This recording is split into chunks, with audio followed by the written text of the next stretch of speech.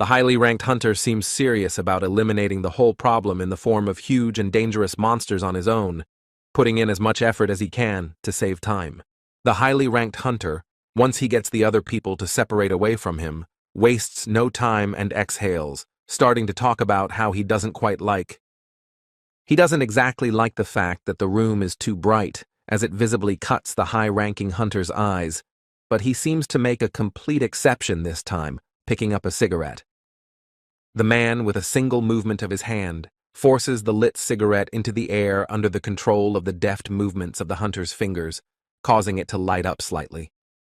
After a couple of magical circling motions, the lit cigarette instantly explodes, thereby creating several magical circles that are controlled by the man. Some small lit cigarette makes a strong magical weapon that gradually begins to fill the dungeon with its bright and fiery light. The man continues to stand in his place, extending one arm forward, which controls the entire magical process, as suddenly there is a huge, powerful force that is capable of burning everything in front of him. The monsters in this A-rank dungeon don't seem to be expecting this kind of attack in any way, as they can't even do anything or get close to their opponent to strike. These monsters are instantly under the fiery power, their bodies burning at that very second, leaving behind only burnt remains until the man stops using his magical power. After a certain amount of time, the high-ranked hunter stops using his magic abilities, and afterwards states for the tanks to quickly take a stance. A high-ranking hunter with the greatest composure this planet has to offer says that there's going to be some kind of massive storm in a couple seconds, forcing the tanks to hurry up. All the tanks here, without wasting a second of time, completely cover the high-ranked hunter with themselves and their huge shields to protect him from the coming storm. After a couple of countable seconds, as all positions have already been taken, everyone awaits the next reaction from the dungeon itself. There is a bright flash, blinding everything in its path. A powerful strike begins to happen that no one would be able to withstand without a huge and powerful shield in front of them, which saves them from any only strong attack, which is nothing short of amazing. With such a huge tank defense, the high-ranked hunters of this dungeon are under complete protection from an attack that cannot reach them themselves. The high-ranked hunter is satisfied with this job. He slightly turns to the other side of him and says that he was a bit restrained in this attack, and yes, the gathering group won't be able to collect the corpses, for those have turned into embers. The high-ranking hunter states that they don't know the exact depth of the dungeon, but most of the monsters are incinerated, and the nearby tanks are surprised to realize just how powerful this hunter is. The highly ranked hunter gives his very real word and promise that he will escort everyone in this dungeon to safety, which cannot be doubted in any way. The highly ranked hunter states that a miss with a keen sense of smell needs to be extremely careful in this burnt dungeon, as there is a rather strong smell of burning coming from the place, causing her to turn away. Some person at the A-Rang gate grudgingly asks if the advance team hasn't returned yet, inquiring about how long it's been since they entered there. Some man in a business suit awkwardly states that the advance team is almost at the finish line, while another grudgingly states that he's heard the phrase safety about 3 times already. That man replies that it will be a problem if the workers encounter a monster that survives the rush of the advance team, offering a drink after work, and the man says to just leave them alone. Someone watching the A-Rank gate loudly announces that the advance group is returning and we need to be ready, for it is the turn of the other groups in the area.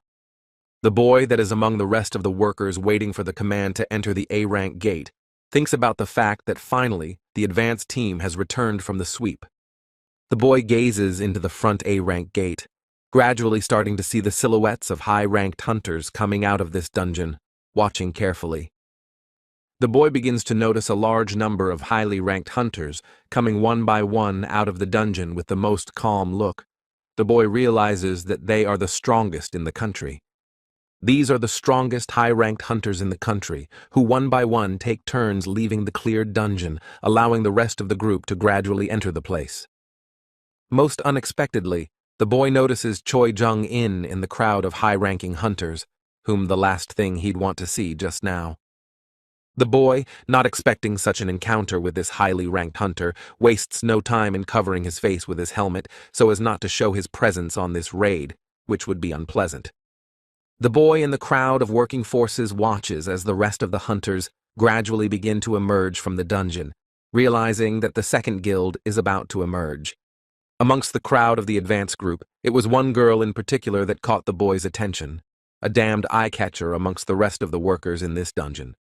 The boy doesn't even seem to waste any time in realizing who this girl is really, the deputy head of the hunters who is full of great strength.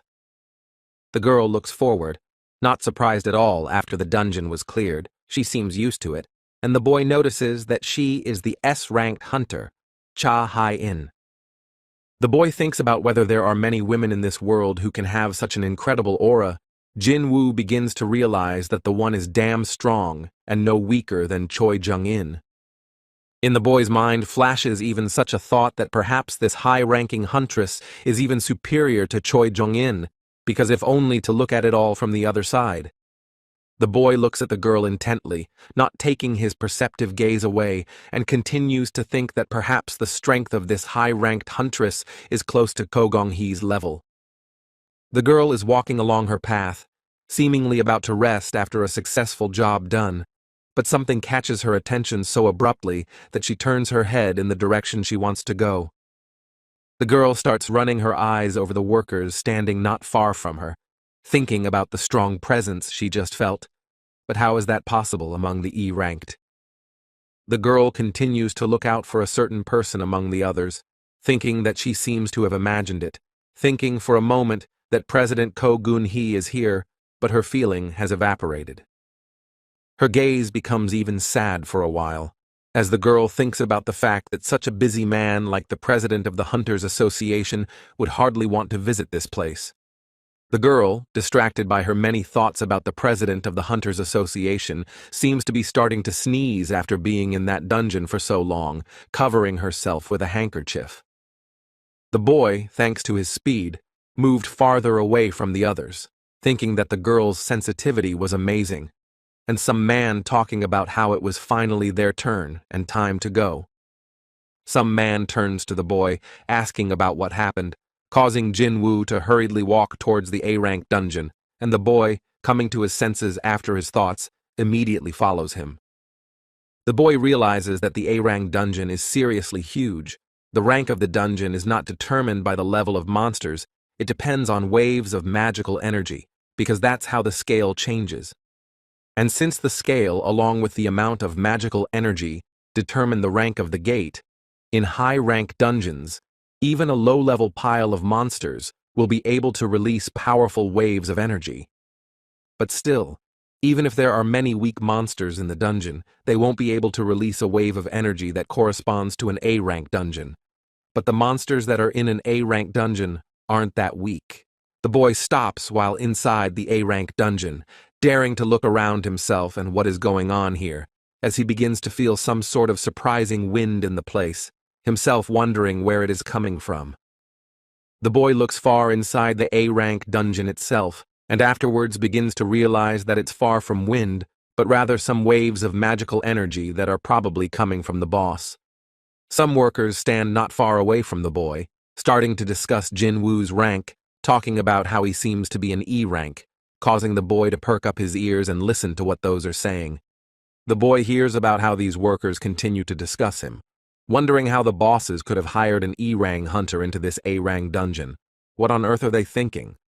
The workers talk about how they seem unlikely to be able to keep up with such a lineup today, causing the boy's face to change, realizing that E-rank discrimination will continue to be so. But the boy thinks about the fact that he is not going to stay in this place for a long time anyway, because he just decided to try himself in this business, as a man appears, who begins to hurry the workers who are here. The insolent man, who has a pickaxe slung over his shoulder and is walking around the area with a wobbly gait, is talking about why the boy stood in the road like a stooped man, raising his voice at him. But the boy doesn't seem to be going to tolerate such an attitude in his direction. He raises his gaze, showing icy coldness and danger, making the other man startle. The brazen employee's face instantly changes to one of surprise and creepiness that he just saw in someone else's gaze, in a shaky voice saying that it's okay and won't touch him. The insolent man looks after the departing boy to the rest of the workers nearby. wondering if Jinwoo really has an E rank, for if only to recall the look in his eyes. The gathering group is already in the dungeon, starting their hard work, which is to carry the remains of the monsters that are after a hard fight, trying to work at a pace. The boy realizes that the gathering group that entered even before their group is already toiling in sweat, gradually loading the numerous carcasses of monsters spread out with magical abilities. The boy recalls that the first to enter was the advance party, having dealt with the monsters, and the next were the workers of the gathering group to collect the corpses of the monsters, and after that, the ore mining party. Mana and magic crystals are common, but the bodies of high-level monsters are very valuable. They are used as materials for various things. There is nothing that can be discarded from monster remains. That's the main difference between high-level monsters and low-level monsters. The boy can't believe that such a mutilated carcass could be valuable. But also when the squad sweeps the dungeon, leaving nothing. Then the advance squad will destroy the main boss to close these gates. Because each stage must be done properly, because only in this way you can say that the high-level dungeon is passed perfectly. The man turns to the boy, thinking that the boy seems shocked, as this is his first experience in an A-rank dungeon, and Jinwoo says that the man is right, as the size of the monsters surprised him. A boy, watching the team at work, asks a man a question about the fact that since all the monsters have been killed, only the boss is left, and another says that he is right, because if you kill the boss, the gate will close. The man says that the advance team will take care of him as soon as their group and the gathering group have finished all their business, and the boy asks what will happen if the boss leaves his lair, but that's unlikely. But even if that happens, the man is silent for a while, seemingly trying to hide some horror in his words, that they would all die watching the work going on in this dungeon and how the place is teeming.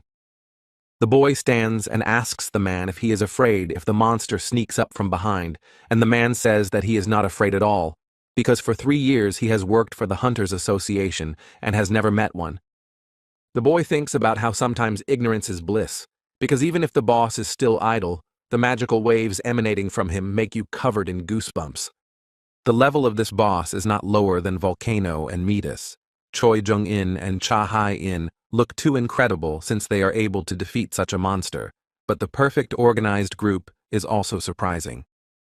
The boy thinks about, that's why they never faced any serious incidents and closed the gate without harm. Not only brute force is involved here, but also combat experience and qualifications. The boy spends some time on his thoughts. He thinks about how strong these high-ranking hunters are, but it's still time to get to work, which Jinwoo begins to do, picking up a pickaxe. The boy works non-stop. His technique is surprising, disposable even from the outside, so that the work is done with enough speed and intensity. The boy doesn't seem to notice anyone around him as he engages in the goal set for himself, his muscles only beginning to appear bigger, all with each movement of the pickaxe. The nearby workers are looking at the boy's work in amazement, asking each other if Jinwoo really has an E rank, and this guy's first experience, as the man said. One of the employees asks if that one is really E rank. The intensity of the work and his skills say otherwise. Of course, someone else's license is verified. Would anyone take someone without a license? The man looks at the boy's high-speed work, asks the other guy, then how he will explain the stranger's speed and technique, the fact that the boy is already clearing the dungeon alone. The people there continue to discuss the guy, but in a good way, saying that Mr. Sung Jinwoo is undoubtedly the kind of miner who has been blessed by the heavens themselves, the man boasting that he has a keen eye. Some amount of time passes, and someone loudly announces such a nice word that lunchtime is starting, thanks to which all the workers can distract themselves and finally eat. The man seems to see that the boy has no intention of leaving, so he asks him why he is standing there, to which Jinwoo replies that he had time to eat beforehand, hearing back that he should rest then. Gradually, the tired workers begin to distance themselves from the boy standing in the same spot, who is looking at the crystals closer and also thinking about something of his own, finally maybe alone. The boy realizes that he has finally been left alone, which can't help but make him happy. So he puts the pickaxe in its place and thinks about the fact that you can't miss such a good opportunity. The boy looks with fascination at the deep dungeon in which he is left almost alone, realizes the fact that he has some hour of free time until the others return. The boy holds onto his helmet with his hand and quickens his step towards his target of interest. He thinks of just a glimpse of the ultimate boss himself. What a hell of an attraction. In the gloomy A-rank dungeon, there is a main boss walking around in huge strides, who no one is going to touch yet. He is a huge wall walking all over the dungeon. The boy can finally see in person the real giant boss of the A-rank dungeon for which he dared to apply for raids. The monster looks strong and intimidating. The boy's gaze changes to a focused and habitually cold-blooded one as he thinks about the fact that the giant boss is definitely strong in his abilities, even stronger than Midas. The boy pulls out his mighty weapon with a single motion of his hand, from which streams of electricity emanate like this. Jinwoo thinks that his current power should be enough, but something prevents him. Something inside the boy says that it's not that simple, he says aloud, whether he should try to deal with the monster, because the gate will start to close after he kills the boss, but the guild will suffer losses. The boy is about to start executing his plan, leaning in for more concentration as he suddenly hears a voice behind him, making him tense up more. The boy's gaze shows a second of consternation. He doesn't seem to be in any way expecting to meet someone just at lunchtime, and the girl's silhouette sternly states that she asked a question. The boy is so puzzled by the stranger's presence that he forgets for a while about his mighty dagger in his hand, which he holds tightly but manages to conceal in time. The boy thinks chagrinedly about how he could have made such a mistake, but exhales a sigh of relief that he didn't burn himself, thinking about how it was damn near the ultimate failure. The boy doesn't turn to face the girl behind him, starts to say something that he just got lost in the mine and somehow wandered into this dangerous place, and the girl interjects, "In what sense lost?" The girl holds a handkerchief to her nose, asks the boy if he's from the mining squad, and then starts telling him that this is the boss's lair, asking him to get out of here as soon as possible. The man watches the girl out of the corner of his eye and thinks about what a dangerous girl Cha Hye-in is, because she was able to sneak up on him from the back and almost burn Jinwoo. The girl again turns her scrutinizing gaze to the boy's hand, in which there is nothing, and then she thinks about whether she imagined or seriously saw a weapon in the boy's hand. The girl keeps vocalizing, asking the boy to leave the place, because if the boss awakens and goes into a rage, a lot of people will die, and the boy turns to face her and apologizes for the trouble. The boy wastes no time and tries to escape from this place as quickly as possible because the girl is quite cunning and guessing, trying to find a clue in every hole. Just at the moment when the boy starts to walk past her, the girl removes her own handkerchief a little and widens her eyes in surprise, for she senses some sort of aura from Jinwoo. The boy doesn't have time to move a considerable distance away from the girl before Cha Hye-in shouts at him, asking him to wait, to which Jinwoo gives her a confused look with the corner of his eye. The girl doesn't waste a second and comes almost right up to the boy, starts sniffing his t-shirt in the strangest way, making the boy open his eyes in surprise at what she is doing. The girl sniffs the other's shirt for a while, not covering her sensitive nose with a handkerchief at all, and then steps back and stares dumbfoundedly at Jinwoo, even opening her mouth and realizing that there is no nasty smell. The girl doesn't make her question last long and talks about whether the boy is really a hunter, holding him up for a license, and Jinwoo asks the counter-question that there's some kind of problem. The girl begins to peer into the contents of the international license, noticing the brief information about the boy that he has an E rank, and his name is Sung Jinwoo, trying to remember his name. The girl awkwardly moves away from the boy and tells him to forget and be careful in this place, because they are in a dangerous dungeon as it is, and the boy already nervously says he will be careful. The girl looks after the departing boy and starts filling her head with various thoughts that it might be because of E-Rang Jinwoo, but he didn't smell any stench at all like the others. The girl continues to stare after the departing boy, who is clearly embarrassed by Cha Hye-in's act, while she thinks about how Jinwoo rather has more of a pleasant odor that she rarely encounters. The boy walks beside the man in embarrassment, listening to him amuse himself over his confusion at the dungeon and his encounter with the huntress Cha. But not everyone gets to talk to her alone. The man says that she was worried that the boss might have left his lair, so she went to patrol it, working even during her break, for which she is often pitied by the other workers. The boy thinks about the ore mining squad being relaxed due to never having come face to face with the boss. It makes sense why the advanced squad is working cautiously, after all they're the ones in the know. One of the nearby miners says that Miss Hunter Cha-Hae-in can sometimes smell a kind of disgusting odor from the hunters, because it is said to be a kind of unique physiology. Some man says that's why that one is always covering her nose with a handkerchief. Isn't it strange? It's quite difficult for her to breathe around other hunters, and the boy understands why that one asked if Jinwoo is a hunter. The boy remembers the very conversation he had with the ice elf. He talked about how they keep hearing the same voice in his head, but towards the boy he hears nothing, surprising him more. That very conversation with the ice elf only makes you wonder more, because whether the current situation and the past situation can be considered to be converging in some way is extremely strange. The boy thinks about the fact that he has no special scent common to all hunters, and no voice telling the monsters to massacre him themselves. Well, aren't all these events connected? The boy joins the miners walking in some direction, who are vigorously discussing something among themselves, smiling, and Jinwoo thinks being a loner to get the advantages of the system. At the end of the work, the atmosphere is quite friendly. All people are tired but satisfied, because the payment for labor begins, so the boy receives an envelope from someone with words that he has done a good job. The boy gratefully accepts payment for his labor and accepts various compliments that if it wasn't for him, the workers would have finished the job 2 hours late. No one expected such abilities of Jinwoo. The man approaches the boy and says that he's met many in all his time, but this is the first time he's had the chance to work with someone like Jinwoo, saying that the kid has outstanding talent as a miner. The man coughs slightly awkwardly into his fist, and afterward says that he doesn't usually say that. But the man asks if Jinwoo wants to work for him from time to time, because the man will take good care of him.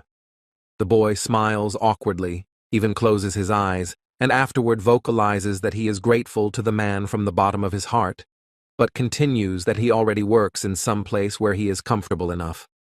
The man's face changes to a slightly chagrined one, saying that it's even a kind of annoyance to him, and then asks about tomorrow as the boy looks at working tomorrow. The boy thinks about the fact that from dirt to princes in just 2 days, whether it makes sense for him to work as a miner after all.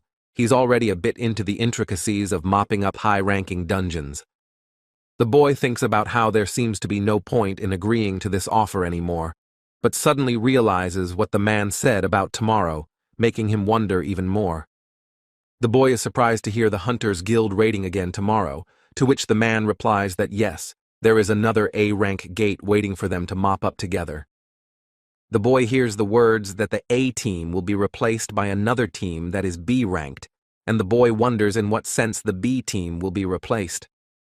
The boy begins to slowly speculate about whether they are splitting their forces in half to mop up the A-rank dungeons, and the man says, "This is what is called the strength of the Hunters Guild in all of South Korea." The boy doesn't even seem to be listening to the man's last words about the details and how strong their guild is anymore, so he confidently asks him where they need to approach tomorrow afternoon. The man immediately says that the boy is making the right choice, that he'll talk to the management and ask for a double salary for Jinwoo, because it's worth doubling the salary of someone who does the work for 5 people. On the table is a deliciously fried bacon with various vegetables. Some girl states that she only came to this place because someone wanted to have dinner with her. But why barbecue pork? Drunken Jinho holds alcohol in his hand and says how dare she look down on this meat, and does this girl know that the boy and Jinwoo were having a great time together here? The disgruntled girl sits across from the boy, crosses her arms over her chest, and indignantly asks him why he brought her to a place of other people's dear memories. The boy visibly calms down. He casts his gaze downward and feels a kind of fever due to the alcohol, but states that the conversation with his father went quite smoothly and pleasantly, which is nothing short of amazing. The girl is instantly energized by this news and starts prying information out of the drunken boy, asking about whether Jinho will become the next head of the Yujin Guild. As soon as the girl asks her question, The boy instantly responds with a trembling and distressed voice about needing an expensive hyungnim for this case, and the girl has no way of knowing who Jinho is talking about. The boy is already starting to flood with uncontrollable tears, causing the girl to look at his cell phone, where a large number of the same messages, and Jinho thinks he's ignoring him. The boy says that Hanim said that he would be out of range for a while, but it's been over a week because that's too long, and the girl asks what kind of relationship he has with him because he's starting to scare her. Some boy with a broad smile answers someone's question, saying that due to the fact that his filming is still not over, the evaluation of this young man's rank will have to be postponed for a while. The girl is distracted for a while from the tears of the boy, who seems to begin to pathetically call her sister, asking the other one why she changed the subject so quickly. The boy even determines from his voice that Lee Min-seong, who is a popular star, is now on TV according to other people, the one who plans to be reevaluated in 2 days. The girl closes her eyes and says it's just a show, because he's already gotten his A rank and now he's going to do it again for show, and the boy asks if Lee Min-sung is just playing to the audience. The girl says that he simply lacks attention, also famous for his love affairs, because this man is quite good at such intrigues, even before that he was a cunning snake. The girl decides to stop talking about this man, and afterwards suddenly snatches the phone out of the boy's hands and says that did he really call her for this, and afterwards just offers to call his Henim. The girl makes a phone call, and afterward looks at Jinho unhappily, saying that the call is actually going through, to which the other looks at the girl in surprise and unbelievingly blurts out that really. The boy answers the phone and says that he was delayed, and the other asks why he was away for so long, to which Jinwoo replies that he was just running through some dungeons. Jinho immediately brightens with joy at the thought of what was expected of his hyungnim, and afterward he hears a question about how the conversation with Jinho's father went, to which he replies that he wanted to talk about it, asking to meet tomorrow. The boy doesn't make her answer wait long, and afterward states that he'd love to meet Jinho tomorrow afternoon, while the girl props her head up with her hand and watches her brother. The city is slowly sinking into a noticeable darkness. It's quite quiet and peaceful now, which can't help but be a good thing. Some houses are burning brightly, for there are many lives swarming inside them, but someone's welcoming voice can be heard. The girl stands in her slippers at the panoramic window, looking out at the city plunging into darkness, and hears the words that Ms. Choi is surprisingly late calling at this hour. Perhaps something is wrong.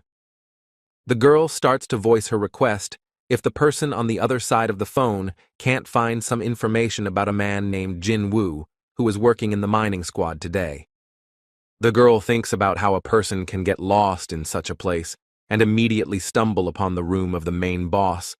There's clearly something that doesn't add up here, because suddenly he's a spy from another guild, which worries her. The girl hears a question on the other side of the phone asking if Ms. Cha Hai-in is referring to the very E-Rang hunter from the association, to which she is surprised and asks if the person knows about him. The unknown man says that he was actually asked by Head Choi about an important matter, also to request some information regarding E-ranked hunter Jinwoo, who has attracted the attention of several at once. The girl continues to look at the beautiful city through the panoramic windows and asks why the head was wondering about it, to which she receives thoughtful words about not being quite sure, but John Doe has been trying to gather as much information about him as possible, but the hunter associations have classified some of Jinwoo's information, so this is the first time he's encountered such secrecy from a low-ranking hunter. The girl thinks that even the head of the hunters tried to find out about this man, but it turned out that the Association of Hunters somehow interfered in this situation and opposes everything. The girl thinks about the fact that it's time to end a conversation that won't lead to any results so far, saying out loud the fact that something amazing is seriously going on here. It's quite late, and the girl still hasn't been able to sleep, so she lies on her bed, face resting against her own soft pillow, and thinks about all sorts of thoughts. The girl stares slightly drowsily somewhere ahead and thinks about why this particular boy named Jinwoo is different from the rest of the other hunters she works with. The girl, after a while, turns over on her back and looks already at the ceiling with a pensive look, because the boy is the only one who emits a pleasant odor. The boy walks up to a waiting group of people, sees the very girl he once came in contact with, who affectionately tells Jinwoo not to hurt himself today and to be careful. As soon as the boy comes to his senses, the girl disappears without a trace, while the other people present are still there as well, greeting Jinwoo with their joyful smiles. The boy only nods silently to all the people here, does not hide his peaceful smile, immediately tuning into the positive mood of today's work. Suddenly, a man exclaims that the boy is obliged to eat lunch with all the workers together today, and another interjects that Jinwoo should not say that he has already had his lunch. The boy thinks about how it's such a nice feeling for a while that he even managed to forget about, and also the good atmosphere reminds him of the old days. Once again, the work begins in a flurry, some man loudly proclaiming for the miners to make a good start to their day's work, while others reply that they will rest a bit and get on with their work. Some man in sturdy armor turns to the others with a smile and states that if he can borrow one man from the mining squad, as their porter just didn't show up today. The men stare unhappily and discuss whether those want to hire one of them as an errand boy, talking about how many tough guys there are from the collection squad. Some man says that his guys plow continuously for 3 hours straight without lunch in order to get everything on time, and others suggest that they also carry bags, so their squad simply refuses. The man says that it was the squad along with Sung Jinwoo who finished the job a full 2 hours earlier than usual, so why don't they borrow their powers again for the sake of a successful job, making the other wonder. The man in armor loudly voices if anyone wants to go with the advance team, for they will definitely pay them life-threat compensation when the important raid is over. The workers are thinking about the fact that it's too damn dangerous for them and they don't want to risk their lives for it, and nobody is going to agree to it, too damn dangerous. The man says that this is an A-ranked dungeon, because it's not at all dangerous for low-level hunters in this place. Even if he wears gear, compared to ore mining, the risk is high. The man continues that their squad is mostly D and E rank hunters. They can die from even the weakest monster attack. Indignantly blurted out, would his workers risk their lives for that? The man in armor seems to feel extremely embarrassed. After all, he was given the task of finding one porter, but all the people here just refuse, so the man asks, what is it no one wants? Suddenly, all the attention of the people nearby is taken up by a boy who stretches his arm forward and says that he wants to try his hand at being a porter to go with the advance party.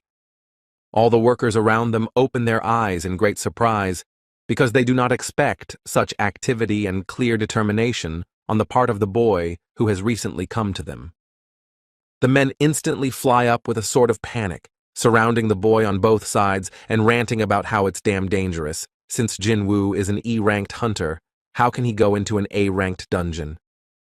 The men say that the dungeon is crawling with different monsters, why the boy raised his hand, because he is such a young guy with a bright future, and Jinwoo says that he will be fine because he has a head on his shoulders. The boy thinks about the fact that even though he's been assigned to carry the gear all this time, it's a great opportunity for him to gain experience, because after all, this is an A-ranked dungeon. The men talk about how this kid just got a job with them yesterday and clearly doesn't understand the seriousness of the details. Another asks what his rank is, and the other replies that Jinwoo's E rank is too weak.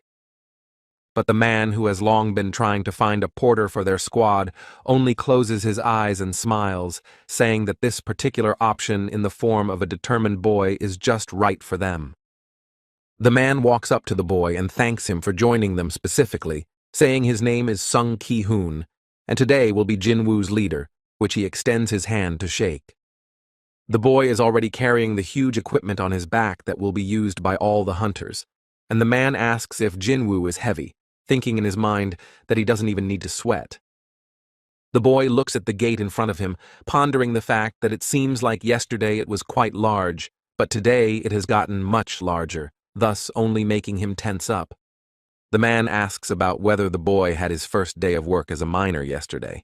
It turns out that today is already his second trip to the raid, and to the very real A-rank dungeon. The boy thinks about the gate getting bigger, because the waves of magical energy are weaker today. But if it were too dangerous here, Team B would have abandoned today's raid. The boy looks over at the B-Team Hunter Guild, standing a bit apart from all the other high-ranked hunters who are just tuning in for future dungeon work.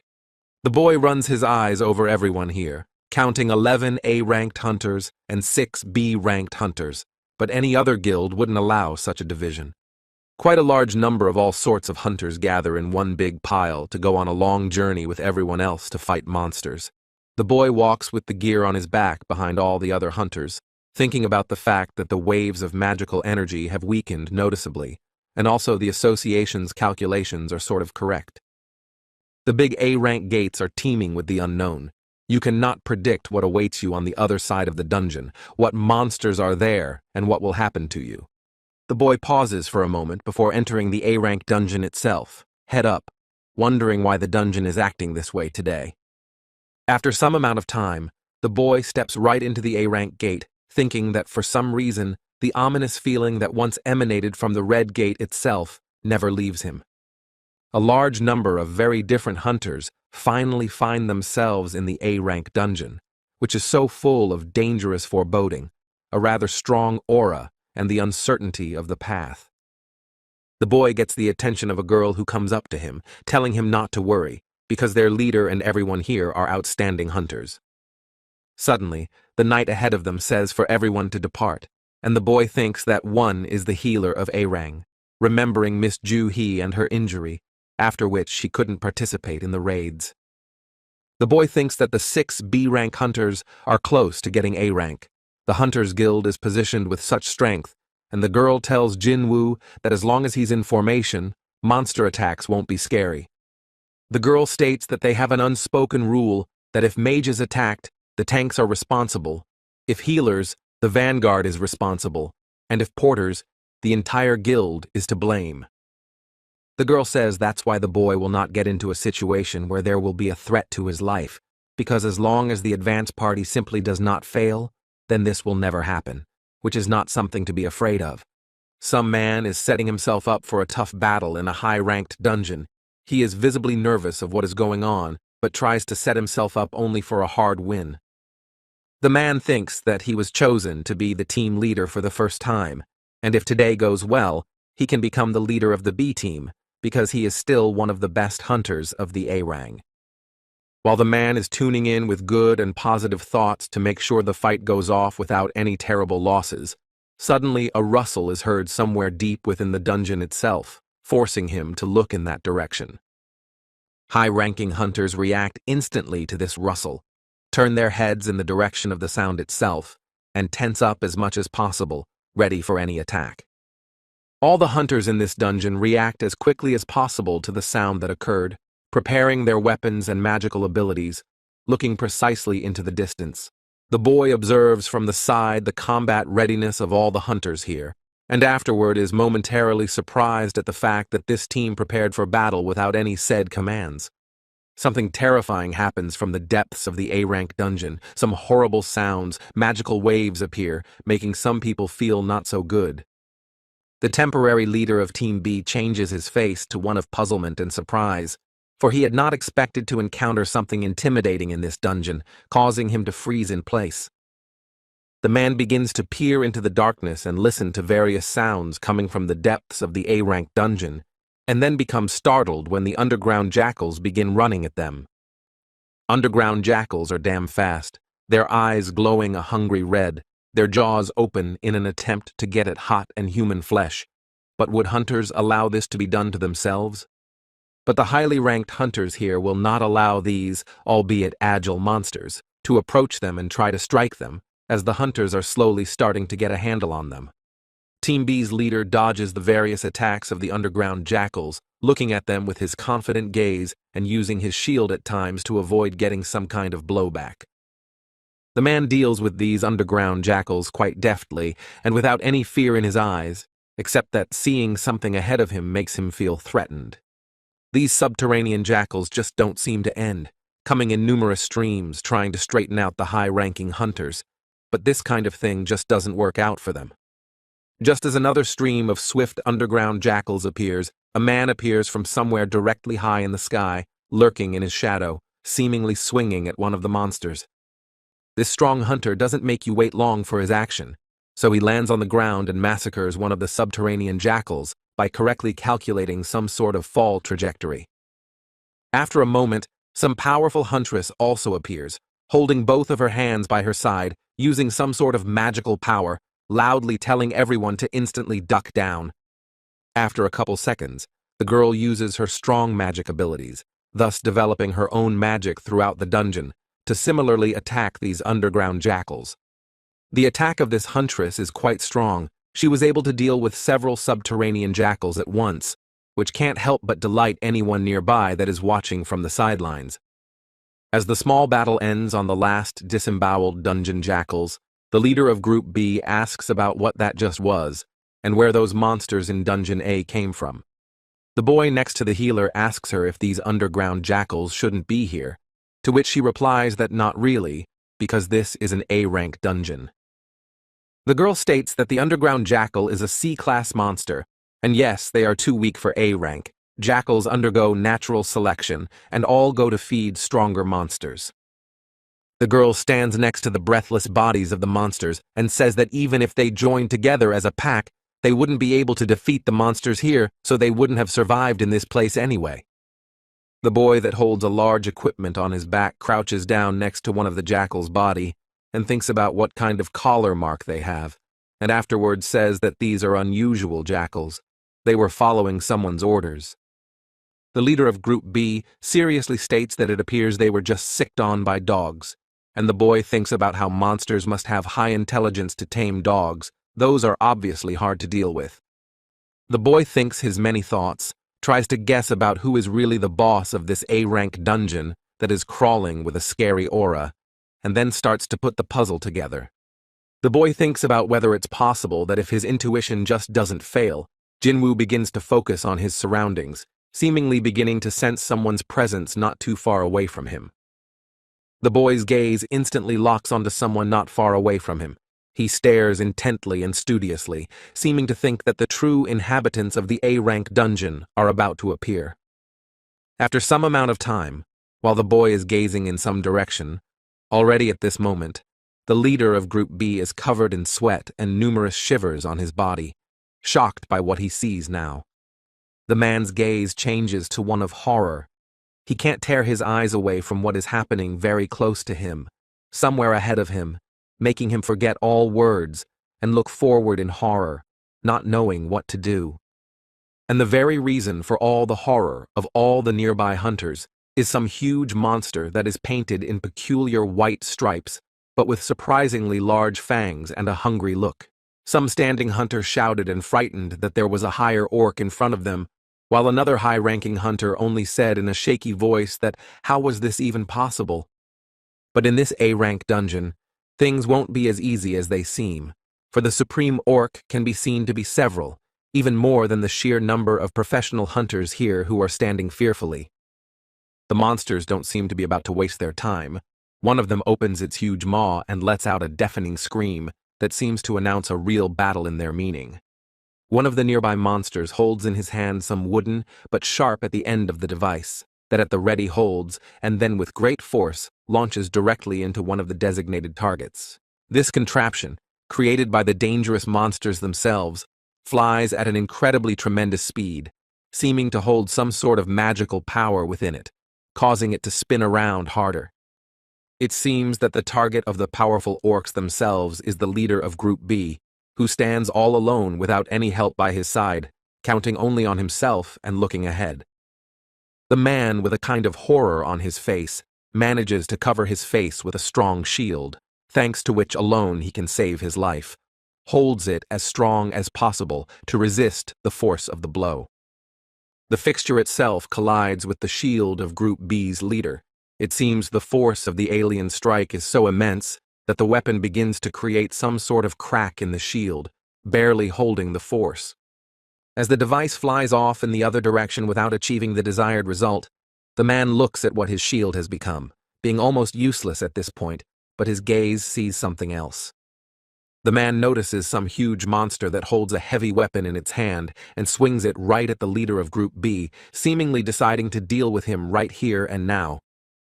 The huge orc even jumps up on the spot to make his strike as strong as possible as usual, colliding his weapon with the huge shield of the leader of Group B, while the rest of the monsters also attack the others.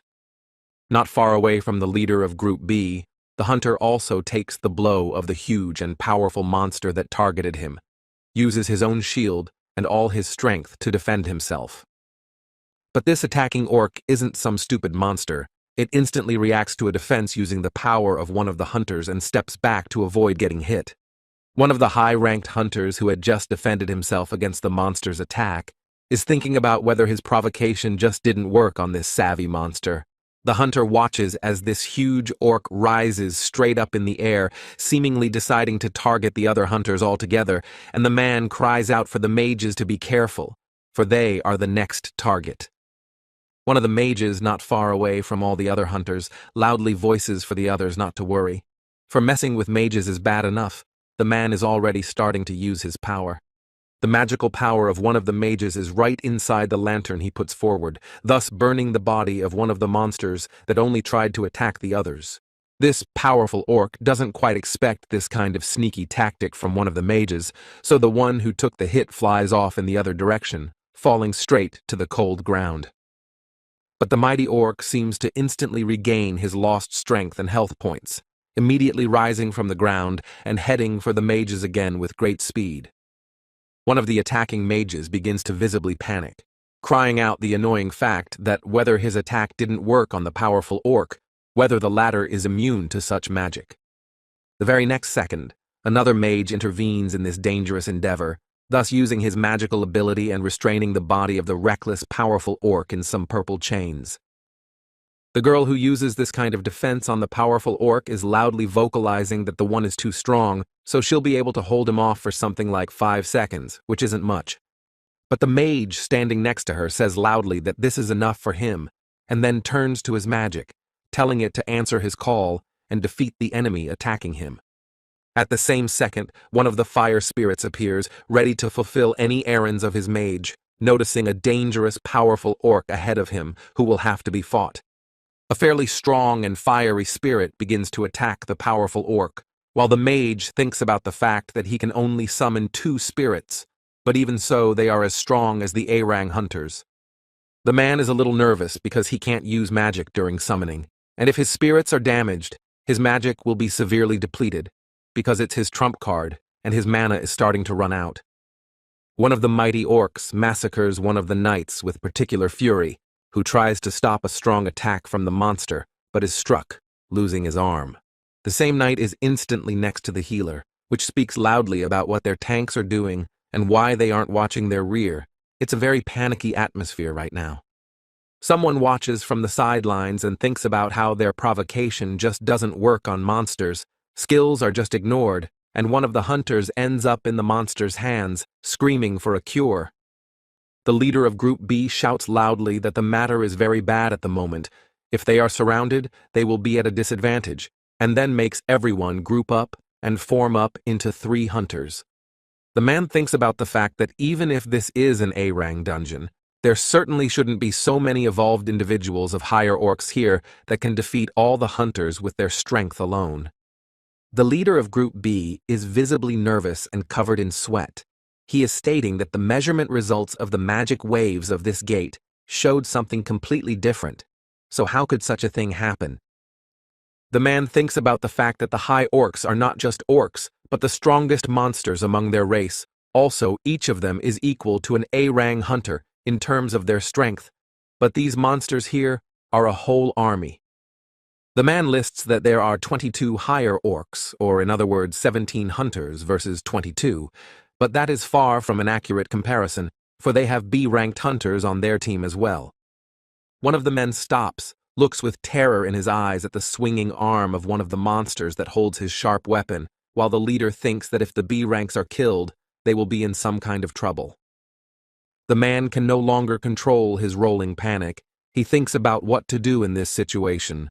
Without sacrifices in such a case simply cannot do without, and the hand of one of the monsters is already lowering. The nearby knight, who was in no way prepared for such an attack from the mighty orc, breaks down into a loud cry of pain as his half of his body is simply thrown aside by the monster's blow. One of the sorceresses shouts loudly for the man to move as far away as possible, covering him with herself and getting in front of the powerful orc, seemingly about to use her magic. A girl with large glasses on the bridge of her nose seriously uses her magical powers, puts her weapon directly on the ground, thus starting a kind of attack that emanates a purple glow. At the same second, a huge purple snake appears, which instantly wraps the body of the mighty orc around itself, starting to gradually strangle this monster who is not expecting such an attack. Thanks to the sorceress, one of the knights that has been seriously wounded is near one of the healers, who asks to bear with him for a second while the man is tormented by the immense pain in his body. The girl doesn't waste a second of precious time. She starts using her healing skills, holds some green magic, and brings it closer to the man's body. Thanks to her professional skills, a hand form begins to form that can be used and attached directly to the body of one of the knights, who is already slowly getting better. A few more moments, and the girl finally creates something incredible as the man gets a whole and unharmed arm with which he will be able to continue fighting in this dangerous battle. But something terrifying begins to loom over the girl who has just finished the healing process, a kind of terror frozen in her eyes as the huge shadow of one of the monsters appears above her. This shadow comes from the huge body of a powerful orc, who easily dispatched the summoned snake of one of the sorceresses, holding in his teeth the very snake that failed to stop his attack. One of the sorceresses, who was the one who used her magical abilities, cries out loudly about how could this powerful orc have survived and overpowered her magical attack. The mighty orc seems pretty damn pissed off right now, as he took on a large number of different attacks, but dealt with them instantly, so he'll be able to reward himself to the helpless healer. The girl can't do anything, because she only wounded in battle hunters, helping them to fight on and be in the strength of spirit, so she just closes her eyes and realizes that everything is finished. But it only seems so to her, for the boy's trail has instantly disappeared. He has left the equipment of the high-ranking hunters not far from the battle site and seems to be starting to use his skills. The boy begins to disappear from sight in seconds, using his magical abilities, his eyes burning with a bluish light, and he begins to accomplish what he has planned. The all-frightened healer expects an attack from the powerful orc, but nothing has been happening for some time, so she opens her eyes and looks forward excitedly. The mighty orc seems to be experiencing someone's choking attack. He raises his huge hands to his neck, as if trying to remove someone's shackles on it, unable to draw in a breath of air. The healer girl's gaze instantly changes. She watches with disbelieving eyes as the powerful orc slowly begins to vaporize into thin air. The girl continues to watch as nothing is left of the powerful orc. It's as if he didn't even exist, as if she was just dreaming of a stranger's attack that could have sent the girl to the other side of the world. The girl can't understand what just happened. She has a lot of different questions in her head. She doesn't know how she should react to what just happened. The battle is happening on the other side of the battle as well. The leader of Group B tries to straighten out one of the powerful orcs, but at the same moment, some white streaks appear in the air. The man's face instantly changed in his face, starting to question the fact that somehow fighting was so much easier than usual. What had happened at this point? The man has just dealt with one of the powerful orcs and can watch with his own eyes the ongoing battle around him as the others fight against the monsters. Gradually, some sort of purple monster blood begins to appear in the air from the powerful orcs. One of them has a huge gash right on his bandaged leg. The next attack doesn't leave you waiting long. Someone moving with great speed, moving through the dungeon and launching their stealth attack on a variety of monsters, brushing a knife across their bodies. One of the hunters fights a powerful orc, holding his weapon as tightly as he can while the monster feels someone start attacking his body in a variety of different areas. The boy moves rather stealthily, his gaze still as icy and serious. He begins to look at the monsters and thinks he'll weaken them to their fullest while he's in the shadows. The boy's gaze shifts to the rest of the powerful orcs as well, seeming to realize that those two were able to notice his attack and presence after all, which is troublesome. The boy instantly walks up to one of the powerful orcs and sets his weapon up, looking straight into the monster's eyes and vocalizing that it would do him no good if they created some kind of ruckus over him. At the same second, while the boy takes all of the monster's attention to himself, one of the melee hunters begins to run at full speed, seemingly targeting the powerful orc. The girl is next to one of the powerful orcs in a matter of seconds, puts her arm forward that holds immense power, and then strikes right at him. In the same instant, the mighty orc falls straight to the ground, purple surges emanating from his body, and the girl loudly voices that she was able to finally deal with one of the monsters here. The boy holds the precious weapon in his hand, looking at his palm, which is stained in someone else's blood, which is enough to add some trouble, but he will try to be careful. The boy thinks about the fact that Song Ki-hoon and the other hunters here are elite hunters selected by the Hunters Guild, so they can be considered some of the best hunters in South Korea. The boy walks past the gradually weakening monsters, and also continues to think about the fact that it can't be said that he doesn't believe in hunters, but just defeating a high orc is really hard. The boy thinks about the fact that female healers are usually the very first to die in battle, so he can't just sit back and watch them being mercilessly slaughtered by these monsters. The boy thinks that as long as he helps the group, then whether his level goes up or not, he could kill all the orcs himself, but he won't interfere much since the Hunters Guild paid the money. The high-ranking hunters here look rather tired and lost.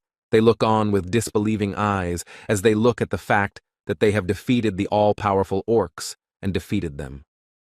The leader of Group B asks if anyone is injured at the moment, and as long as they are able to breathe, the A-Rang healers will be able to heal them as long as these hunters are able and strong.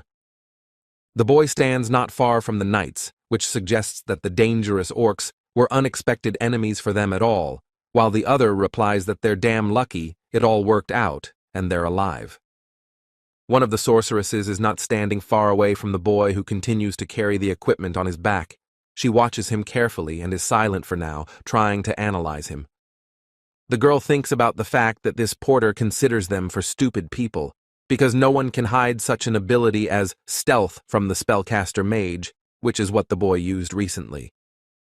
After a certain amount of time, the leader of Group B is approached by the same female healer, addressing him as an appa and stating that when they first fought against the higher orcs, the girl begins to remember a terrifying yet amazing picture of the moment when she was supposed to be finished off by a powerful orc, but instead, that orc took hold of her throat and couldn't breathe.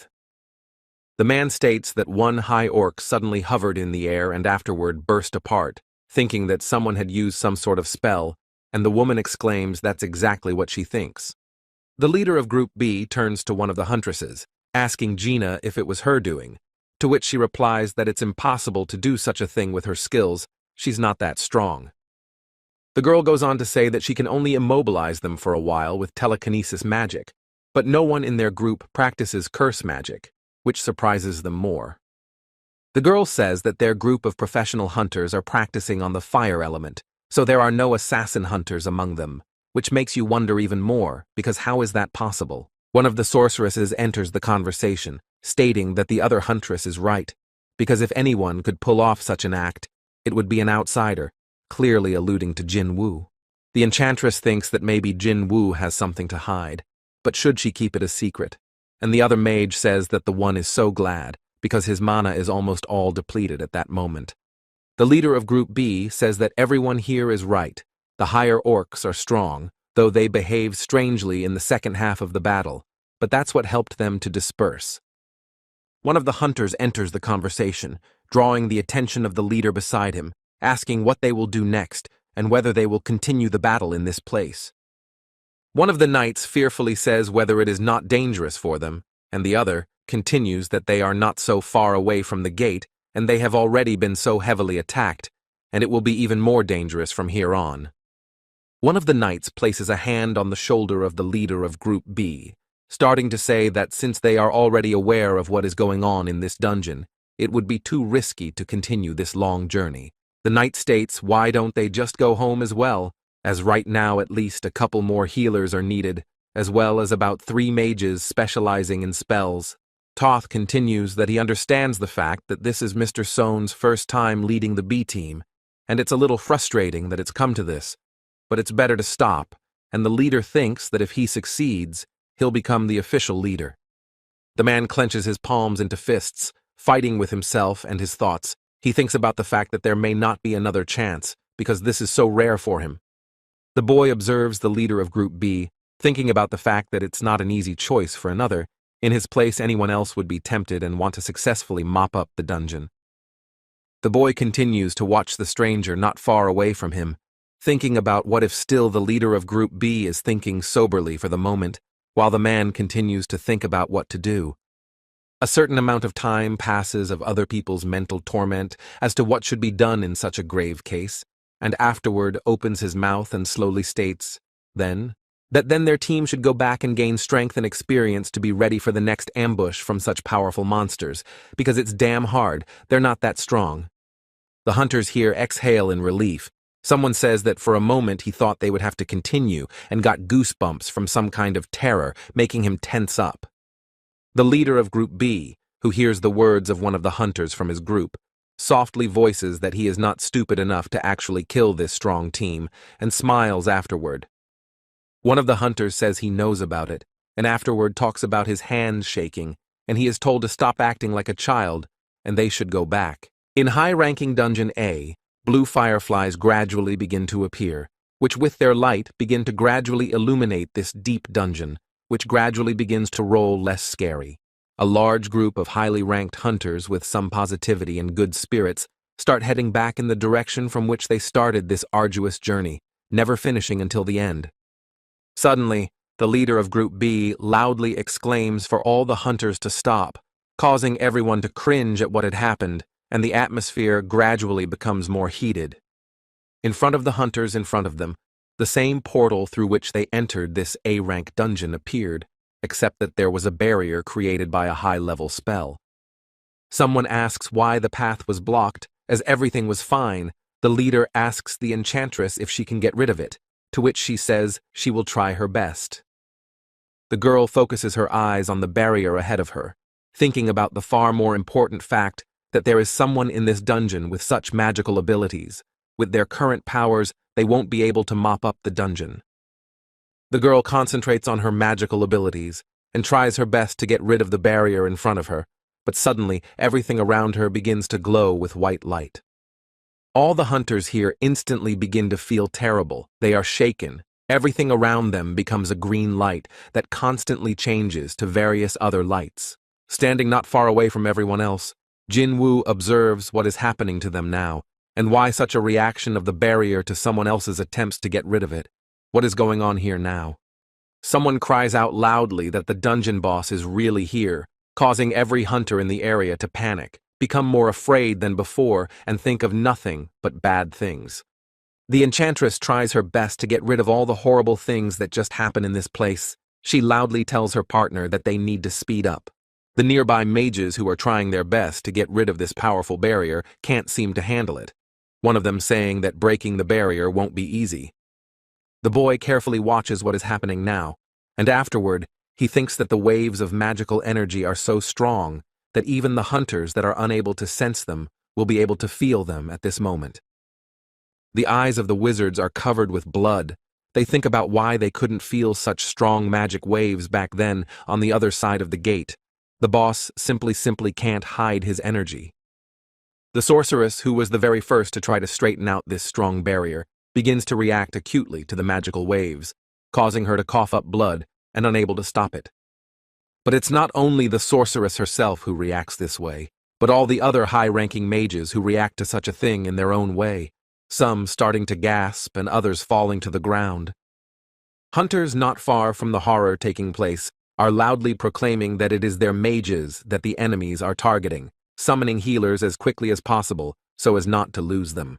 Only the other hunters around them can notice something terrifying around them. One of the knights calling out to Mr. Sun in a frightened voice, while the leader, frozen, stares at the red eyes around him. These monsters are so huge in number that there is no way they will be able to handle them.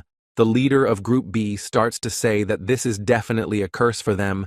This battle will be terrifying, and with losses. The leader thinks about the fact that not long ago their squad ran into a couple dozen higher orcs, but then they barely got out of the water dry, but this time it's heavier. The knight fearfully voices that isn't at all seeming to him. The high-ranking hunters here are grouped together and crowded into a single pile. They are surrounded by a huge number of monsters that are ready to massacre them this very second. Just give the command. One of the hunters calls out loudly to Mr. Sun in his shaky voice, but the leader of Group B says to keep it down, standing right in front of some huge and powerful orc that isn't attacking yet. The leader of Group B does not turn his face to his hunters. He says that if they start to resist, there will be no trace of them, because in this battle they simply cannot cope with so many monsters. The leader of Group B tries his best not to show his fear of his own hunters. He thinks about the fact that only with the support of Head Choi or his deputy Cha Hai-in, they might have been able to resist. The man continues to stay steadfastly in the same spot, with all his effort not running away, even when the monster comes damn close to him, starting to whisper something in his own language they don't understand. The mighty orc begins to shake slightly from side to side, as if he is trying to regain consciousness and keep control of himself, still speaking incomprehensible words in his own language. The stranger's jaw opens in an attempt to say something understandable to the highly ranked hunters, as the first understandable word suddenly flies out, speaking of the human as if addressing the leader. The man changes in his face, seemingly oblivious to any fear, for he is surprised that he begins to understand the words of the powerful orc before him, that he begins to speak of humans, apparently hunters. The mighty orc's eyes grow even brighter, shimmering into a red light, and he continues to try to speak in the alien tongue, saying something to the effect that his name is Kargalgan, and he wants to meet these people. The high-ranking hunters here exclaim in surprise that the orc can speak human. Isn't that real magic? And the girl says that he is just a puppet used for communication. Someone talks about whether the monsters want to talk to them, addressing Mr. Song about how he obviously doesn't take other people's word for it, because there could be some kind of trap here, and they need to be on guard. But the leader of Group B, completely ignoring all appeals in his direction from the high-ranking hunters, tells the mighty orc that it was really he, Kargalgan, who put this barrier on the gate. The mighty orc, hearing the boy's question, speaks slowly and in particles of words about how proud he is to have succeeded in sorcery, while he has a huge number of other monsters behind him. The powerful orc, while making every effort to start speaking in human language, keeps saying things that his magic can't dispel, making the enchantress feel worse. The mighty orc states that his magic cannot be dispelled by any humans common to him, causing another sorceress to almost bend from the magic used on her, worsening her condition many times over. The man confidently begins to speak to orc in his usual language. He states that there is anyone else in this A-rank dungeon that is more powerful than the mighty orc. The mighty orc, with eyes burning with hatred and rage, slowly glares at those who are so brave as to dare to go against him, clearly implying that he is stronger than no one.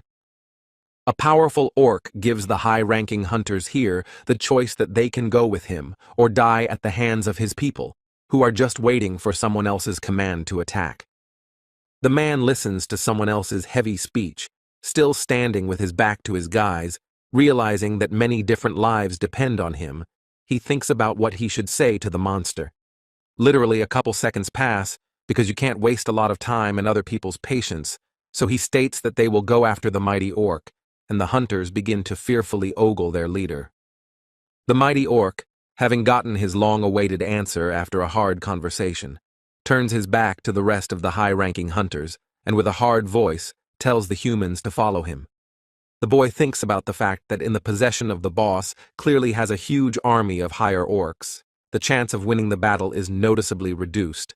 The boy does not understand that after all, the leader wants to return after the conversation in one piece. The leader of Group B lowers his head and nervously thinks that he simply has no other choice, so he will put everything on the line for this chance. After all, what can they do against so many superior orcs? The leader of Group B suddenly addresses the boy as Mr. Porter, drawing the attention of Jinwoo, who is following behind the entire team of hunters, which raises his gaze upward. The leader says that when they arrive at the boss lair, they plan to attack it. But no matter if the chance of success increases, but the boss's magic will surely be weakened, so when he gets distracted by them, have Jinwoo run to ask for help. The boy straightforwardly says that while the rest of the support arrives to save this team, they will simply die, because they will not be able to fight against the higher orcs. The boy asks if the man is going to bury his entire squad alive, and the man replies that they must close this gate with all their might, even at the cost of their lives, which is why the work of hunters is so highly valued. Suddenly, the healer girl turns to the boy, catching his attention, and then states if Jinwoo can do her one favor, holding out her notebook to him. The boy accepts it from the girl's hands with a most puzzled face, and afterward continues to listen to the fact that she wishes to send this notebook directly into the hands of her family, for whom she seems to have prepared everything in advance. The high-ranked hunters say they will do their best, but this is simply not their fight. The forces are noticeably different. Also, the number of hunters is not as many as the monsters themselves here. Some say prayers for the successful return of the high-ranked hunters, that with some uncertainty and noticeable weakness after a hard battle follow the mighty orc. The boy, taking someone else's notebook with him, voices that he understood everything, but thinks about the fact that he will not need to deliver anything to the healer girl's family, saying it sincerely and confidently. The boy thinks about the fact that these magic waves belong to the top boss himself, so if he has that much energy in him, anything can happen and there's no way to predict.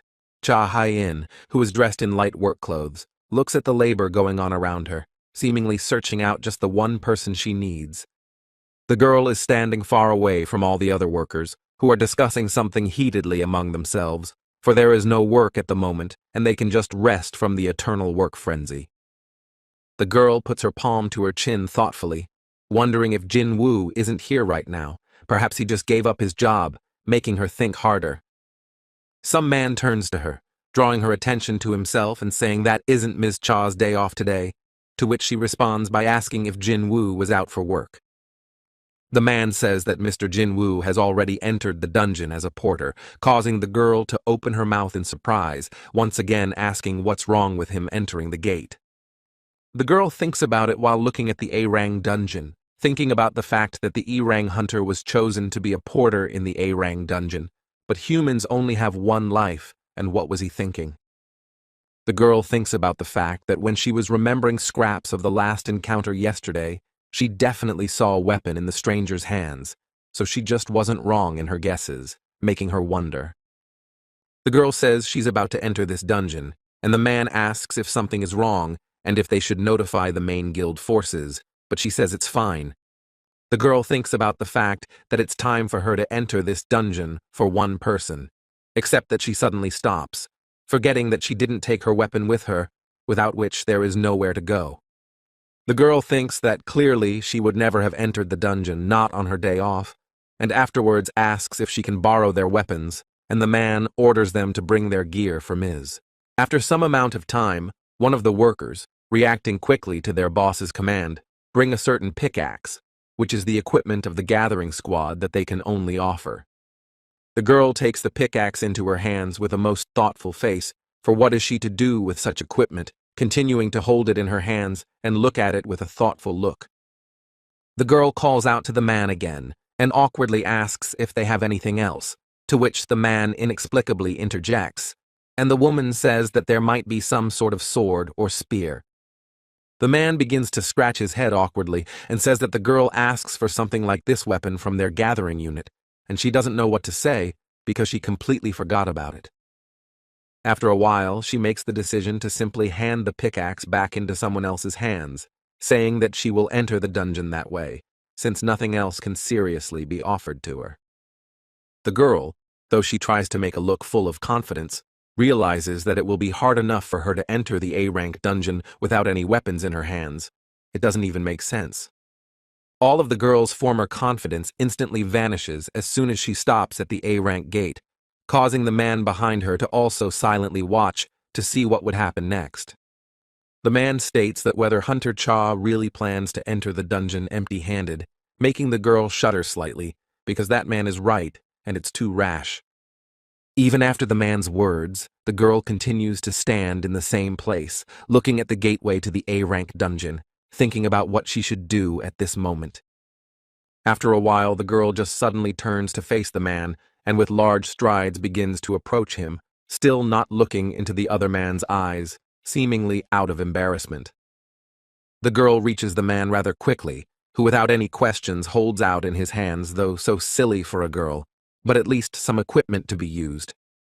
The man says that the girl made the right choice, because it's better to be armed than unarmed, to which Cha bows, holding a pickaxe and still hiding her face under her cap. The girl, though with noticeable embarrassment, quickly turns around in the opposite direction and walks quickly towards the A-rank gate, finally entering it after losing some time. The A-rank dungeon is a damn huge place, making anyone in the place feel anxious and fear overwhelming the body. It is in this deep A-rank dungeon that there are a large number of diverse and powerful orcs, some of them well-dressed in strong armor, guarding something from the others. Some of the powerful orcs are holding a huge shield that is unlikely to be easily destroyed. You'd have to put a lot of effort into such an attack, but the chances are slim. Most stunning and amazing is the following picture of how in a similar depth of A-rank dungeon is its own castle, with a big bunch of higher orcs that report to the head. If you look into some distance ahead of you, you will find a powerful orc sitting on a throne, with a huge number of other subordinates beside him, ready to defend him. A powerful orc with surprisingly wrinkled hands stares intently somewhere ahead of him, seemingly at the newly arrived high-ranking hunters that he was the one who ordered to be brought in. Looking into the face of the mighty orc, one is simply horrified by his expression, for behind the hood is a solid skeleton, but with such chilling eyes that it is frightening, and that one welcomes these people. The high-ranking hunters here just don't seem to know how they should react to all this going on, because it's like it's a total nightmare, something incredibly scary. A small number of high-ranked hunters are right in the middle of this castle, raging with waves of magical energy. They are surrounded by a large number of higher-ranked orcs. The powerful orcs do not lower their hungry gazes from the newly arrived high-ranked hunters. They clang their teeth, as if to show that they intend only to fight them. The leader of Group B thinks with a kind of inner fear that if all these powerful orcs, which is an impressive army, get out, things will be simply terrible and deplorable. The man stares somewhere ahead of himself, feeling cold sweat running uncontrollably down his body. He continues to think about the fact that if the inevitable is to be prevented, the team absolutely must. The team definitely needs to defeat the boss, who towers over all the monsters and high-ranked hunters present, stands on his throne and watches everything that happens. The man realizes exactly that the retinue of this powerful orc that sits on the throne has a rather powerful aura that it seems even the weakest hunter would be able to sense. The leader of Group B continues to make some kind of plan in his head, thinking about whether his team will be able to bypass all the guards and take out the shaman in one fell swoop, but it still seems impossible. All the hunters here are thinking about the fact that, at their leader's signal, they will aim at the shaman alone, with the whole bunch and all their strength, no matter what it costs them, but they have to do it. The high-seated powerful orc begins to ask the high-ranking hunters in his chilling and hypnotizing voice if they are afraid of him, why they look so scared. The stranger's face is now clearly visible beneath the hood itself, which changes to a blinding white light as soon as the powerful orc finishes his question, using his skills on the hunters. The leader of Group B stands heroically in the same spot, beginning to feel a certain aura that only worsens the condition of all the high-ranked hunters in the area with each passing second. Suddenly, the leader of Group B starts to see everything around him with different eyes. It makes his health deteriorate by times, as if to show the full power of the majestic orc. After a few seconds, the faces of the highly ranked hunters change to haggard, full of incomprehension as to what is happening to them because of this powerful orc. Why such power? Some high-ranked hunters are thinking about how powerful this monster in front of them is. How could they ever think of being able to deal with this boss? After all, it's almost impossible. The sorceress feels blood start to trickle from the corners of her eyes. She thinks about the fact that the powerful orc is on a whole other level, and compared to him, she is a third-rate mage. The leader of Group B can't stop shaking in his whole body. He's so damn sick and scared at the same time. He starts frantically asking the same question, why did this monster bring them here? The man continues to say in a shaky voice that the warriors who came after them near the portal were enough to kill the high-ranking hunters. Suddenly, the leader of Group B hears a straightforward question from the powerful orc about it being done for fun, causing his mouth to drop open in shock and his face to change to an aloof one. The mighty orc says that they will kill one high-ranking hunter after another until no one is left alive, for his people crave entertainment by creating a ruckus. Suddenly, the mighty orc shivered, keeping his fingers near his eyes, which showed sheer coldness and indifference to everything going on. He didn't care about the hunters.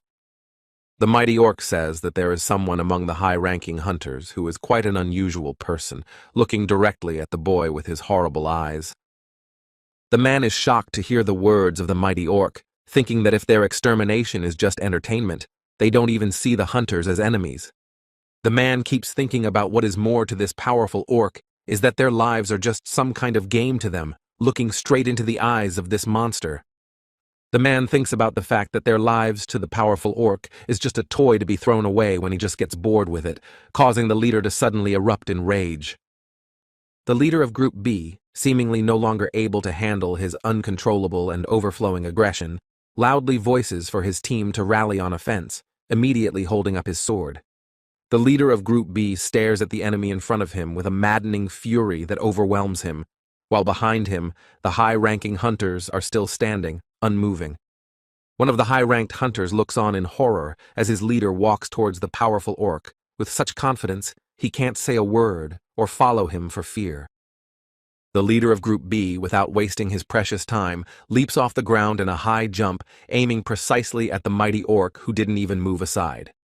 The mighty orc, without moving from his seat, uses a song of defense from the many others that the high-ranking hunters have yet to face if they hold out. The leader of Group B, gathering all his strength in his own weapon and high jump, was not at all prepared to face the wall that appeared in front of him that could not be penetrated.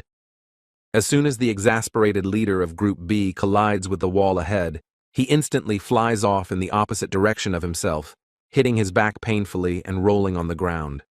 The mighty orc says that the leader is a damn foolish man who only goes to battle on the basis of his emotions, and the man is already starting to shake in his body, unable to control it. Suddenly, the powerful orc begins to use his magical abilities, and one of them is gravity, causing the man to rise in the air at great speed. The mighty orc easily controls the man's body, flying through the air with one arm stretched forward. He can do anything he wants. The mighty orc doesn't seem to be about to spare the very one who just dared to approach him and try to kill him, vocalizing his next ability, which will only speed things up. After a certain amount of time, the man, not long in the air before someone else's orders, begins to fly straight down towards the ground at a tremendous speed. The earth is instantly shattered by an impact so violent that the man's face changes to shocked. There is no way he can resist the alien abilities that control him. The man, barely hanging on with his strength, endures all the pain he feels as the powerful orc is about to do a similar maneuver once more, beginning to lift the other man's body in the air. After some amount of time, the mighty orc raises his hand up again to force the man up in the air as well, and after numerous times lowers and raises. One of the high-ranked hunters not far away sheds his tears as he watches what is being done to the leader of Group B, which only horrifies everyone here. The man's body is already visibly shabby. The man is in no way able to resist the alien force that even seems to be gradually starting to emanate some steam from the leader's body. The man's body continues to hover in the air. It begins to twist around itself numerous times until the powerful orc wants to stop bullying.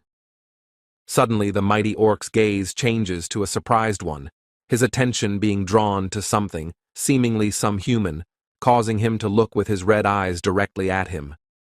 A boy who had thrown his gear away from himself and caught the bee leader, shaken by this abuse, to save him from this torment, is lowered to the ground. The boy looks at the face of the leader of Group B, which is already starting to gradually take on a blue hue, with large amounts of blood coming out of his mouth and nose, and his eyes turning red, but the latter calls him back by name. The boy says that this dungeon is under the jurisdiction of the Hunters Guild, so he can't interfere without asking, but the advance party is on the verge of being wiped out. The boy goes on to verbalize some detail to the man, But in the meantime, the powerful orc decides to send one of his subordinates to rat out both of them. But the man seems to notice the other's attempts to create something terrible, so he looks back with terror in his eyes as the boy asks permission to exterminate all the monsters here. The boy stands with his back to the powerful orc behind him, who is about to deliver the killing blow at the behest of his ringleader. But is it ever that simple? The boy, without even turning to face the monster behind him, pulls his arm back, using his magical power to use it on this supreme orc. At the same moment, the high orc that tried to fight the boy becomes immobilized, unable to resist the other's magical power, immediately freezing in one place. After a couple seconds, the boy raises his hand upwards, thus causing the huge body of the mighty orc to rise in the air, just as it had recently done to the leader of Group B. It is in that very instant, without any pity for such an ugly monster, that the boy begins to lift the orc's body with great speed, then lower it straight into the ground to take his revenge. The boy once again turns to the leader of Group B, who looks shocked at what is happening in front of him and what Jinwoo is doing right now, not sparing this powerful orc. The boy towers over the leader and states that all the monsters present here can he take care of, asking permission from the leader of Group B, which stares back at him. The red eyes of Group B's leader widen in some hope of salvation, of the boy in front of him being able to straighten out all the monsters and ask them. The face of the leader of Group B instantly changes to one full of hope and a kind of pity. He wheezes for the boy to help them, to deal with all the monsters and save everyone. The boy doesn't need any more words of permission from the leader of Group B. At this very second, Jinwoo lowers his hand, ceasing to use magic powers, thus finishing off the monster. The mighty orc says that for a human, the boy has pretty good abilities. But how much strength does Jinwoo have to put up with all the forces attacking him?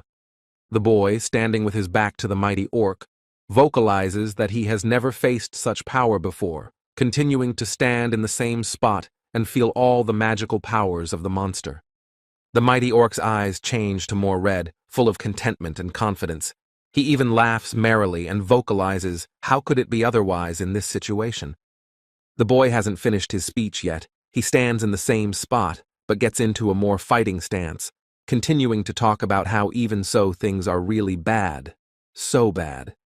The boy spoke his entire speech with a smile on his face, finally turning to the mighty orc and glaring that things were pretty damn bad, not for himself, but for the monster that was here. The boy doesn't make you wait long for his command, he states in a firm voice for his subordinates to finally rise up, causing the nearby mages to cover themselves in goosebumps and stare with horror. A couple of moments later, the majestic Igris becomes beside the boy, holding his mighty weapon, and is sure to fulfill all the errands of the Lord of Shadows. Following the majestic Igris is iron, which with its sheer size could make anyone in the place cringe at the thought of another's power and might.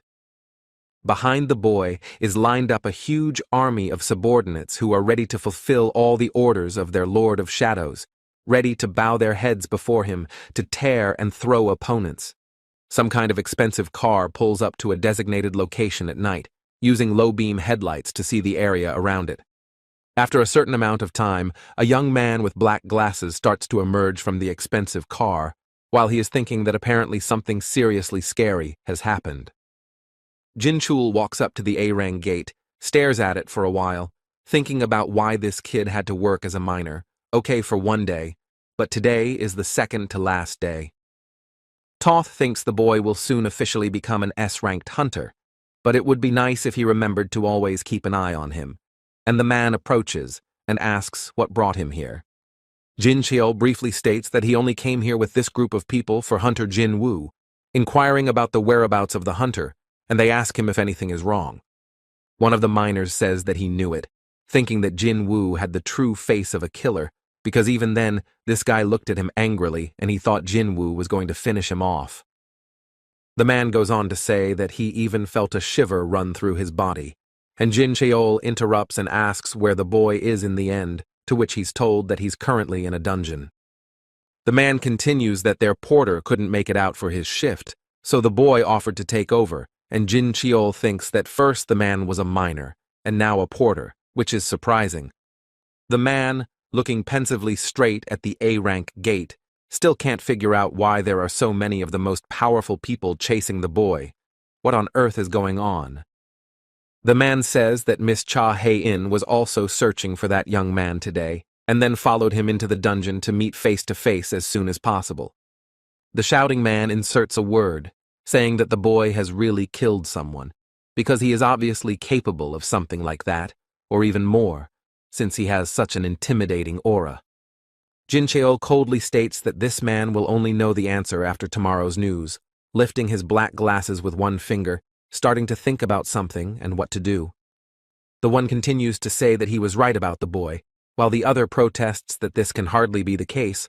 Also, someone maintains that Jinwoo is kind and even did the work for the four of them. Jin Cheol walks along with his workers in the other direction from the people there as a sudden change in his face, sensing something incredible and powerful. Jin Chul instantly realizes that something terrible is happening in this A-Rang dungeon. He feels with every part of his body the eerie energy that is emanating from this place.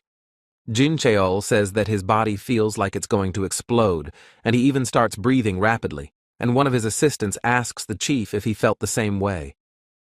The men instantly begin to raise their devices that they only take with them, and afterwards there is some sort of reaction showing the bloody immense power of this dungeon. Jin Chul even cries out, glaring that this A-rank gate is the most dangerous type, realizing that the previous changes were completely wrong, letting all the hunters down. Jin Cheol thinks about the fact that considering the current mistake, the unit inside the gate is in danger at the moment, even though there are 2 S-ranked hunters inside. But still, the defeated mighty orc lies on the cold ground. A frozen horror can be seen in his eyes. It seems that there is even foam coming out of the stranger's mouth after the fight that happened not long ago. The girl who entered the dungeon thinks about the fact that Song Ki-hoon's group was able to deal with so many monsters alone, wondering how they managed such a thing. The girl has very little time in the A-rank dungeon, looking carefully around as if trying to find this powerful man, but senses some sort of aura. After a certain amount of time, the girl, wasting it on finding the presence of that very person, throws her pink cap on the ground and thinks to herself that no, this just can't happen. The girl thinks about the fact that if this powerful energy is coming from the boss, no one from Ki-hoon's squad would be able to survive, as she continues to hold the pickaxe in her hand and stare confidently somewhere ahead. Returning to a dangerous place, where a large number of monsters and hunters are in the lair of the main boss, the subordinate boys gather into one team and patiently wait for the instructions of their lord. The boy, standing with his main allies in the form of the majestic Igris and Iron, feels at ease and confident enough. He only has eyes for his enemy. The mighty orc sits in the same spot, and afterwards asks his question, that is the boy going to slay him with so many subordinates, making you even feel the mockery in his voice. The boy smiles, listening to all the words of the mighty orc, and then begins to say in a confident voice that if this monster continues to look down on him and his subordinates, then... The boy says it in such a confident voice that one can't help but believe in the truth of his words, and what a serious look he has on his face. The boy uses one of his many abilities in the form of a monarch's possession, whereupon a huge dark circle appears around Jinwoo's subordinates, surrounding the soldiers. A notification comes in that the boy's dark soldiers have become even stronger and their characteristics have increased by 50%. Jinwoo gained this ability on the 70th floor of the dungeon. The boy observes his subordinates and realizes that his shadow soldiers have become even stronger, although even before this skill, they could easily defeat many different bosses. The huge Iron is covered in purple light, as it turns out to be obvious. His stats have also increased by a full 50%, allowing that one to be much stronger than before, which helps a lot. The sorceress, who is standing not far from what is happening, can't believe what she is seeing, while the other mage opens his mouth in shock and says that he can summon a maximum of 2 shadows, not believing his own eyes. The sorceress continues to stare at the whole picture unfolding before them, and afterwards says in a disbelieving voice that such an ominous aura can come from an ordinary person. The mighty orc seems to be slowly beginning to tense up over his new opponent in the form of Jinwoo. He instantly gives orders to his subordinates to smear the shadow spirits. As soon as the mighty orc voices his order, that very second, the embittered higher orcs begin their attack with a huge scream, a large crowd heading towards the opponents in front of them. Some sort of alert arrives stating that the mighty iron is using his ability as a provocative scream, forcing ordinary people to cover their ears because the sound is so damn loud and piercing.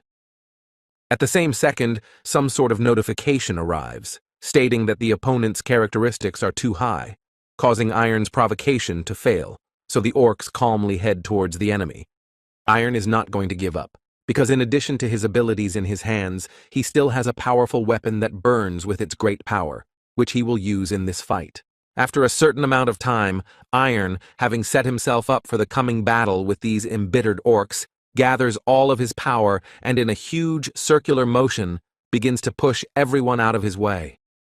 After a certain amount of time, the majestic Igris also appears in the field of vision of the powerful opponents, displaying a huge sword that flames with uncontrollable power. The majestic Igris is waiting for the right moment, seemingly tuning in for this battle, not even paying attention to the fact that a large number of monsters are starting to come at him in droves. In a matter of seconds, the majestic Igris utilizes his technique and sword skills, instantly slaying all the monsters that surround him the entire time.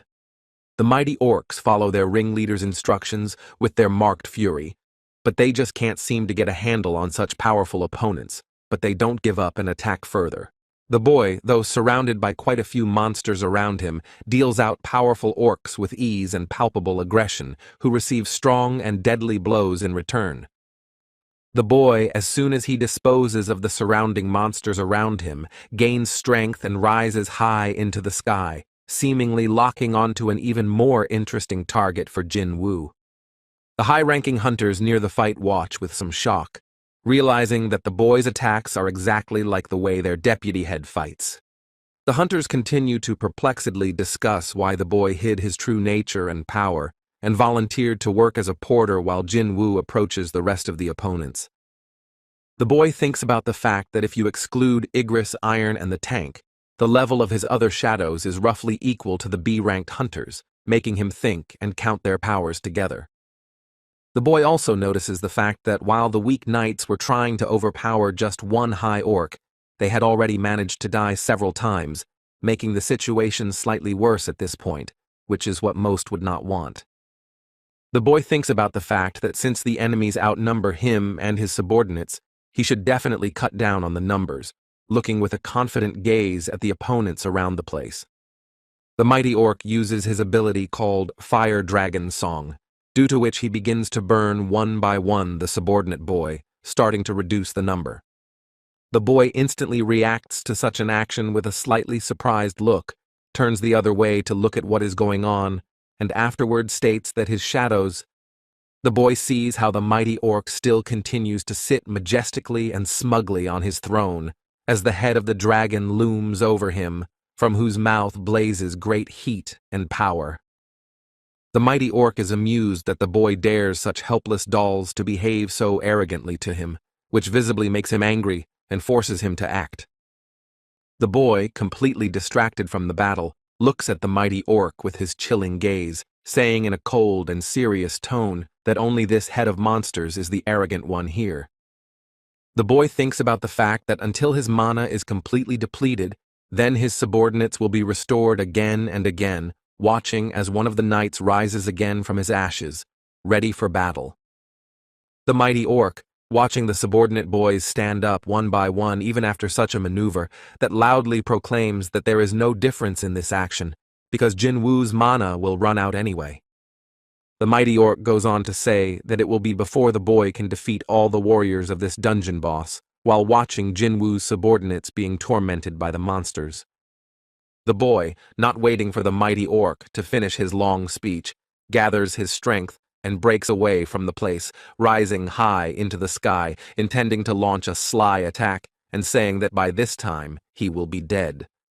The boy, without wasting a second of his precious time, gathers as much strength as he can and, accelerating in his movements, collides with the suddenly appeared wall of the powerful orc.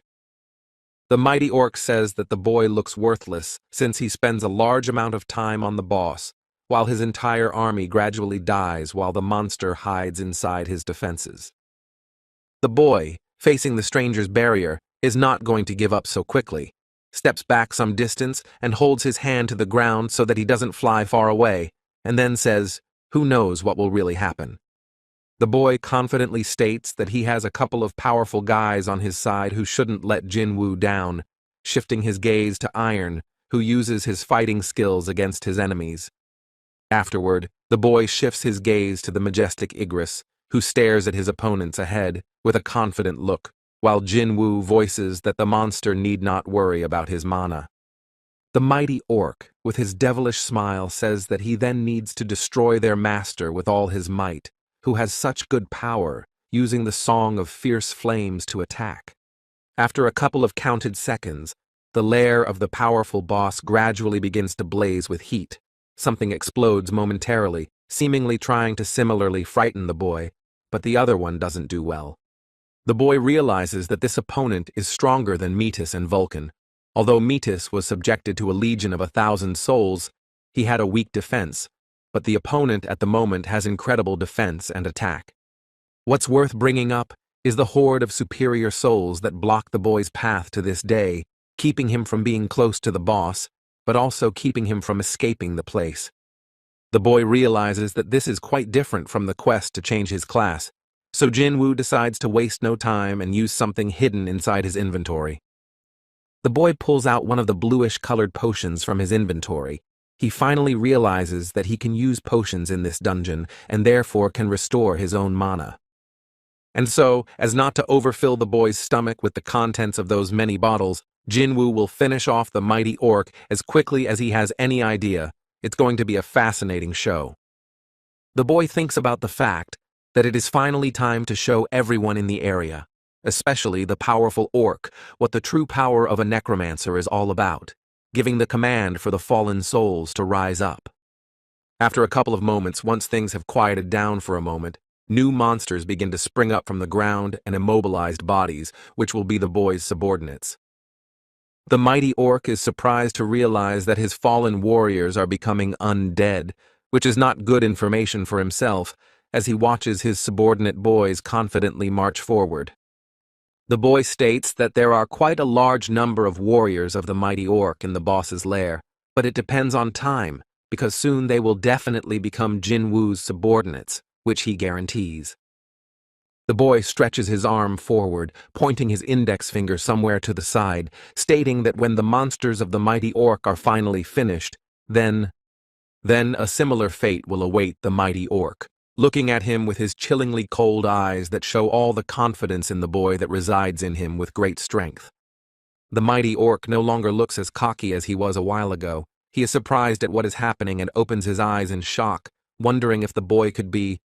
The mighty orc watches the morale of his subordinates, despite what is happening, still not falling, as they try to please their boss in order to successfully finish this bloody battle. But it is unlikely that the gradually dwindling number of the mighty orc's subordinates will hold out for long, for their opponents are the superior orcs themselves, who are ready to tear others apart for the sake of their lord. A fierce battle takes place. A large number of powerful orcs try to resist the pressure from the subordinates of the boy that begin to gradually squeeze the others in this battle. The mighty orc begins to gradually become nervous. He watches the whole battle taking place without taking his attentive gaze away, seeming to realize that he is gradually beginning to lose, stating why they. In the mind of the mighty orc, there is a huge number of questions that he can't get rid of during the ongoing battle. He thinks about why they are here. When already awake, one order echoes in everyone's mind. The powerful orc ceases to control his emotions. They take over, causing the monster to cry out in a loud voice an order for his subordinates to destroy the human race, putting brutality into his speech. The mighty orc finally makes some movement, rising from his throne to point his hand in the direction of the boy, vocalizing loudly for his underlings to tear them apart and then lay the remains at his feet. The boy, in no way intimidated by such threats from the mighty orc, asks with the most contented smile if this battle is like a duel between two commanders. Iron, not listening to what is going on around him and what his main subordinates are chatting about, changes in his face, concentrating with someone fighting someone who seems to have just as much skill. The mighty Iron holds a huge weapon in his hands, thus trying to cover the attack from his opponent, which is also of great size and strength. In just a couple seconds, two strong monsters clash their weapons against each other, putting as much force as possible into such a clash to make one of them lose their weapon. Their looks show a mutual hatred for each other. Iron tries to do everything to win this battle, to do the bidding of his Shadow Lord, when the monster does all the same but his ringleader. At some unexpected moment, Iron's opponent decides to suddenly loosen the collision, thus causing the subordinate boy to tilt slightly towards the ground due to the lack of support. But Iron instantly reacts to such a cunning maneuver by being able to use his protected head as a collision with another's head, thus fighting already unarmed. The blow to Iron's head was so powerful that his opponent gets a noticeable crack in his armor and he loses his balance and falls straight into the ground, thus giving him a chance to straighten him out. The mighty Iron raises his weapon, blazing with immense power at that very second, and afterwards deals numerous damage to his opponent's body, thus winning this war, something he can be proud of. Moving on to the majestic Igris, who stands before several powerful orcs that are so eager to try and straighten out this subordinate boy, but they are unlikely to succeed. The majestic Igris anticipates the moment when the mighty orcs will begin to attack him, so he swings his sword blazing with uncontrollable power to do battle. The majestic Igris dodges the attack from the two orcs with ease and good skill, uses his sword as his own body is lifted into the air, thus surprising these opponents. The majestic Igris carries several smaller swords in addition to a single sword, so that he can use a surprise attack at any time, thereby starting to swing with great speed. A couple seconds later, the majestic Igris uses his one weapon, hitting one of the powerful orcs directly in the head, causing the other to freeze in place from the fatal blow. The majestic Igris stands on the body of one of the mighty orcs, one foot pressing his sword into the breathless body and resting his hand on the other, glaring at the other opponent. The mighty orc doesn't seem at all intent on stopping in his attack. He wastes no precious time and swings at the majestic Igris in an attempt to try and slay him alone. The majestic Igris reacts instantly to another's attack, so he also begins to swing his weapon, anticipating with anticipation what this opponent in front of him is all about. After a moment, the two strong opponents clash their swords, thus creating an amazing enemy atmosphere around them. Igris will definitely straighten him out on his own. There is so much strength in the majestic Igris that as he resists another's body weight, he gathers all his skills and pushes as high as he can, causing his opponent to hover in the air for a long time. The mighty orc even seems to manage to flip in the air a few times due to such a strong blow from the majestic Igris, and below him is Iron, waiting for the moment.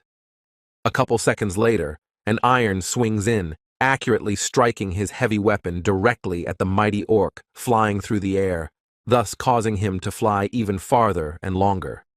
Somewhere on the other side of the battlefield, a huge paw appears over the lurking mighty orc that approaches him so stealthily, seemingly waiting for the right moment for a stealthy attack. After a couple of counting seconds, the ice bear nicknamed Tank punches the mighty orc with all his might while growling loudly, satisfied with the job done. To such an action on the part of the tank, Iron shows his huge hand, which depicts a thumbs up, thus giving respect to the ice bear, who raises his paw upwards as if giving thanks. The boy, watching the whole bloody battle in progress, calmly states that apparently it is his precious boys who are much stronger than the orc's subordinates put together. The boy thinks about the fact that of course he doesn't doubt his words, but his mana is still being used up faster than it seemed, and with Jinwoo's powers running out, his shadows will disappear from sight in an instant.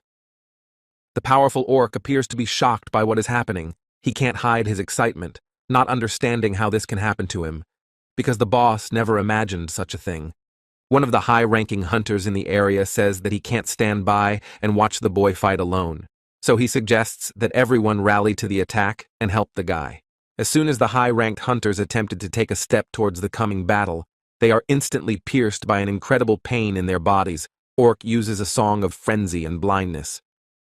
The mighty orc states that spectators in the form of high-ranked hunters should stay put and not engage in this fight in any way, to simply watch from the sidelines and not be able to move.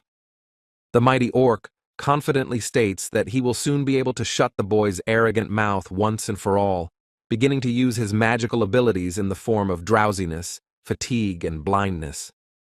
The boy seems to be aware of what the powerful orc is about to do to him, and after the stranger's attack, there is a body reaction that all negative effects have been nullified by immunity. The mighty orc doesn't seem to expect such a thing from the boy at all. He changes in his gaze, slowly starting to realize that this Jinwoo is a damn strong opponent. The mighty orc's gaze becomes full of terror and fear, the surprise that gradually overwhelms his body. He cannot hide his shocked state, exclaiming loudly what is wrong. Various curses do not work on the boy. Orc cries out how he was able to nullify all his curses, to which he replies that the boss has forgotten about what the boy told him. The boy says that the mighty orc just had the misfortune to meet just him, using the blessing of the great spellcaster Kandanar, thanks to which he receives longevity. The boy voices for the mighty orc to allow him to get rid of someone else's pesky shield, thus prepping his mage in advance, who holds a fireball in his hands expectantly. After a couple moments, the boy's subordinate skillfully lifted the fireball straight high in the air, thus expanding it and increasing in size, causing the powerful orc to feel fear. The boy thinks of getting rid of the alien barrier by using the greed sphere on his own mages, which one of his subordinates is already starting to send toward the boss at a great rate. A couple of counted moments pass, the voice of a powerful orc begins to be heard, trying to utter his song of defense, but just doesn't have time to finish, thus destroying his own defense. The mighty orc, completely not expecting such a maneuver, and even at such an amazing speed, begins to cough loudly at the fact that his sphere of defense just shattered, forcing him to face the attack. The face of the mighty orc shows all his fear, which he begins to feel exactly the moment he lost the ability to defend himself with his strong shield, coughing and glaring, how dare the boy. After a certain amount of time, somewhere in the distance, begins to see a girl who is watching the whole battle from afar, which seems so damn unreal and scary. The girl looks shocked at the whole ongoing battle in front of her eyes, continues to hold the useless weapon in her hand as a pickaxe, and stares at this picture with her mouth open. The girl contemplates the bloody battle, wondering in her mind if this is all an army of someone's souls, which seems pretty damn incredible and very much a powerful phenomenon. The girl stares at the whole thing disbelievingly, thinking about the fact that a hunter specializing in summoning magic can only hold back a couple of these spirits. Then what on earth is going on? The girl flies towards the battle with great speed, but she is called out by the high-ranking hunters standing nearby, surprisingly ogling Ms. Cha Hai-in, recalling the deputy head. The girl quickly runs up to the healer girl sitting on the ground, asking her if she's in one piece and if she's okay, to which the other responds that they haven't quite figured out what's going on here yet themselves. The powerful orc becomes visibly angry and overflows his body with uncontrollable rage. He hatefully exclaims that the boy's pathetic abilities are nothing before the stranger's. The mighty orc begins to use a large number of his curses, ranging from rampage, fortification, to song of the titans and burning, making everything around him blaze with light. The mighty orc instantly changes in size. He becomes much larger than he was before. His every step is followed by a huge shaking of the ground, but the boy still stands. The girl says for all hunters to move back as soon as possible, lest they fall under the dangerous attack of a powerful orc who is purposefully heading somewhere, with a palpable desire to kill. The mighty orc shows all his rage and hatred towards the boy, saying in a loud voice that he will finish the boy off like a fly, pushing Jinwoo's subordinates out of his way. The boy looks at the scene in front of him with the calmest face possible, and says that the giant monsters certainly don't bring back the best of memories, as if the orc is pushing his hurt. After a certain amount of time, the boy receives a notification that all of his mana for the moment has been used up, thus losing his own subordinates, swearing unhappily.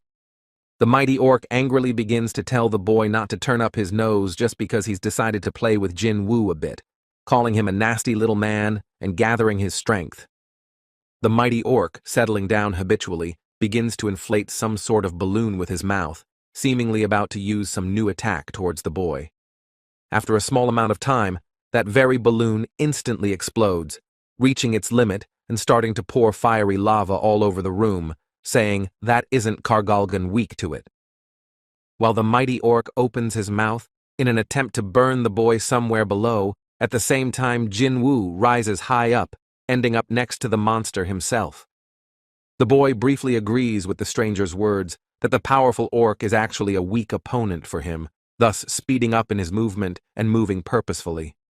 The boy doesn't waste a great deal of time, gathers his immense strength into a fist, and concentrating, delivers a mighty blow right into the eye of the mighty orc.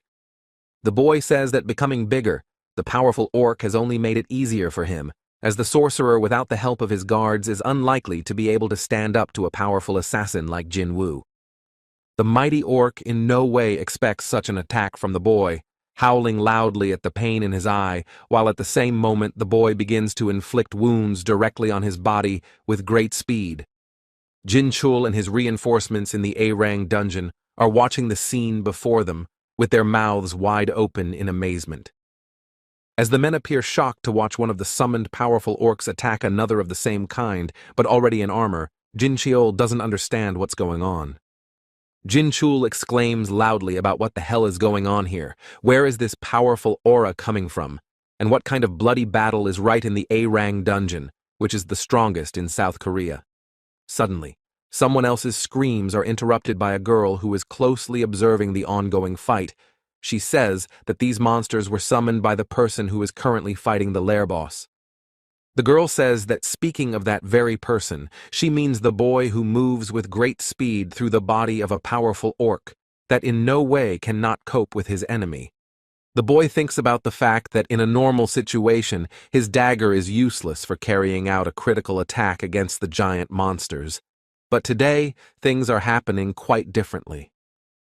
The boy clenches his palm into a fist and then instantly summons his own weapon, which emanates an uncontrollable force that will allow Jinwoo to deliver a deadly blow.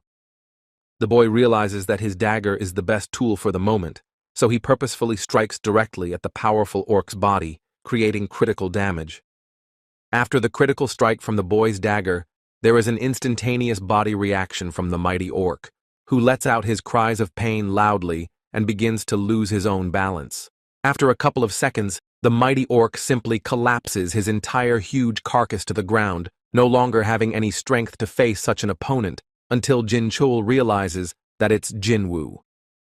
The girl watches Jinchul's reaction, and afterward thinks about the fact that not only Choi Jung-in's head, but the chief from the monitoring department also knows about this boy, surprising more. Jinchul says that as soon as they sensed the incredible power from the gate, they instantly came here, but it looks like they're doing just fine here without them, so they can only watch Jinwoo mopping up the dungeon alone. Those nearby are thinking that doesn't Jinwoo look like a high-ranked melee hunter, whereas he might possess summoning magic, thinking about how much the boy can summon spirits. The girl, watching Jinchul's reasoning, keeps trying to find out some information about the boy. She asks if he knows anything about the boy. Jinchul, not even looking at the huntress Cha Hai-in standing next to her, briefly voices that she knows very little information about the boy, lowering her glasses down. The mighty orc keeps trying not to give up. He glares hatefully at the boy in front of him, growls and clenches his palm into a fist, hitting the ground directly beneath him as if trying to get up. The boy looks down on the mighty orc's attempts to rise from the ground, and afterward states that as soon as the mage is stripped of his own subordinates, that mage just cannot win the battle. So the boy is facing a defenseless, powerful orc, surrounded by his subordinates that are ready to protect him. The mighty orc's lair is visibly shabby. The alien throne can no longer be in its place, falling somewhere into a pile of rocks. The ground is completely cracked, and nothing much remains. Dumbfounded by what is happening, the mighty orc says that he simply cannot be defeated and starts laughing uncontrollably, as if trying to scare the boy in a similar way. But after a couple of seconds, the mighty orc's annoying laughter is cut short, as he is stabbed with 2 weapons at once by his own subordinates, who are now on Jinwoo's team. Finally, the dungeon boss is defeated. He falls face down into the ground and will no longer be able to move. The boy receives notifications that his level has been raised several times at once. The boy observes everything that is going on and says that it was only necessary for him to defeat the boss. Then the forces of the remaining powerful orcs have significantly dried up, thus leaving them with nothing.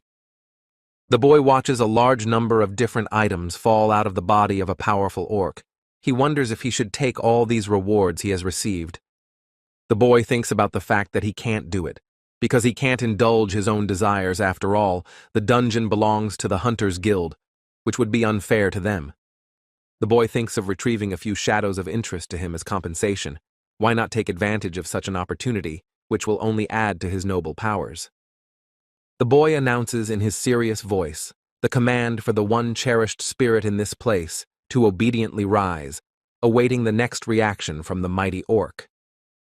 The dark force begins to surround the boy who sits next to the breathless body lying on the ground, thanks to which there is a gradual reaction that this spirit will now be his subordinate. The mighty orc's body even begins to visibly blush, as if to resist a bit the pressure of the boy's desires, but it is already completely enveloped in dark smoke, showing that there is no point in resisting him. The high-ranking hunters open their mouths in surprise. They freeze in one place and watch intently as some silhouette gradually begins to form ahead. Even Jin Chul and the huntress Cha Hai-in are seeing this kind of powerful force for the first time. They look at what is happening in front of them, what this boy is doing, with a noticeable look of surprise on their faces. In front of everyone present in the lair of the former boss appears the same powerful orc, but in a completely different guise, because he is not a rival, but an ally of Jinwoo's team. The boy, watching his new partner, smiles and notices that the mighty orc is noticeably quieter and not as exuberant and self-assured as he was in the battle. The boy begins to list that his team has a normal rank, an elite knight, and a knight rank. He had only observed these 3 ranks before, but today is something new, which is to be expected from an A-rank dungeon. The boy stands, holding a hand to his chin and thoughtfully trying to remember what the mighty orc's name is, asking aloud and thinking that somehow it starts on Kar, addressing him. The boy apologizes sincerely and says that he didn't remember the other's name, touches the mighty orc's head with the palm of his hand, and says that the past name doesn't matter at all, because Jinwoo has some in mind. The boy, looking at the expression on the mighty orc's face, can only think of one nickname for this subordinate, Fang, which describes the power of this spirit quite well as its appearance.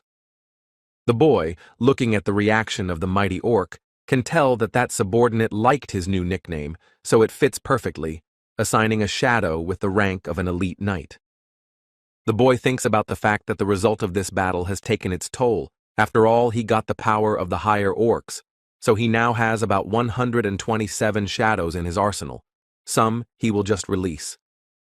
The boy thinks of the rest of the monsters from the former clan of the mighty orc he will now add as his subordinates, beginning this long-awaited process of surprising the other humans in the place. The boy, engrossed in the whole process, is suddenly spotted by Jin Chul, causing Jinwoo to be visibly surprised and stop to mind his own business, not expecting someone else's presence. The boy's face changes to a surprised one, nervously thinking about how Chief Jin Cheol and even Cha Hai-in along with him ended up here. The boy so engrossed in the whole process that he didn't even notice them. Not far ahead, the high-ranking hunters in the advance group start calling out for Mr. Sun, someone calling the boy a porter, saying what he just did, realizing that Jinwoo is in over his head.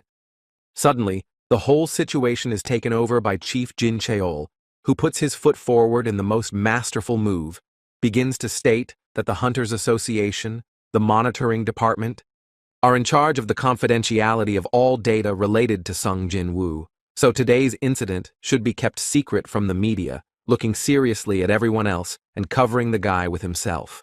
The 3 men standing in front of the boy are in control of this whole situation, continuing to say that they will be able to find out all the details as soon as they leave the dungeon, but until then everyone must remain silent. The two men address the boy as Mr. and tell him to follow them, for they will help him avoid possible problems, and Jinwoo looks at them with a completely uncomprehending stare as if he were a star. One of the guards says that just now, Jinwoo showed strength surpassing S rank right in front of one guild, and Jin Cheol tells the others that they can contact the guild with questions. The gathered men in a single pile are about to leave this dungeon the very first, as some voice slightly with a kind of trembling shouts to wait a little while, drawing the attention of those present. The leader of Group B comes into view, stating that if the boy really has such abilities, the outcome of the battle is not considered unusual for Jinwoo, but he doesn't care why he went on the raid as a porter. What matters to the man is that they are only alive because of the boy, so he asks for permission on behalf of the entire advance squad to thank Jinwoo, thus bowing their heads down. The boy, accepting all these thanks, goes up to the healer girl and tells her that since she is alive, why doesn't she send her notebook to her family, and she looks surprised. The girl finally realizes what the boy is telling her, and afterwards accepts her own notebook from his hands and laughs embarrassedly that yes, the situation is quite funny what happened.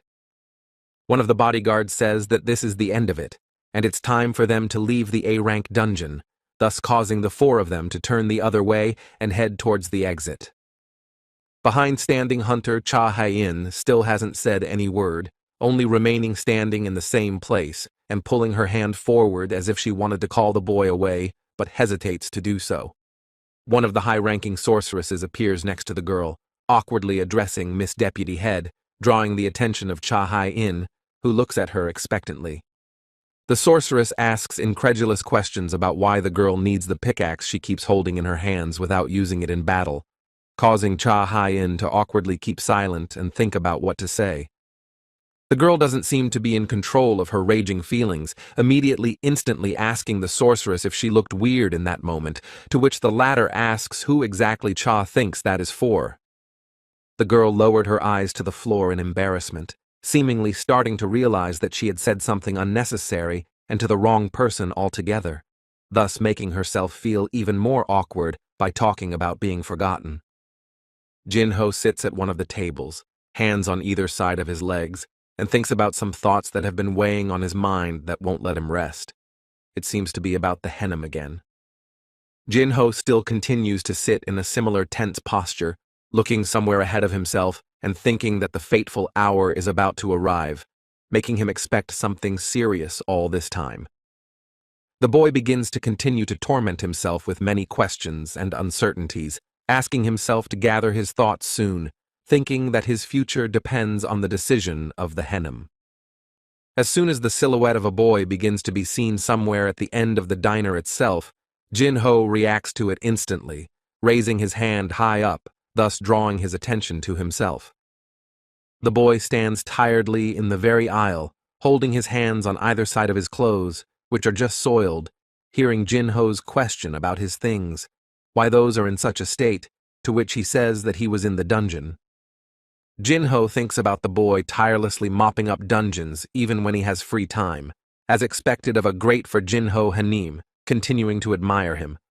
After some amount of time, Jinho does gather his thoughts, when the boy finally sits down across from himself, and afterward begins to voice from afar that in fact, Jinho begins to share all the events that were just discussed back at the serious conversation together with his father, what he was experiencing then and what the man told him while the boy listens intently. The boy says that during the negotiations with Jinho's father, Ko Myung-hwan appears and reveals the whole truth about the Red Gate incident, which is something he really didn't want to happen. Jinho, sitting on the other side of the table and holding a coffee in his hand, states that the boy is quite right in his speculation, for the fact that they saved the members of the White Tiger Guild. The boy thinks about the fact that this guy said something he shouldn't have said, and afterwards states that if Jinwoo provides widespread help, Jinho could become the next head of the Yu-Jin Guild. Jinho immediately states loudly and confidently that he's betting everything on the hennem's decision about the case and would never dare tell the boy to do anything, sincerely confessing his words. The boy, watching Jinho's reaction to the whole affair, begins to slowly voice his decision to the guy sitting across from him, slightly delaying some intrigue. Jinho waits with all the fear and stifling impatience he has for what decision his Youngnim will finally make, for he really does depend on other people's opinions on this matter. In one of the buildings in the dark, there is some heated discussion about something that happened. Someone shrieks and says that a certain Sung Jinwoo has already raided them. The red-haired man in his glasses shockedly asks someone in front of him that if Jinwoo worked in the ore mining group yesterday, but already today he managed to work as a certain porter. Group Leader B sincerely says that it's even hard for him to imagine Jinwoo's intentions, but he's sure that this kid didn't plan to interfere with their raid, showing with all his appearance the seriousness of his words. One man says that when the dungeon boss showed up, the entire team couldn't lift a finger, but the hunter who was watching at that moment had nothing to do but do something about it. And another says that he helped the other guild, and now them. The man with glasses thinks that this boy has the power of countless mystical creatures, a fighting style like a hunter-killer, and he can summon defeated monsters to his army. The red-haired man, after thinking about all this for a while, decides that this is not new information to him at all, but if suddenly the leader of Group B is hiding something from him.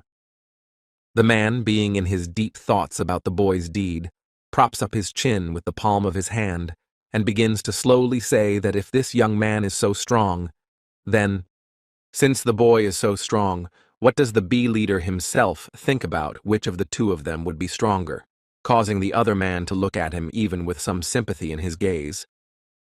The man begins to speak his mind in order to compensate for the weaknesses of the members of the raid. Then each of them performs a certain role in the boy, which is not surprising because he is quite strong. The boy holds an attacking role, tank or support. Lack of either will put the raid in a dangerous position. After all, one for all, and all for one, which is the basic core. But the boy is something else, something that is far beyond the bounds of reason, causing the man to clench his palm into a fist and begin to clench it to a sort of shiver of excitement. The man asks what he thinks about whether a red-haired man would be able to mop up a high-level A-rank dungeon by himself alone, without anyone else's help at this point. The man's gaze changes noticeably to shocked. He thinks that it doesn't matter how strong he is, because being surrounded by monsters, he is unlikely to be able to keep the defense, and then says that it is simply impossible. The red-haired man lowers his gaze and states that the nickname Universal Soldier even sounds kind of ridiculous. He ponders what the real strength of this boy is. The leader of Group B tells the head Choi that he is in no position to tell him how and who should be accepted into their huge hunters guild, but there is something very necessary important. The man goes on to say that they need the boy. They absolutely must recruit Jinwoo into their guild, no matter what it takes, no matter what effort it takes. A huge number of reporters are in one place. They are discussing something heatedly. Many of them are smiling and ready to use their huge cameras to shoot the important things. Some of the reporters here are doing something passionately, clearly making a list of their future questions for the real stars of this place, because they need some content for their company. There is a black expensive car in one of the parking lots near the rough spot because of so many reporters, which doesn't draw much attention from the rest of the people. Some man is sitting in his chair, watching everything from the tinted window, and says how many people have gathered, but it's even better for him, and someone says that they are in place. A man starts reading a certain script that talks about Lee Min-sung, who has conquered billions of peaks, yes, and gained immense power, and another says that this news will pepper the media's front page. Suddenly, another tinted car pulls into the parking lot, attracting the attention of everyone in the place, both the employees and the reporters standing and ready to film. One of the men, who is holding a camera in his hands, looks in surprise at the unknown car and asks if anyone else has come to this place. Baek Yoon-ho and Choi Jong-in appear in all their glory from two cars, attracting a lot of attention as they are the unexpected guests of the event. The master turns his head toward the shouting and overly loud reporters, wondering what's wrong with the media today, because they're acting so wildly, as if they've gone off the chain. The reporters draw attention to themselves and ask questions that the purpose of their visit is to recruit Min-sung into their ranks, how they feel about this hunter's departure from show business, and what their assumptions are about Min Sung's rank. The reporter's asked to say a couple comments about Min Seong, and the master thinks about how is this media really here for some guy? Why did they choose the association? And afterward says that he's not here for him. The red-haired man states that the media is clearly already aware that Hunter Lee Min Seong has contracted with the Reaper Guild, and he's here on completely different business, surprising all the reporters. The reporters here are momentarily upset at such responses from such powerful hunters. They thought they could catch more information. The master, who is standing next to the red-haired man, begins to touch on one thing about the Hunters Guild, that there was one unpleasant incident for them. The red-haired man instantly attacks, glaring that this is nothing compared to how the White Tiger Guild lost their A-ranked hunter, thus causing the master to become enraged. But the men decide not to conflict and find some benefit in other people's actions, because if it were not for the boy, without him, the advance team would have been completely destroyed. He gave support to everyone. One of the men states that following his moral convictions, he wants to see this particular boy in the ranks of his own guild by any means necessary, which he will diligently pursue. The master seems to be starting to gradually get annoyed with such confidence from the other man, so he says that his guild has suffered heavy losses. Does the one think that they should be the ones to recruit the guy? The red-haired man says what the master is up to since he's so eager to invite S-rank, declare war or worse, and the man asks when Choi started following moral convictions. The men begin their silly squabble, throwing silly promises at each other, as some man suddenly appears, surprised at who he now sees in front of him. A man in a business suit appears before the men, quite publicizing his question about whether such bigwigs have come to fight for their Min Seong, which noticeably flatters him. The men are already in an embittered state. They think about what this jerk thinks of himself, and afterward, they say that they don't care about this Min Sun who doesn't interest them at all. The man seems to become even insulted at hearing what such serious people said about Min Sung, and afterward, he softly voices what's going on with these two. A satisfied Lee Min Seong looks through the car window and notices Choi and Baek in the area, thinking that they've come for him, since the country's top guilds are clashing with each other, and it's because of him. The driver suddenly catches his eye and approaches Min Sung to say that they're finally ready to start the long-awaited interview, to which he gets agreement from the guy. Lee Min Sung doesn't waste his precious time and gets out of the tinted car, starting to shine in front of the cameras that only take pictures of this smiling guy. Suddenly the boy in all his glory also appears in this noisy place, looking even a little tired, wondering why there is such a ruckus. The boy thinks about the fact that the media is already aware of all the cases, and then looks and realizes that those here on another case, and then says that because of all this hype is unlikely to get into the association. The boy starts pushing away all the reporters who are here, who call out softly to the boy, but he does it all while apologizing to them. Some shouty man appears in front of the boy, asking about who Jinwoo is and if he is from the association. Can't the boy see that there are cameras everywhere? The man says that you can't block the reporter's view of you so unceremoniously, and the boy briefly says that he has business to attend to in the association, but the other says that they don't care about him, so let him leave. Min Sung thinks about what's wrong with this empty-headed boy because he should have realized the situation he's in now, while the bodyguard shouts that there's no further Jinwoo's way and let him get lost. Suddenly, some other person comes into view, talking about who decided that no one was waiting for the boy in the association, drawing the attention of the others. The ever-famous Ko Gun-hee comes into view, smiling welcomingly, and stating that the boy is their precious and long-awaited guest, which can't help but make the president happy. The president turns to Lee Min Sung about whether he knows who let them have a press conference in this place, causing this guy to look awkward and agree with a shaky voice. The president of the Hunters Association isn't going to spend much time on Min Seong, so he turns to the boy and walks with him inside the building itself, discussing something. Star Lee Min Sung visibly changes in his face to an embittered one. He thinks about who this kid is since the president personally held him, and the others ask if anyone knows about that guy.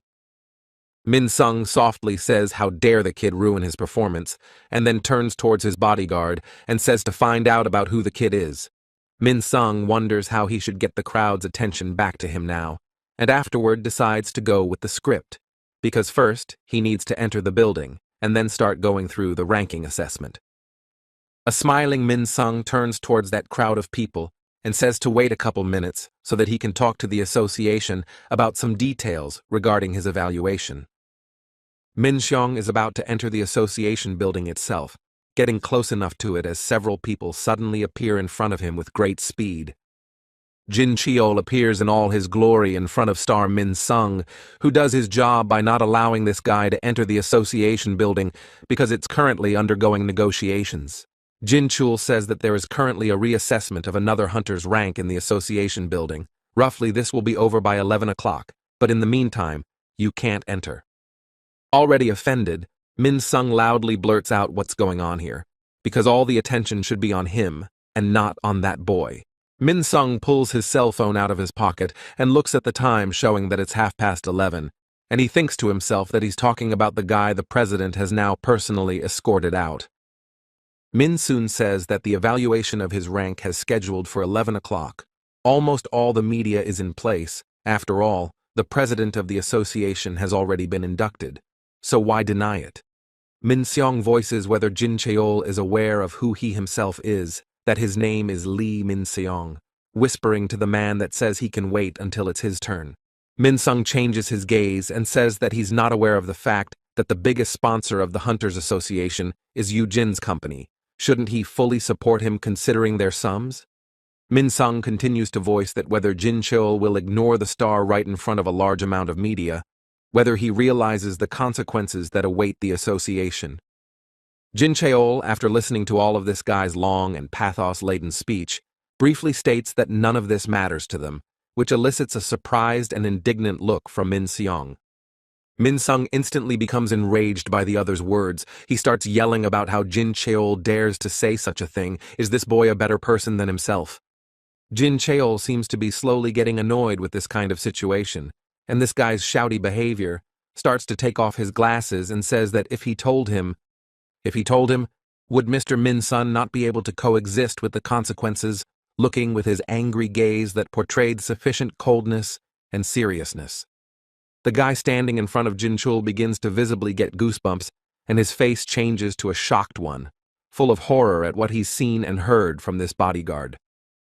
The boy walks through the huge building next to the president of the Hunters Association.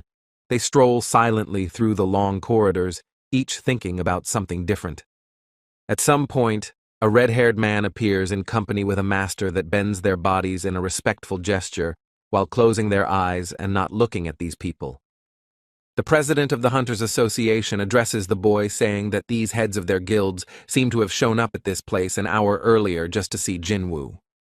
The president of the Hunters Association says that the one hunter who reached S rank in 2 years, and Choi Jung-in, is probably more worried than all of them, since he was the first to learn about Jinwoo's mighty power. The men walk in their own direction, after which they stop at some huge place. One unfamiliar man stands in front of the boy, with whom he says a polite hello, introducing himself. The man holding the folder says that before they begin the reevaluation process, they would like to see the basic abilities to establish a class, asking about what specifically Jinwoo uses. The boy, realizing what basic abilities are required of him, begins to summon one of his knights, forcing the dark magic to gather into one pile. The unfamiliar man that specializes in rank reevaluation opens his mouth in surprise and looks at what's happening when the president of the Hunters Association is also surprised by what he sees. Next to the boy at his command appears one of the most ordinary knights, ready to carry out any errands of his Lord of Shadows, only let him speak his decrees. The unknown man is visibly excited by what he sees. He asks if it's a spirit, and then asks another question, that if the boy can control souls through his abilities. Suddenly, the president of the Hunters Association enters the conversation, turning to the hunter Sung Jinwoo and asking if this is all the abilities he can possess. The boy looks unhappily at the president of the Hunters Association and thinks that since he's already been burned, there's not much choice. This time, Jinwoo managed to get the higher orcs. After a couple of seconds, the boy, concentrating on his actions, gradually begins to summon the rest of the shadows, which are some kind of prize bonus after defeating the boss. The president of the Hunters Association, who is nearby, stares in amazement at what is happening in front of him, seeming to stop believing his own eyes, because what is so amazing? Not far away, the heads of the other guilds watch the whole thing happen, and then look on in shock as the boy easily summons more dangerous and powerful orcs. The boy, once he summons the rest of the different types of his own shadows, states with a calm face that he can summon about 100 such subordinates, which is a strong ability. The male hunter rank evaluator looks around shocked, seemingly unable to believe what he is seeing at the moment, the president of the Hunter Association at the same time also looking at his new subordinates. The master does not hide his emotions and thinks about how powerful the boy's power is, that it really comes from him. Even Jinwoo's power is not comparable to the one he felt when he first met him. The master guesses that the boy has become much stronger than him, that he has surpassed all expectations and even surpassed various guild heads, while Jinwoo at this point finally goes with his license. After some time, the boy is finally given a new license, thanks to which he will be able to do a lot of new things, and suddenly he is called out by the master who is standing next to Choi Jung-in. The master asks Sung Jinwoo to take some of someone else's time, and the boy states at someone else's words that he still has some things left to do, starting to open the door with a nervous face. The red-haired man says in surprise and nervously that this is the exit the boy is going to go out in, and the foreman says he wouldn't be in such a hurry to go out if he were someone else. The boy thinks about the fact that the master seems to want to interest him in the terms of his own contract in this way, while Jinwoo presses the handle of the door and opens it. The boy, as soon as he opens the door, starting to walk outside, instantly notices the sheer number of cameras taking pictures of him, which just keep blinding Jinwoo. The boy clearly does not expect such a moment because he just wanted to get out and go on his way, as he changes in his face and opens his mouth, thus getting on the cameras. It is this moment that is captured by a large number of photographers, putting such a photo on the cover of various videos, titling it with interesting titles that can only be thought of. One of the students holds a phone in her hand that has some kind of broadcast going on, and calls out to Jinwoo afterward, talking about how her brother is now being shown right on TV, surprised more. Jin-A, who is quietly studying, immediately looks at someone else's cell phone and says with surprise, "What is this nonsense after all? Why would her brother be on TV?" Not believing the words. Just a little while ago, Min Seong is trying his best to attract media attention by saying that even though his evaluation will not go well and he will get a low ranking, but still. Min Sun raises his voice, saying in a confident voice that regardless of his overall outcome, he will definitely stand up for the residents as only befits the truest hunter. The media has been asking questions about why Min Sung is suddenly ending his career even without looking at his rank, asking if the star wants to announce that he is ready to give up the title of #1 pop star. Min Sung is contentedly basking in his fame, spreading his arms out to the sides and thinking that's the way to go. Let them all look only at him as someone tries to ask one question of this star. Min Sun doesn't even try to hide his smug smile. He thinks about the fact that it's all a pure lie. After all, he had already been evaluated and obtained the A rank already like 2 years ago, taking advantage of the moment. Min Seong thinks about the fact that he plans to make a huge amount of money as a hunter in these 2 years. He is only required to raise the public status of the Reaper Guild, which he does. Min Sung thinks of the best way to eliminate unnecessary rumors and resolve issues with the army. After all, he had the idea to come down to earth and become a hunter protecting the residents. Isn't that the perfect plan? Min Seong, covering his eyes, starts to voice that there is also a person present at this place that is the head of the Reapers Guild and supported his injury. Only before he can finish speaking, the media switches to someone else.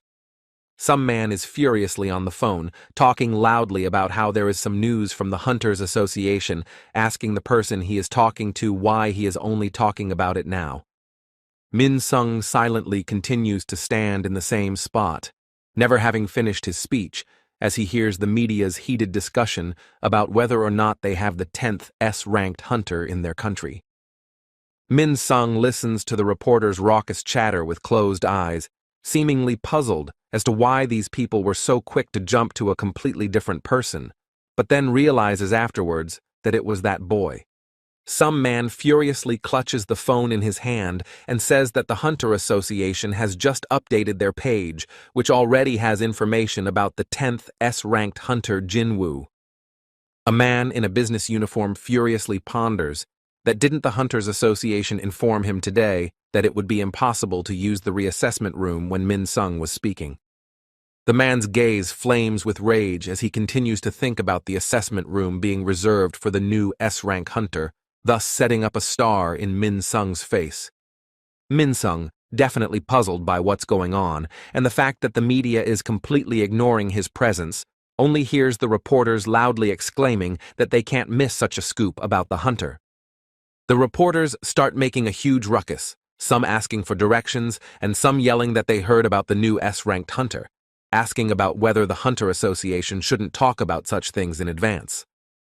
Min Sun even settles down to the ground from sheer surprise, unbelievingly ogling about the new S-ranked hunter, not understanding why this boy of all days appeared on this particular day, the most important one. Suddenly, Min Sung manages to spot one he knows in the crowd of reporters, shouting at him, thus attracting the reporter's attention, who looks awkwardly at the star and says he'll be sure to come over later. Representative Lim furiously keeps talking on his cell phone about someone changing the headline from E-Rank's Sorrowful Tears to S-Rank's Tears of Happiness, this very second.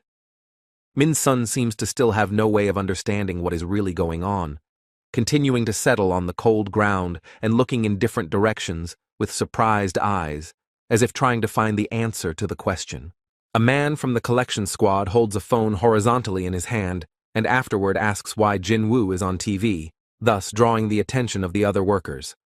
The same man who was once frightened by Jinwoo's gaze loudly proclaims that the boy is on TV for a reason, saying that he's interested in learning about the boy's terrible deeds. The workers on this shift sit down to all sit back and watch what is being broadcast on TV together, wondering what the hunter Jinwoo actually did. The man continues to hold the cell phone in his hand, listens to what the news is broadcasting about, and afterwards he hears someone saying that Jinwoo is the newly minted 10th rank S hunter.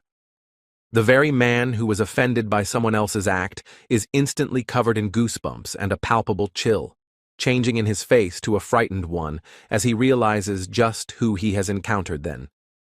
This broadcast with Sung Jinwoo is being scrolled on literally the biggest platforms that exist, forcing all people to watch the news.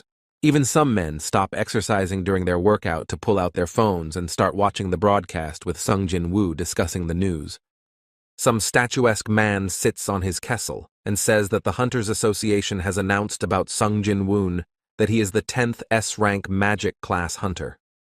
The man asks Jin Ho if his son has managed to recruit such an important person into his guild, Yu Jin, which doesn't seem like such an easy thing to do at first, since the boy is so popular.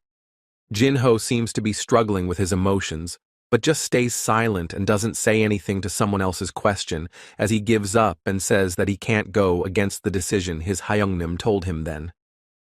Jin Ho gathers his strength, wondering if he should share the boy's decision with his father, but what to do when he has no other choice in this situation. Jin Ho, a little delayed in his speech, begins to voice that the boy is going to start his own guild, inviting him into the place as a deputy, nervous in front of his father. Suddenly, the man looks at his son in surprise, and afterward begins to voice whether Jin Ho knows why he decided to start the Yujin Guild, and the other assumes it's most likely because of money. The man starts to say that he has enough money. Does Jin Ho really think his father would start such a huge guild just to make money? Jin Ho doesn't make his question long about then what was the purpose of creating such a huge guild, to which the man replies that it was for the protection of themselves. The man says that the power and influence of hunters is growing every day. There are some whose power can match a whole country, but there are also monsters that call themselves the strongest hunters. They are called national level. The man continues that there are countries where hunters are exalted as kings, as Jin Ho thinks about how long the government will last and whether the law can protect them. The man says that he had one goal in mind when creating the guild, and that was to gather reliable hunters in one place, those whose beliefs aren't tied to money, and Jinho seems to have already found one such person. After his long speech, which the man shares with his son, he briefly states that Jinho has passed his time trial by holding his hand over the cup of hot coffee he's about to drink. The man continues that he leaves the Yujin Guild specifically for his son, Jinho, causing the other young man to open his mouth in shock and feel defeated in tangible hope. The man tells his son to take care of Yujin's guild, to make alliances only with strong and trustworthy hunters, allowing Jinho to run the company. The man goes on to say that it is such hunters who will soon be more precious than any riches, covering his eyes after a long speech, and all Jinho can do is loudly express his gratitude for such an action on his father's part. But all of a sudden, Jinho continues to voice that he doesn't seem to think he'd be able to run Yujin's company properly, causing the man to open his eyes in bewilderment. Jinho continues to confidently vow that he will definitely join his Yeongnim's guild, and this seems to be his final decision, even after a long journey to aspire to Yujin's guild. The boy continues to stand in the same spot, looking wistfully at all the reporters filming him, wondering why these people are filming him and not Min Sung's star. One of the reporters tries to get close to the boy and asks if Jinwoo is the same Irang guy who worked for the Hunters Association, because he was able to enter a rare group. Jinwoo isn't going to say anything back. He keeps hearing the reporter's cries for the boy to look at them, and the master says it's a tedious endeavor, so he'll take him without any hassle. As soon as the master tries to place his palm on someone else's shoulder, Jinwoo instantly reacts to the other's body movement, immediately disappearing from sight with great speed, causing the other to be surprised. The boy seems to have no intention of listening to anyone, and is not going to accept help, stating that he is perfectly fine, thus surprising all the reporters in the area with his disappearance. The reporters open their mouths in surprise, turning back at the audible voice behind them, and the master seems to change completely in his face, in no way expecting such an action on his part. The red-haired man that stands beside the master only adds fuel to the fire with his words that a magic-class hunter with this type of movement is simply an incredible person. The red-haired man seems to be thinking passionately about the boy's movements as he suddenly shifts his gaze to Mr. Puck, standing next to him, who seems to lose face altogether. The master can't hide his overflowing gut pleasure. All of the man's emotions can easily be read on his face as he thinks about how fast Jinwoo is since his eyes didn't follow him. The man's hands begin to gradually shake due to the thoughts overflowing his head. He continues to think about the fact that he is certainly aware of his own power, but that is not the problem at the moment.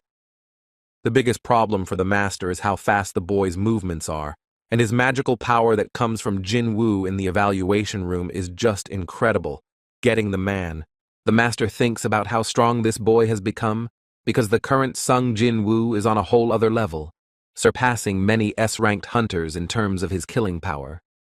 The red-haired man watches the master incomprehensibly, who continues to think that the boy's reawakening was because of this, but the fact that he's gotten even stronger isn't exactly surprising. The man can no longer contain all his emotions. His eyes are burning with hellfire, as if he wants to burn everything in his path that is associated with the boy, because perhaps it is not a reawakening.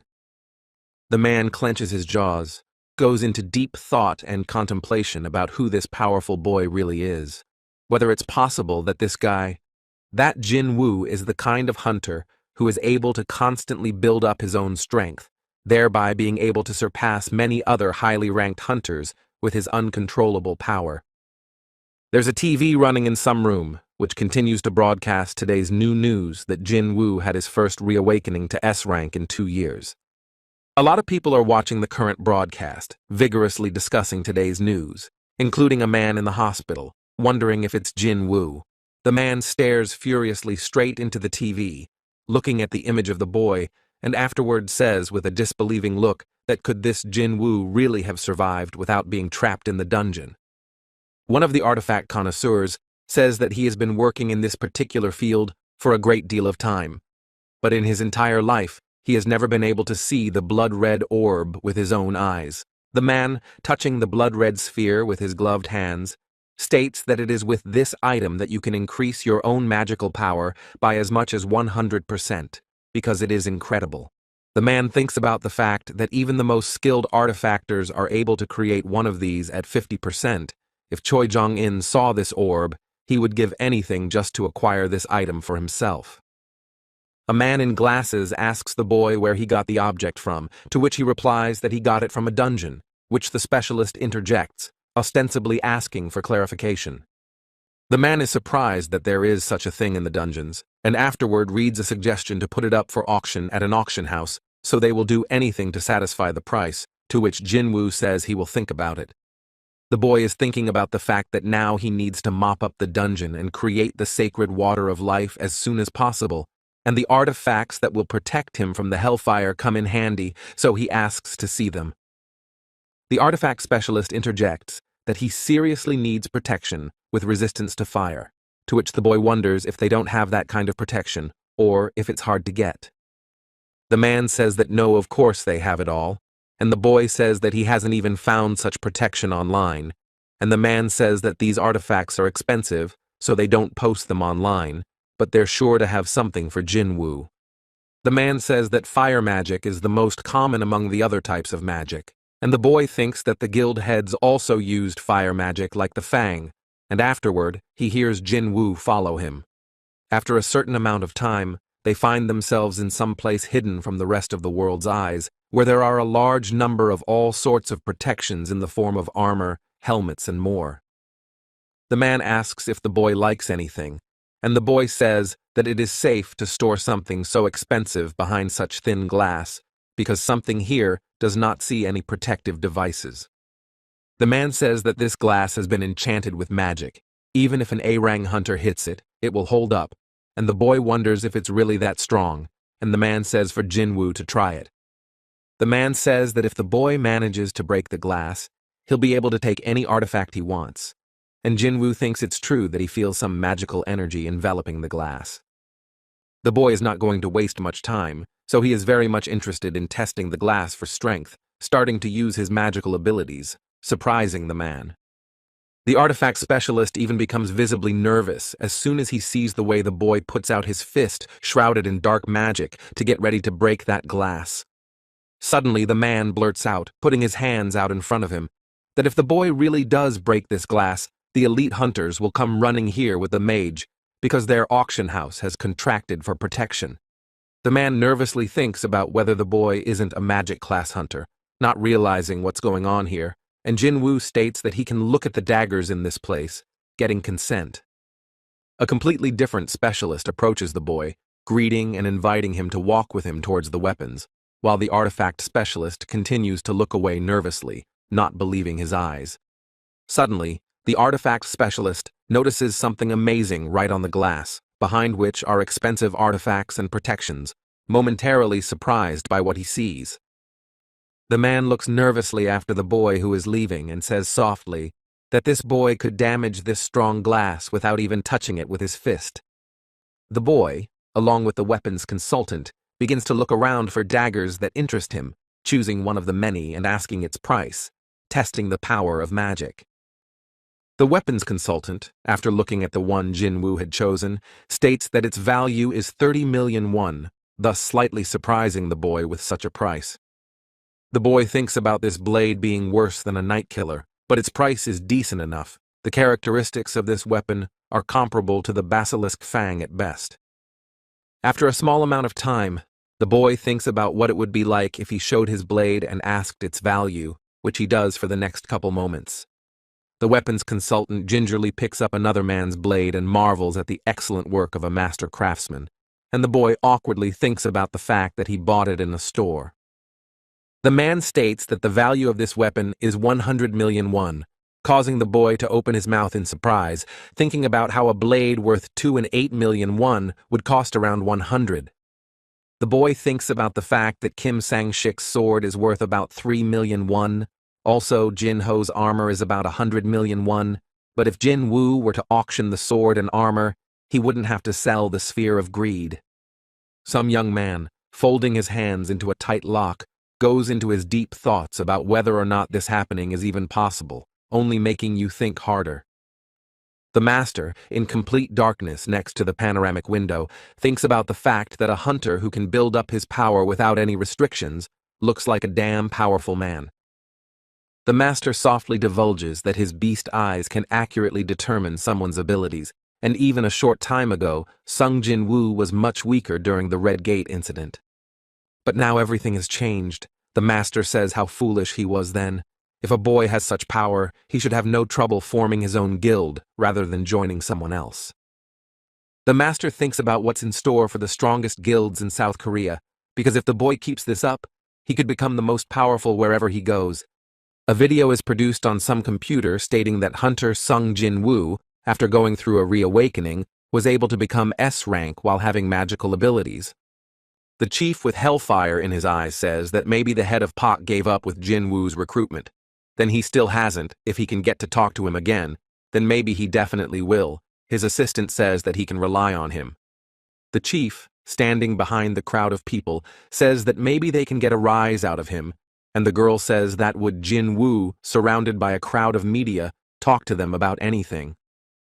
After some amount of time, Jinna tries to cautiously look out of the window of his house, saying that the reporters are still not giving up and trying to get to the boy with all their might. Suddenly, Jinna finds herself noticed in a surprising way, so the reporters standing below turn to her, drawing attention and making attempts to talk to her at least. The girl, realizing the fact that she is being spotted by these crazy reporters, changes her gaze and instantly settles to the floor as if trying to recover from the adrenaline. The boy says that maybe he should go down and disperse them, and the TA says that he definitely shouldn't do that, because there's already a lot of negativity on the internet related to Jinwoo. The boy asks incomprehensibly what the hell he did, and the girl, crawling on the floor, states that he ran away from the media without ever answering their questions, so her brother should ignore those reporters. Unhappy with what's going on, Sung Jinwoo says that the brash reporters are already starting to knock on the door, offering to deal with them, and the girl is already standing outside the door, telling him not to do it. The boy, completely enraged by the actions of these annoying reporters, is ready to rip them to shreds and make sure these people don't come back, talking about how they should stop, but understating it. In the boy's field of vision appears a crying Jin-ho, who, not holding back his many emotions, begins to say in a trembling voice that his father has kicked him out of the house. The boy, opening his door to a man he knows, asks that the man does not live apart from them, and the man replies that the villa in which he lives is in his father's name, so... Suddenly, Jin-ho tries to take control of the situation, stops crying, and says that if he can stay with his Hyungnim for a while, and the boy immediately closes the door right in his face. The boy doesn't seem like he's even going to listen to this young man. Jinna asks about him who this guy is, and Jinwoo replies that this is the first time he's seen this man at all. Jin-ho, who happens to be on the other side of the door, starts banging on the boy's door in an attempt to get through to him, because he's packed his things and really doesn't know where he can live. The pretty woman standing behind her husband voices the question of whether the man is overreacting to his actions toward his son, to which the man replies that Jin-ho deserves it. The man says that if Jin-ho wants independence, he should start pursuing it himself. But the bigger thing that pissed the man off was his son saying that he would follow his Henyum.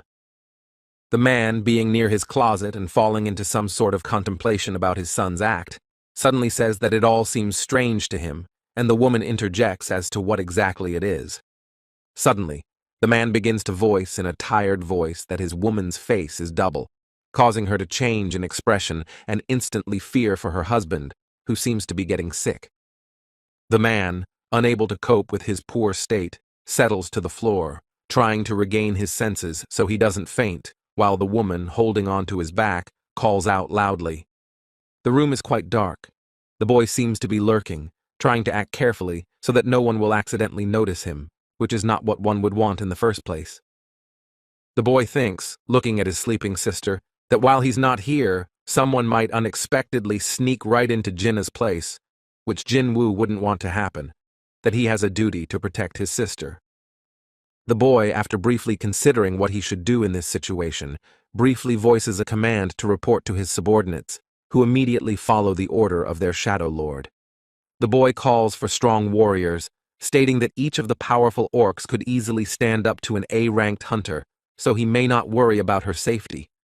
The boy, looking at the subordinates around him, wonders if they are the same 4 from Fang's retinue, but doesn't quite understand why there are 3 and not 4. The boy, changing in his face, immediately remembers that this 4th powerful orc was stuck in the ceiling because of his attack, which is why he failed to retrieve the other's shadow. The boy, after briefly pondering, declares that it is best to leave one powerful orc to protect his own sister, trusting him with his most intimate possessions. The boy voices that 2 other subordinates will come under the command of one powerful orc, voicing for them to watch over his sister. After himself, one of the shadows bows his head. After the boy's words, all of his summoned subordinates hide in various places in the room to ambush the enemy at any moment. The boy, observing the beauty of the quiet night city, turns to someone and asks the question that maybe he should put his subordinates around since he's here for now.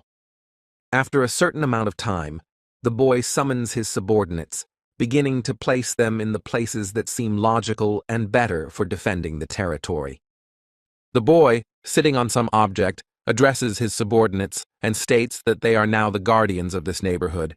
They must be quieter than water and lower than the grass so that people will not notice them.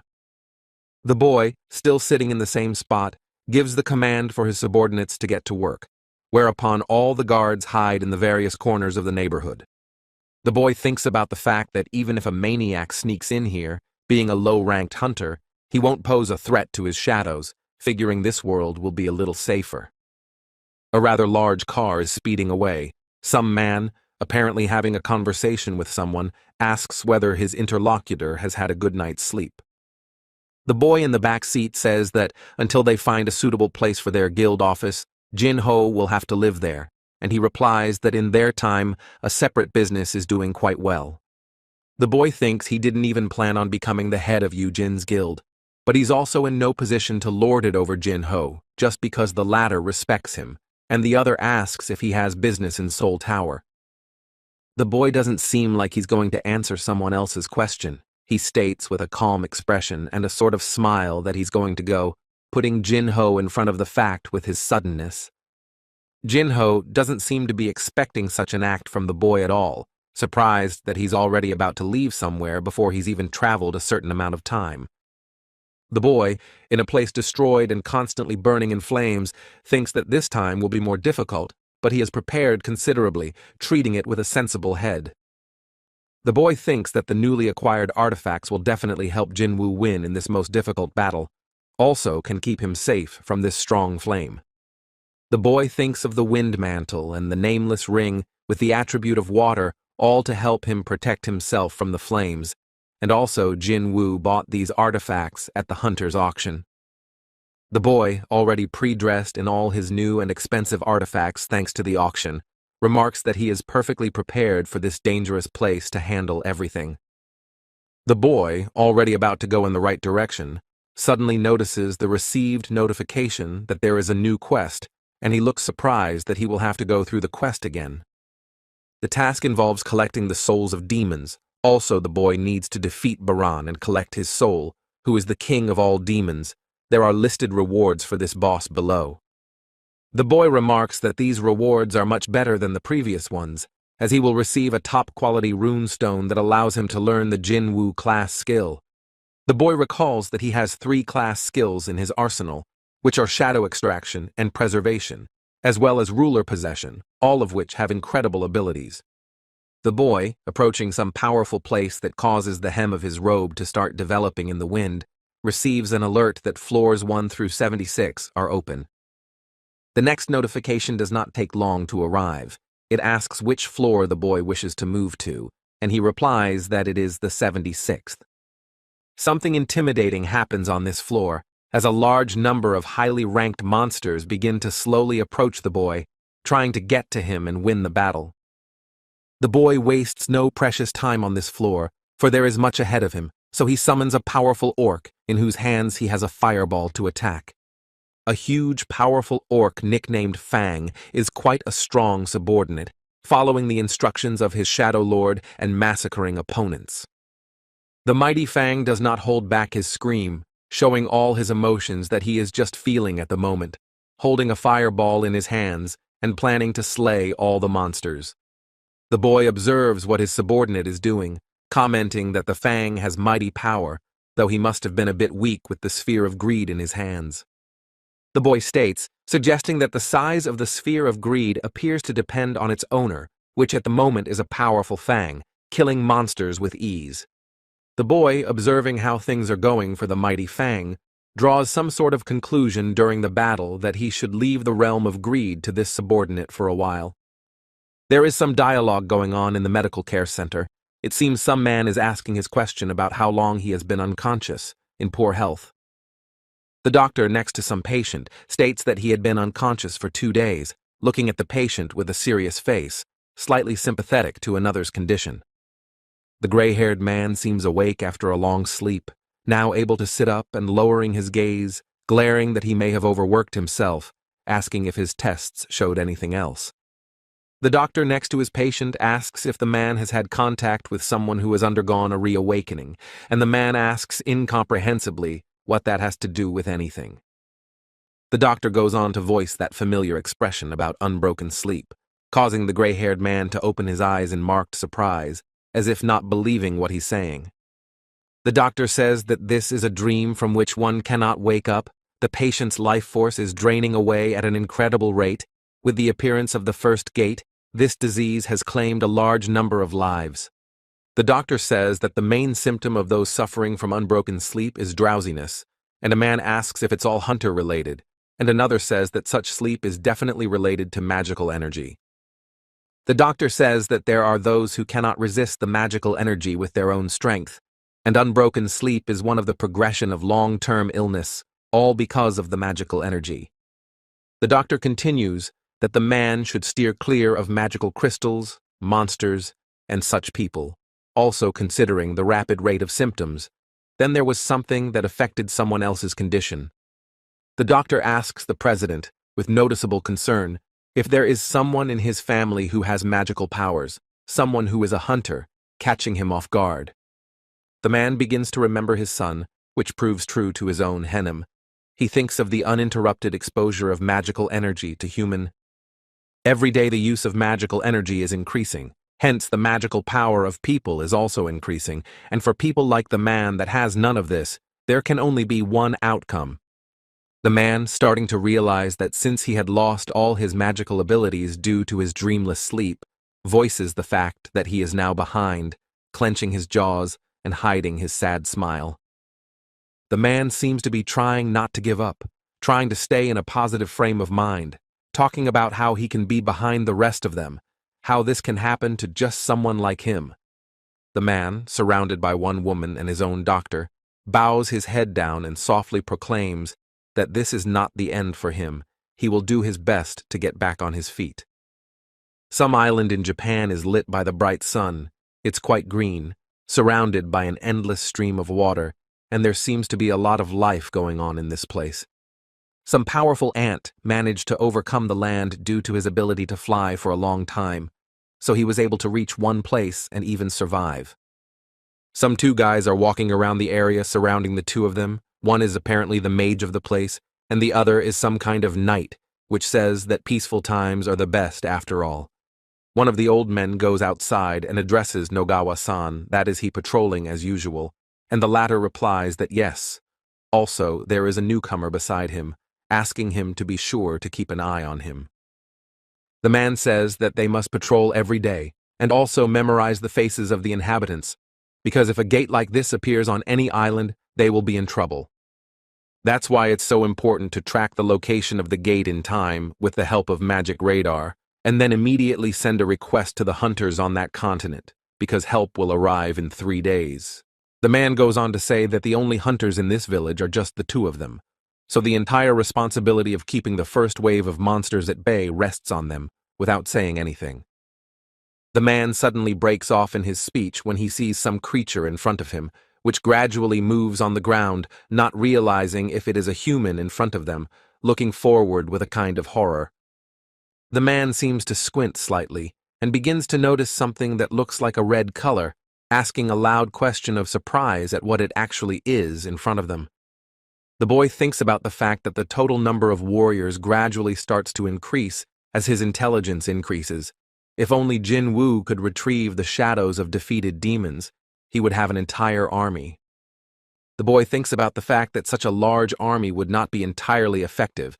It's about time he learned how to distribute them properly, deciding that he will divide them into 6 teams. The boy, concentrating on his thoughts and ideas, believes that one group will consist of Fang, the second team is Igris, and the third is Iron's team. Moving on to the rest of the groups, then the 4th team will be at the tank. The 5th team consists of the Higher Orcs B, and there will also be a team of Higher Orcs A. The boy says that he will have 2 instructions for them to distribute themselves into said groups and then begin the sweep, and afterward inform him when they find a pass to go to the next floor. The boy is not going to waste a large amount of time. He, having made a few instructions dividing the subordinates into groups, gives the command to disperse, which his shadows do, instantly leaving. The boy thinks about the fact that he will have to give up any loot except a pass to the next floor, but the first priority is to reach the top floor as soon as possible. The boy, looking at his goal in the form of the very top floor of this hellish dungeon, begins to notice how his experience is gradually replenished, saying that his subordinates have only just left, and already such a result. The boy realizes that his solution is much more convenient than having him lugging around everywhere and wasting his time. Also, as long as his subordinates are alive, then Jinwoo's mana won't be wasted. The boy realizes that ordinary shadow soldiers can no longer handle the high-ranking demons. Jinwoo has to constantly drink potions to increase his mana. Some time passes. The boy, along with his subordinates, continues to fight in this hellish dungeon, increases his experience and level. The boy standing next to the tank, which is already 24th level, says that since their last meeting the tank has already managed to gain a few dozen levels, surprising more. The boy thinks about the fact that he wasn't the only one raising his level, but his subordinates are here as well, so teamwork is indeed more effective than Jinwoo once thought. The boy stands next to the firestorm, looking up at it and thinking about the fact that he was able to get to the 80th floor much faster than he ever planned all along. The boy says that it's been 2 days since then. If we take the fact that Jinwoo still hasn't found the pass to the next floor, does it mean that a strong opponent is waiting for him? The boy, starting to wonder what lies ahead of him all this way, begins to notice his mana gradually decreasing, which it wasn't a couple minutes ago. The boy thinks about the fact that his mana is starting to drain much faster than usual. Someone is apparently constantly destroying his subordinates, making this situation worse. The boy thinks about the fact that since things are pretty bad with the soldiers' regeneration, the enemy is superior by an order of magnitude. It must be all going on in Aaron's team. It seems someone is actually stronger than him. The boy continues to watch his mana decrease significantly, stating that he has no choice but to summon the shadows back so they don't waste mana. The next day, due to prolonged ambushes towards the shadow soldiers, those were called off by the boy himself, who decided that this seemed to be much better.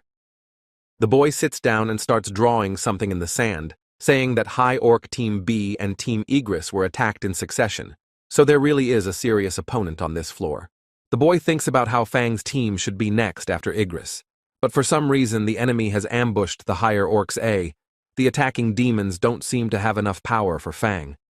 The boy thinks about the fact that if monsters purposefully get rid of weak opponents, it only means that Jinwoo's enemy can easily recognize his opponent's strength.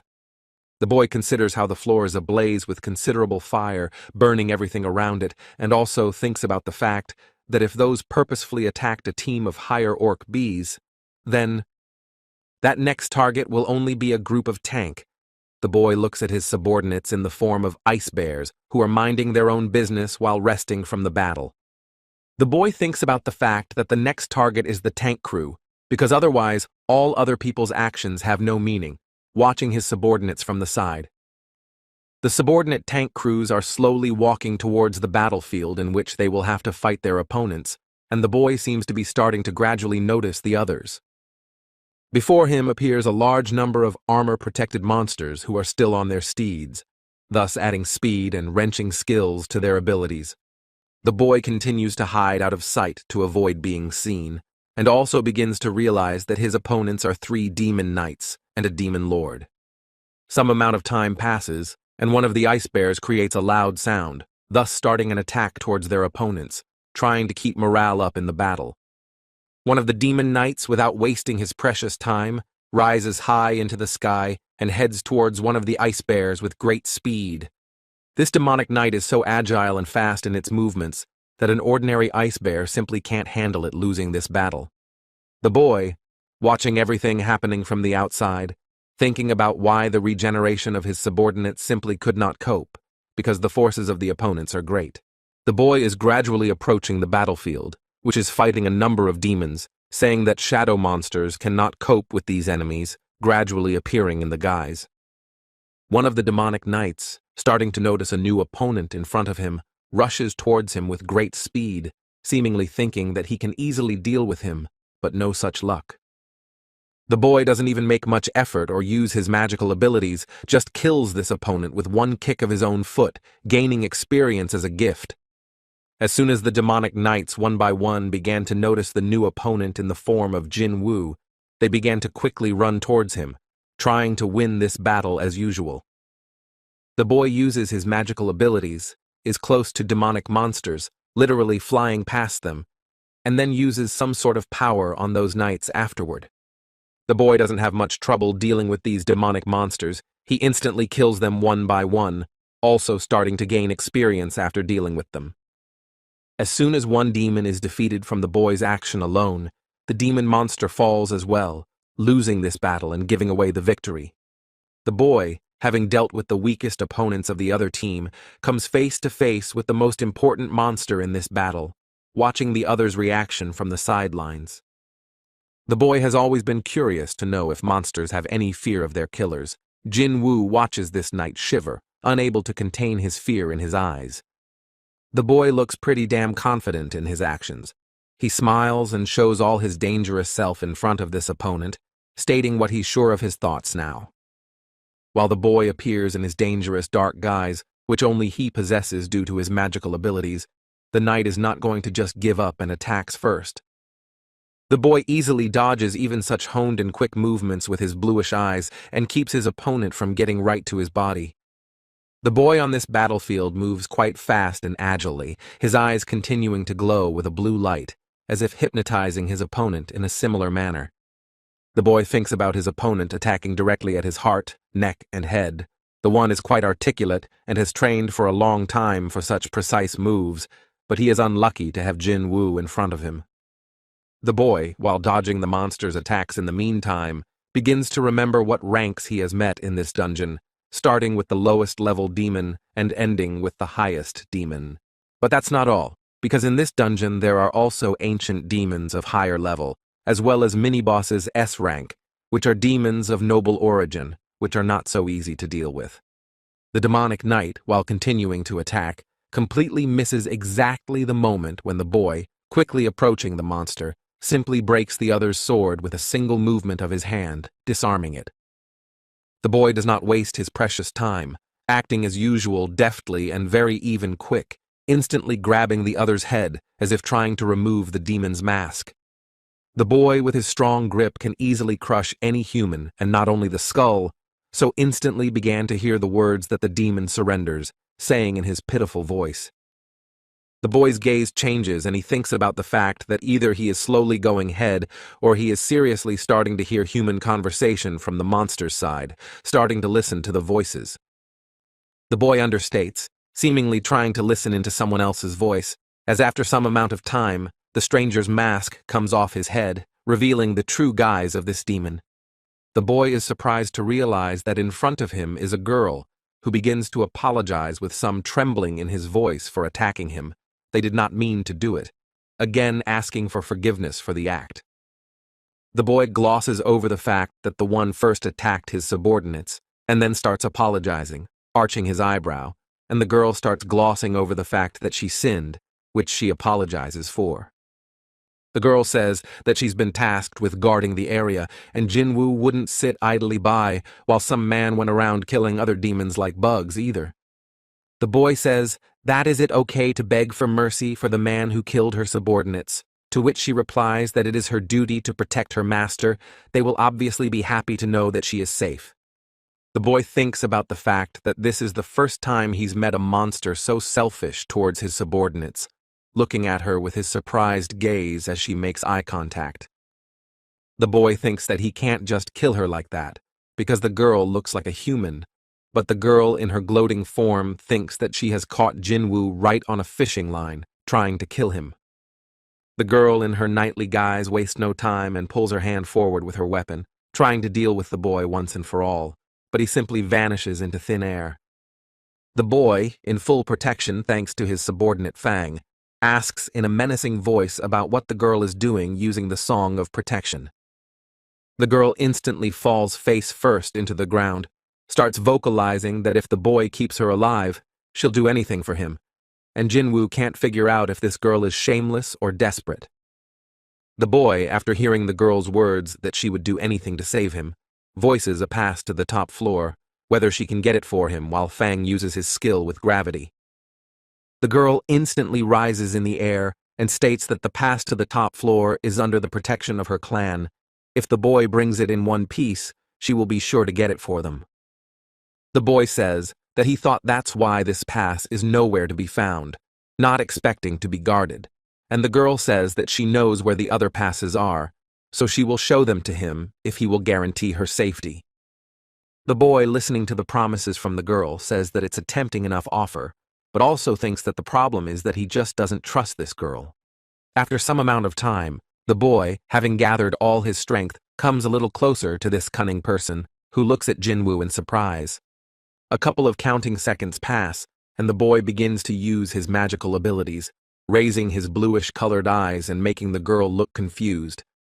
The girl, who was confused just a couple seconds ago, changes in her face to a visibly frightened one, for the boy is so damn strong in front of her, starting to ask her question. The boy, using his magical powers and hypnotizing skills, which he uses famously, continues to voice his question about whether he can trust this girl and her words. The girl looks fearfully at the powerful boy in front of her, continues to hover in the air, and is visibly nervous, genuinely stating the fact that she's not lying to Jinwoo and is telling the truth. The boy's gaze changes noticeably. He is quite serious and cold-blooded towards everyone, so he is not going to pity this girl, which she realizes and shakily says that the truth does not lie. The boy briefly states that he believes her, going on about how if the girl grants him a pass, he will leave the place and spare the monsters, thus receiving thanks from her. The boy, turning in the other direction from the girl sitting on the ground after gravity, that is quite visibly frightened, looks at her with the edge of his eye and states that first, some huge monster in the guise of an ant is devouring the prey it has just caught through its efforts, while at this moment the terrified officer sits on the ground and watches in horror.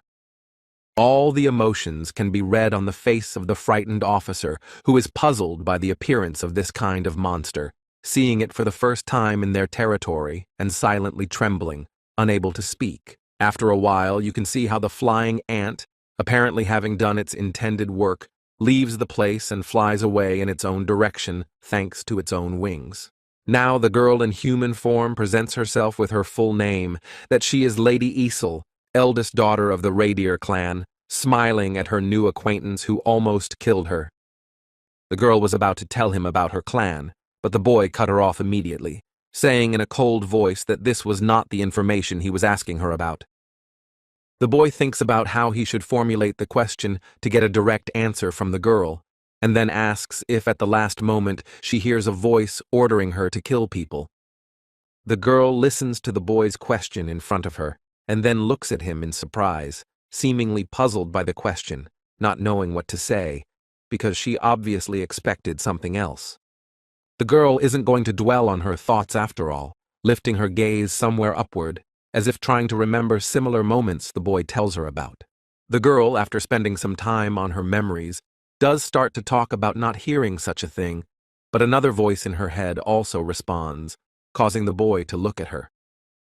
The girl says that at times a voice in her head orders her to defend this dilapidated place, seemingly only thus adding morale to battle against opponents. The boy thinks about the fact that they have a different task altogether, The monsters here protect artifacts and temporary dungeons. Perhaps Jinwoo is like a gateway monster to them, asking when they started hearing voices. The girl, looking at the pensive boy, confidently states that they started hearing these voices from the moment they first arrived here, when they started defending this place. The boy seems to snap out of his deep thoughts, puzzled by what he has just heard from this girl, questioning again in his mind that has it really been from the beginning of being here. The boy thinks about the fact that these monsters, it turns out, lived in a completely different place, whether he has a clue to the system, asking where they originally lived, if not in this place. The girl, watching the boy in front of her, says that before this place, they were still living in the demon world, so they found themselves in this place without even noticing it. The boy, looking directly at the girl with his chillingly cold eyes, asks her a straightforward question about what demons did in the demon world then, what errands they ran. It seems the boy is starting to use his magical abilities to uncover as much information as possible through his power, watching the changes in the girl's gaze. The girl, standing in one place like the most real, will-less doll, answers the boy's questions that all the demons in that world were preparing for war, developing a variety of plans. The boy doesn't procrastinate with his next questions. He asks about who they were preparing for war against, and the one answers that this war was against a powerful enemy, that all the demons had to unite. The boy, trying to find out more, is told that he has exceeded the limit of available information, so the conversation will be cut short by repeating the same phrase over and over again. The boy, thinking about the same thing happening to Baruka, because the system is forcibly blocking the girl's speech, which means that Jinwoo could be extracting some sort of clue based on their conversation. The boy thinks to himself that given that everything before this was like some sort of video game, having a backstory wouldn't be something strange, questioning what powerful adversary she was referring to. The boy doesn't give up, tries to get this system to talk, watches as the girl starts holding her hand to her head, apparently due to some sort of pain, trying to say something. But the pain is so intense that the girl just can't stand it, thus fainting, while the boy manages to catch her in his arms, calling her by name to bring her to her senses. The girl is in a reclining position, while the boy watches her, while simultaneously pondering the fact that the system has reacted rather violently to attempts to learn the identity of the enemy.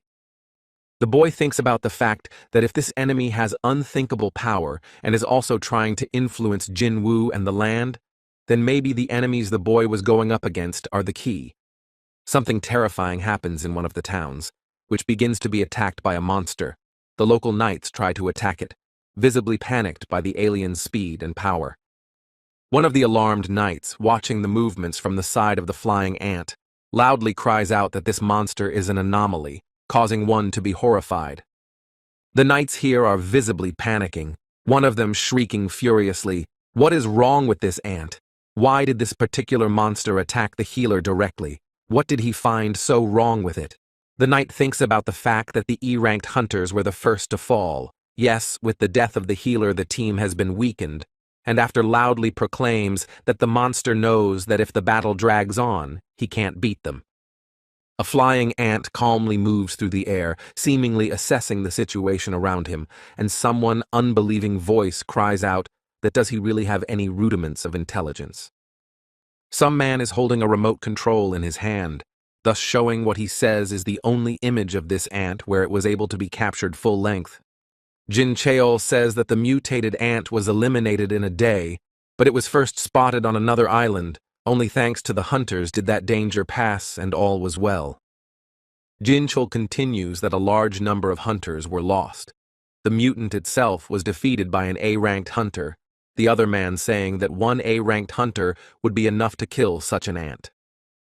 Jin Cheol states a large number of dead civilians. The mutated ant is able to fly and dodge. The Japanese Association estimated the number of hunters sent as a small price to pay for victory. Jin Cheol continues that Japan's Hunter Association system is one of the most advanced in Asia, but what would happen if mutated ants came to South Korea? Jin Cheol says that like Japan, they have many islands, and their country simply can't afford to keep track of all of them, as there are a huge number of them, and monsters can be everywhere. The president of the Hunters Association says that the island that was attacked is quite far away from them, but if the ant can fly to them, they will apparently be able to reach Mokpo. Some say that otherwise speaking, if they had flown in the other direction, they would have easily reached Chindo Island or Wando Township. Also, they look more like bees than ants. Someone goes on to say that unlike Japan, they can't send hunters to every island. They simply don't have enough manpower. And yes, if they send low-ranking hunters, those will become food. The president of the Hunters Association thinks that who can help South Korea because they have a big nation and a huge area, but lack of defense like Russia and China or the United States, which refuse to help. Jin Cheol, noticing Chairman Chu-Gong turns to him respectfully and seemingly with some question that has arisen, wanting to speak up about this moment right now because you can't wait. Jin Cheol, leaning closer to the chairman, secretly says that he wasn't going to talk about it during the meeting, but there's someone who contacted them in strictest secrecy. Jin Cheol states with his most serious face that Hunter Hwang Dong-soo of the Vulture Guild is willing to cooperate in the upcoming raid on Jeju Island, alerting the president.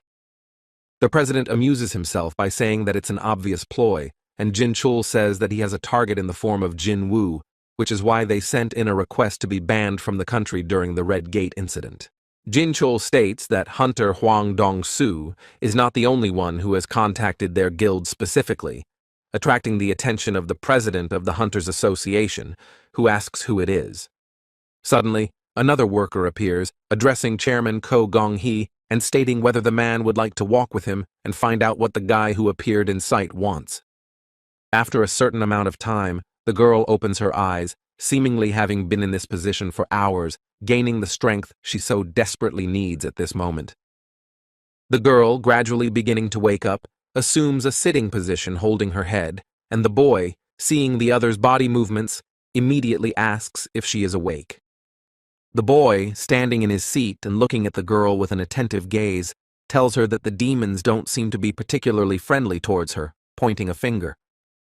The boy lets the girl look at the huge number of breathless bodies he's been dealing with for a while, saying that these guys were trying to attack the sleeping girl. The girl, opening her large eyes in surprise, vocalizes that the boy does not tell her that he was seriously protecting her while she is in a sleeping position. The girl instantly approaches the boy and bows her head in deference, thanking Jinwoo and saying that demons who lack intelligence do not perceive demons who have it. The boy, looking down at the girl with his chilling gaze, asks her a question about how long it would take them to walk towards the current pass location. The two of them walk in the right direction. Gradually, somewhere in the distance of their path, they begin to notice a huge, sprawling castle on a hill, which shows all its gloominess. The boy thinks about the demonic castle being inside the demonic castle, too confusing, and the girl asks the knight where her father is, and the knight says the man is in the throne room. The girl asks to take care of the boy behind her, for he is an important guest, and afterward the two of them walk towards the throne room to meet the girl's father. The girl leads her important guest down the red carpet, addressing her father and stating that she's brought a new person here, while Jinwoo thinks that if he walked in here with a shadow, a fight would break out. The man sitting on his throne lurks for a while in the shadows, beginning gradually and with a palpable horror in his mind, to voice that Isel has done something terrible on his part.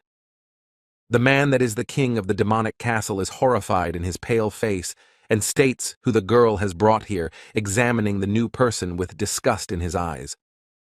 The girl says that this man is their guest, and the man replies that since when do guests come to someone else's house, and with his army to boot, causing the man to break into a loud scream. The girl seems dumbfounded by her father's words, opens her huge eyes and looks around incomprehensibly, hearing the question of whether the girl can't see this. The man rants about how there are over 100 soldiers, maybe even countless, in the boy's shadow, and Jinwoo wonders if the king has such good intuition. The boy continues to stand his ground even after a moment when knights with their swords appear around him, hearing loud words about how he dared to come here with his knights. The boy calmly states that he has promised Ezel to leave this place without any incident, only if one of them gives Jinwoo a pass to the next floor. The boy calmly pulls back the weapon of one of the demons with his hand, and the king thinks about whether this is the same hunter who was killing demons with crazy speed and climbing the tower. The man thinks that although they belong to the nobility, their clan reindeer remains the weakest among the other 20. He even heard that the boy defeated Metis and Vulcan. Can they win it? The man who continues to sit on his throne comes up and asks if the pass is the one thing he wants, and the boy replies that there is something else he wants. The boy earnestly states that he wants to take the girl with him on his long and bloody journey. He draws Ezel to him, who is embarrassed by such a gesture and remains silent. The boy thinks about the fact that Ezel knows where the other passes are, which is why he will need her to guide him to each of them and save precious time. The boy thinks about whether he said something wrong, looking at the reaction of the king, who glares angrily at Jinwoo, but never says anything contradictory, so only silently agrees. The man elegantly holds a fork and knife in his hands, slicing the bloody steak, while trying to find out more about the boy's intentions by asking about the chaperone. The man questions that the boy only needs a pass and an escort, while Jinwoo thinks that the king seems to have misinterpreted his thoughts on Ezel. The man says that if he had known from the beginning that this monster was the master of those black soldiers, he would never have gone to fight him, saying that Jinwoo was not going to put his daughter in danger. The boy thinks of a monster worrying about his daughter as an interesting enough picture. Jinwoo slices a piece of steak and says that he gives his word and always keeps it. The man seems to get a satisfying response from the boy, briefly reads, "All right," and raises his hand in a sign for one of the demons to approach him.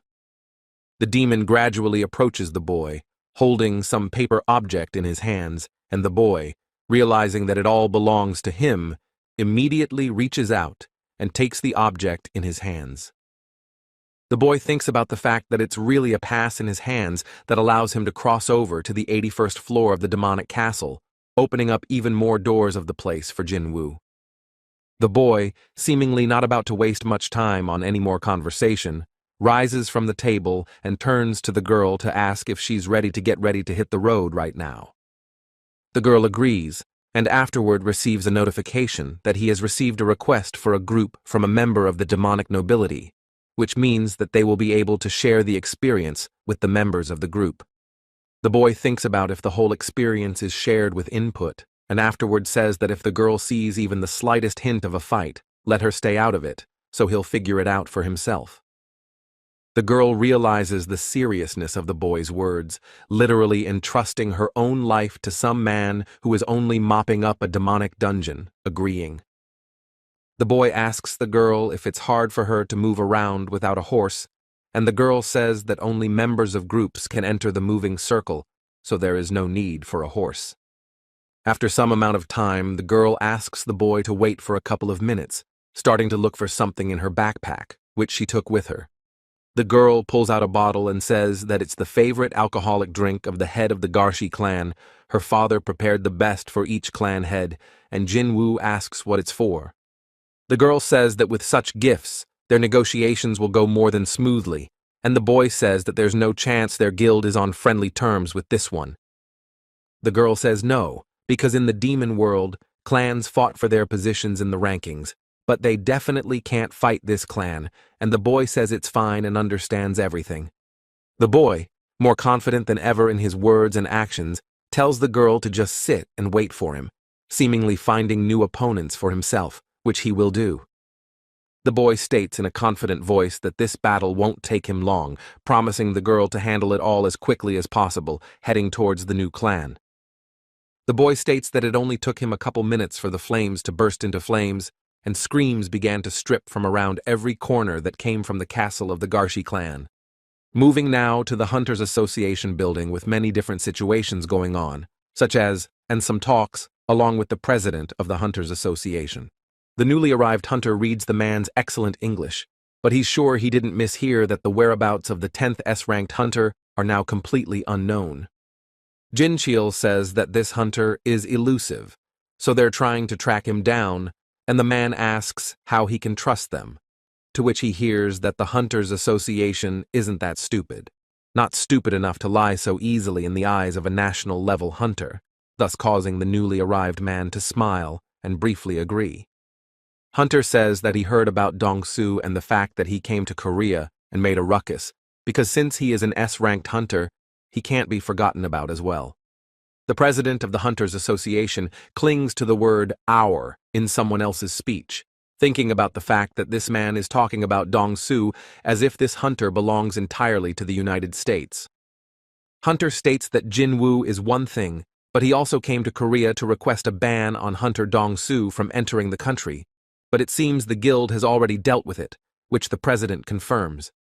Hunter continues that then this dialogue will end much sooner, so he'll call them if he needs anything, and the man thinks about the fact that although he himself is by no means of small build, but next to this hunter, the man feels like a baby, and the man says he heard that South Korea is in distress, so once he came to his senses, did he give any hope to them? Hunter keeps saying that he wants to help them with the Jeju Island situation, but the Hunters Association knows that he is a busy man, which is quite unfortunate. The man begins to smile widely as he continues to say that if South Korea had enough money to hire him, he would still be able to think about the case. The hunter says he has to go, and Jin-chul asks if their hunter can accompany him on his way to the plane, and the hunter replies that it will be up to them, also adding to keep their conversation private. As soon as the hunter leaves their building, the president of the Hunters Association surprisingly states that it was in fact a national-level hunter. Was it foolish to hope for a foreign presence in Jeju-do? Jin Cheol tries to support his chairman by saying to just not worry about the case, because the cooperation with Japan has already been confirmed. Jin-chul goes on to say that a hunter from the big Japanese guild is going to visit South Korea today, currently heading in the right direction on an airplane. On the territory of the demonic castle is coming fierce battle. The boy does not stop attacking the surrounding knights, receiving for each kill additional experience. The boy who just defeated a noble demon gets a lot more experience, and afterwards states that they seem to give a lot of experience due to the fact that they have a high level. The boy notices that Igris has the maximum level, so now a promotion is available due to reaching the required level. Also, the rank of the shadow will be raised with confirmation. Even the tank now has a max level, so now a boost is available due to reaching the required level. Also, the shadow rank will be boosted with confirmation. The boy thinks about the fact that he seems to be able to increase his rank if the shadows reach the maximum level, watching the subordinates give a request to increase their rank.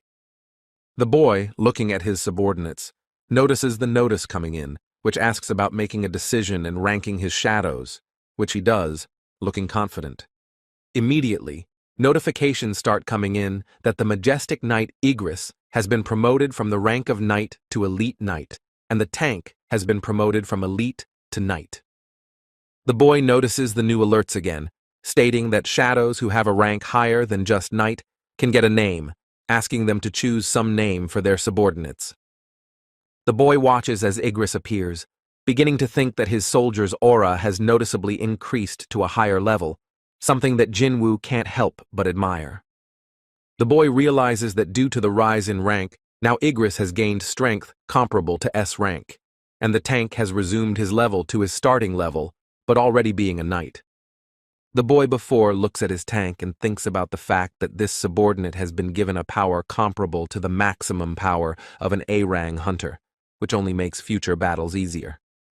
Suddenly, the girl draws attention to herself by calling the boy by name and using Mr. with it, thus causing Jinwoo to be embarrassed and tell her not to say it. The girl calls him master again, but awkwardly, and then asks him if he knows how many clans he's managed to destroy, and he replies that it's about 9 if he's not mistaken. The girl says that starting from the 90th floor, each subsequent floor will be controlled by clans from the high-ranking nobility, and those are on a completely different level, as if to discourage. The girl goes on to say that if the boy negotiates with them, they'll probably give him a pass like the girl's clan did, and Jinwoo asks that if he was weaker, would their clan give him a pass. The girl's gaze instantly changes after hearing the boy's words, seeming to begin to realize why her father did exactly that. The boy, looking at the girl with his bluish-colored eyes, smiles slightly and says that that's how it works here. That's how you can get passes.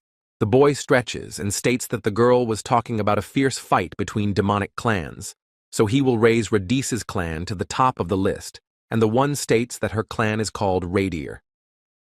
The girl awkwardly calls out to the boy again, using Lord in her speech, and then continues afterward, asking about why Jinwoo didn't touch her clan, which still seems to be plaguing Isil's thoughts. The boy answers the girl straightforwardly, looking her exactly in the eye, that he liked Isil, seeing nothing odd about telling the truth since she inquired anyway. The boy thinks about the fact that maybe he's somehow compatible with people who are quite awkward, or it's something else while the girl is covered in a blush, not knowing what to say. The boy thinks about the level and number of monsters being on a whole other level that doesn't even come close to comparing to the lower floors, gradually realizing it. The boy thinks that despite the increase in his intelligence, it seemed insignificant to him that mana was being consumed, but it shows in how often his warriors recover after being destroyed. The boy is on the 97th floor thinking about the fact that it doesn't mean about passing to the 97th floor due to luck, because Jinwoo also has his great strength. The girl watching the boy thinks about the fact that even the 4th rank Pestos clan and the 5th rank Ricado clan were destroyed. She quietly wonders if other people are as strong as Sir Jinwoo. The boy reads something like that, and afterward thinks that Go Gun Hee and Cha Ha-yeon are definitely stronger than ordinary S ranks. Based on their aura, they're clearly a couple leagues higher. The boy thinks about the fact that S ranks are very different from each other. Also, the time gap will be stronger than other ranks, because once Jinwoo reached the higher floors, everything might change. The boy turns to the girl and tells her that she can go back to her floor, because he can take care of the rest, making the girl freeze in surprise. The girl even reacts somehow offended by the boy's words, starting to vowl uncertainly about whether Jinwoo doesn't really need her anymore, staring with her big eyes. The boy thinks about the fact that this girl was funny until the end, and afterward says that the one did a great job thanks to her, and Isil, in the meantime, lowers her head and accepts all the words of the guy. The girl seems to be different from many of the others in her resilience and assertiveness, starting to voice that she wants to go with the boy, wants to help him all the way.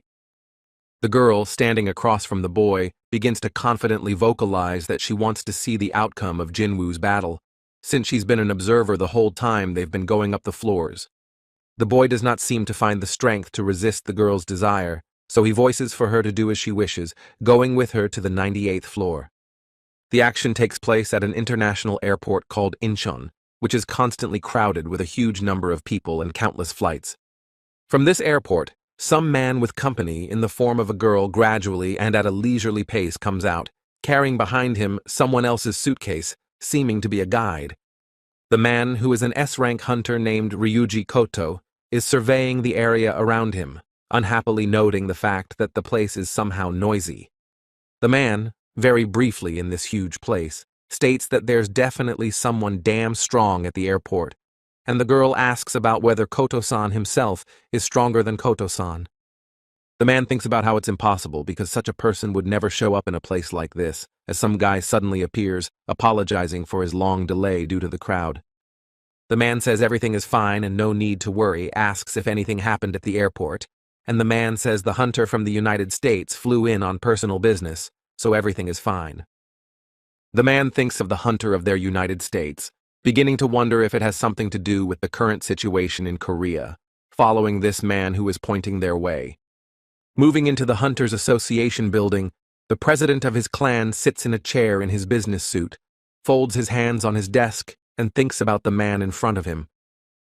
Is the only hunter capable of competing with Liu Jian from Asia itself, calling himself Ryujin Koto, looking at the president with a serious look and seemingly ready to negotiate. The president of the Hunters Association, observing the man in front of him, realizes the thing that the one is an unusual person, clearly with his own zest and cockroaches in his head. Currently, about 11 high-ranked hunters are in Ryuji Koto's guild, most likely the one with power in Asia after the guild in China. A girl in a business suit introduces herself as Hanakawa, which will be a translator for them, and will also relay Ryuji-san's words so that the president understands everything. The girl says that because of the disaster that happened a few days ago, they will not turn a blind eye to the Jeju Island situation and will help Korea. The president of the Hunters Association begins to think about whether they are really promising full support, and Ryuji Koto says that the real reason he came here. The man doesn't wait long, looking at the president with a confident look, and then asks about forming an alliance that will be made up of elite warriors. The president doesn't quite seem to believe what he's heard in other people's words, and afterward asks if they want to team up to destroy the ant colony, and Ryuji replies that they do. The president says he knows the Japanese elite hunters are excellent, but entering the island is too dangerous, and Ryuji says they have a proper plan prepared, because this is a serious matter. The girl walks over and gives the president data stating about the ant research, and Ryuji adds that each ant is equal in strength to a top-ranked hunter. The man adds that ants have a fatal weakness, which is lifespan, as these monsters can only live for 1 year, no matter how much they want to get rid of it. Ryuji continues that if they can kill the queen, the other ants will already be able to die after 1 year, and Jeju Island will be free from the alien presence of these monsters. The president thinks about the fact that they need to eliminate 1 queen. Also, it is much more realistic than killing 1 ant at a time, but it is just as challenging a fight. Ryuji says that they will have to break through a defense line of 1,000 ants, but the tide will change noticeably if those ants leave the anthill, and the president asks if that is possible. Ryuji says that when South Korean hunters landed to raid Jeju Island, on all 3 occasions, the ants left their tunnel and attacked the hunters. One of the workers cries out that this is impossible, and the girl states that these are only results that were confirmed with a magic scanner. Ryuji continues that his 10 of the 11 hunters are in his guild, and they are planning to take part in an upcoming raid on Jeju Island. Ryuji states that they will take the role of decoys, and the South Korean hunters will take care of the queen, so the rest of the guild members will be arriving in that country soon. One of the office workers dumbfoundedly interjects that there are really 10 S-ranked hunters including Ryuji Koto as well, because it's really going to be a crazy battle.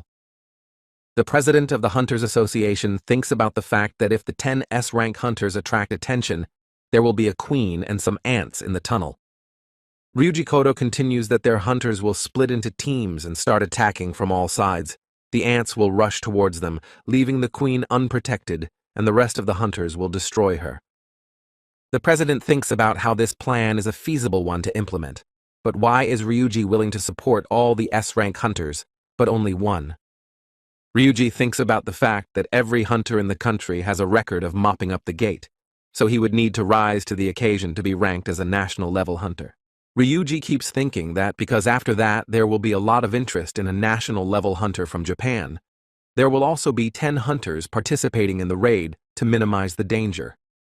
Ryuji thinks that Korea has no reason to refuse, but it's not really the right way. Only without it, you can't become a national-level hunter no matter how much he wants to.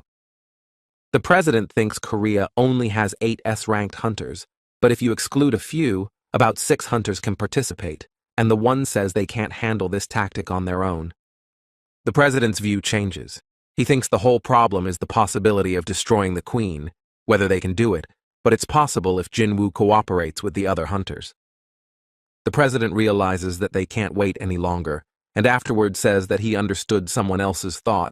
Later, they will provide a concrete operational plan. The boy is standing, looking somewhere with an attentive gaze. At the moment they have level 93, the girl standing next to him is slightly in mute horror. The boy realizes that they are on the 100th floor, which is full of the unknown and even more dangerous creatures that they will need to deal with. The boy stands calmly with the girl next to him, but still concentrating on what is happening, as some monster suddenly appears.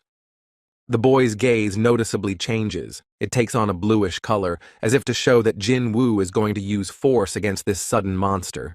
It seems that the boy begins to gaze as he notices that the flying creature is carrying a demon king, a certain Baran, that is controlling his monster. The boy's gaze becomes more serious as he keeps his eyes on the enemy before him and realizes that an unusual aura is emanating from the other. The boy looks at what this unusual opponent actually looks like, quite intimidating and strong, wondering if he can defeat him. The girl looks at the opponent and thinks that he is incredibly bloodthirsty, for she sees him for the first time, but she immediately realizes that it is Baran in front of her. The boy looks at Isel with a glance and realizes that the girl can even feel the monstrous aura of the stranger, and that she is visibly trembling, unable to hide it. The boy shifts his gaze to the flying monster called Wyvern Kaiselin, and Jinwoo immediately realizes that this creature will only be in his way. The boy seems to realize that this is Wyvern, the first time he runs into a non-demonic creature. It turns out that there are other modes of transportation in this place. After a certain amount of time, this Baran, along with his wyvern, suddenly rise upwards, traveling at a great speed. The boy thinks about the fact that if it doesn't seem to be a demon, then he can get another shadow, and the Demon King Baran uses the Hell Army skill. At that same second, various porta potties appear on the ground where the boy and girl are, causing some horrible atmosphere around them. After a certain amount of time after the skill is used, demonic creatures summoned by Baran begin to appear from the portals. Gradually, demonic creatures begin to emerge from the nearby portals in a large pile, aiming to massacre the boy. The boy says that it's clear at one glance that there's a whole horde of demons here, and the girl is slightly panicked, asking what they should do in this situation. The girl can't seem to contain her overwhelming fear. She can't hear the answer to her question and calls out loudly to the boy, drawing attention to herself. The boy, in turn, only replies to Isel briefly that it is too early for any action, so he waits for the right moment. A huge crowd of countless monsters fly towards the two people, and the boy uses the monarch's possession skill that dark smoke gradually appears. The boy seems to have waited for the right moment when all the monsters fall under the skill's possession. Jinwoo loudly shouts a command to his subordinates to appear. At the same moment, one of the monsters is completely pierced by the weapon of Jinwoo's subordinate, causing it to fall to the ground with a breathless body. A huge number of monsters who were only trying to get to the boy fall off their horses and straight to the ground, unable to resist. The girl who was watching the scene can't help but hide her gut-wrenching admiration, opening her mouth in surprise because of such strength of Jinwoo. The bigger monsters that are gathering in a pile to surround the boy from all sides try to make an attack on him to spread out faster. At the same instant, trying not to waste precious time and leave Jinwoo in trouble, the majestic Igris flies towards them with great speed. Fang also enters the battle itself, using the skill song of extermination, trying to deal with all the opponents thanks to his skills. The girl opens her mouth in astonishment, saying that it's all unbelievable, because she has reached the top floor with the boy, but only now she sees him fighting. The boy looks at the horrible creature in front of him, whose eyes are filled with scarlet blood. Isel realizes that this territory belongs to the Demon King Baran. She continues to stare at the boy, who is ready for any attack from Baran, and also thinks that he is an intruder who must be destroyed. Who Isel really is in this place, whose side she should take, she is in notable doubt, for someone seems to have a strong influence on her. The ram on his flying creature is using some sort of magical ability, making the sky shake with his mighty power. The girl watches with her attentive gaze, gazing into that distance, and realizes that this isn't just a lightning bolt that just happened. It's a mass spell with a stun effect, so the boy reacts instantly and hides the girl under his cloak, so she won't be affected by the damage. The boy thinks about the fact that if he doesn't stop this spell, all of his shadow warriors will turn to nothing, and his mana will just run out, making the situation worse. The boy thinks about the fact that it seems like he should get rid of the flying creature's wings first, shifting his gaze to an opponent not far away from him. The boy begins to approach at high speed, trying to accomplish what he intended, already being close to his enemy, but he is not allowed to do so. The mighty Baran instantly reacts to the boy's attempt to attack his flying creature and immediately throws his head back, gaining strength. A few moments pass and the mighty Baran, concentrating, instantly uses his power towards the boy, which is quite strong. The boy instantly reacts to such an action on Baran's part, and immediately flies away at high speed from the stream of magical power that follows him. The boy thinks about the fact that Baran is fast, so it can reach him as well, as his cloak only absorbs damage to the extent it can.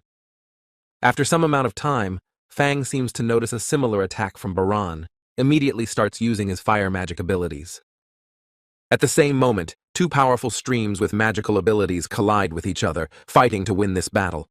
Fang's magical abilities are so strong that his power reaches the flying creature along with Baran, clamping them harder and burning them with his flames.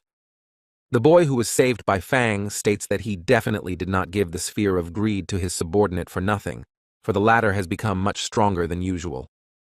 It seems that the mighty Baran, who had received a large number of burns, immediately sinks to the ground, so shattered and not expecting the great power of the enemy. The boy says that finally Baran is finally down on the ground, or Jinwoo is already visibly tired of waiting for this moment, pointing his dagger in his direction. Angry at what is happening, the mighty Baran walks purposefully towards the boy with his strong steps, holding his sword. The boy says that there are actually skills that don't consume mana, and these are the ruler's touch and shadow warriors, which makes things easier. Ruler's touch controls and affects physical abilities, but effectiveness depends on the weight of the item, even if it doesn't consume mana. Same with shadow waves, but it's different when they are destroyed by the enemy and the soldiers start consuming mana to regenerate, which is why it's so important to increase intelligence. The boy thinks that this monster's subordinates are just as huge as his combat power, but how Baran manages his warriors makes you wonder. The boy thinks that considering the fact that warriors don't regenerate, it takes a lot of mana for Baran to summon and use them again. Fong uses the defense song skill, watching as a large stream of magical power is directed in his direction at a great speed. The boy thinks he's slowly losing mana, and Baran doesn't give him a chance for Jinwoo to regain mana, forcing him to be constantly distracted. The boy thinks about the fact that it takes a lot more mana for high-level fighters to regenerate, but also, Jinwoo can't give up on his subordinates. The boy thinks about the fact that he absolutely has to finish this fight with Baran before his strength finally runs out. He just has to. Mighty Iron, about to strike his opponent with great force, finds himself unarmed from a single fist strike on his subject. The Mighty Iron instantly changes his face to one of surprise, full of bewilderment as to how such a thing could even happen. Baran, who is opposite Iron, is not one to spare his opponent, so he instantly dispatches his subordinate. While the mighty Baran is busy watching Iron fall to the ground, the majestic Igris is purposefully heading in his direction, intending to take him down. As soon as the majestic Igris drops to the ground after a great leap, as he is caught off guard by a stream of magic right in his face, the boy, seeing that there was an opportunity to ambush him, activates his deadly strike skill, quickly heading towards the Baran for a strike. The boy attempts to strike with his dagger as he realizes the fact that this Baran was able to parry his death blow, causing him to freeze in one place due to some sort of terror. The boy is instantly caught up in this unpleasant situation, unable to react to move away from the mighty Baran. The mighty Baran, about to deal with this annoying boy, holds him by the head, doing whatever he himself wants. The mighty Baran's attention is drawn to the suddenly appearing sword of the majestic Igris, which only draws other people's eyes to distract him.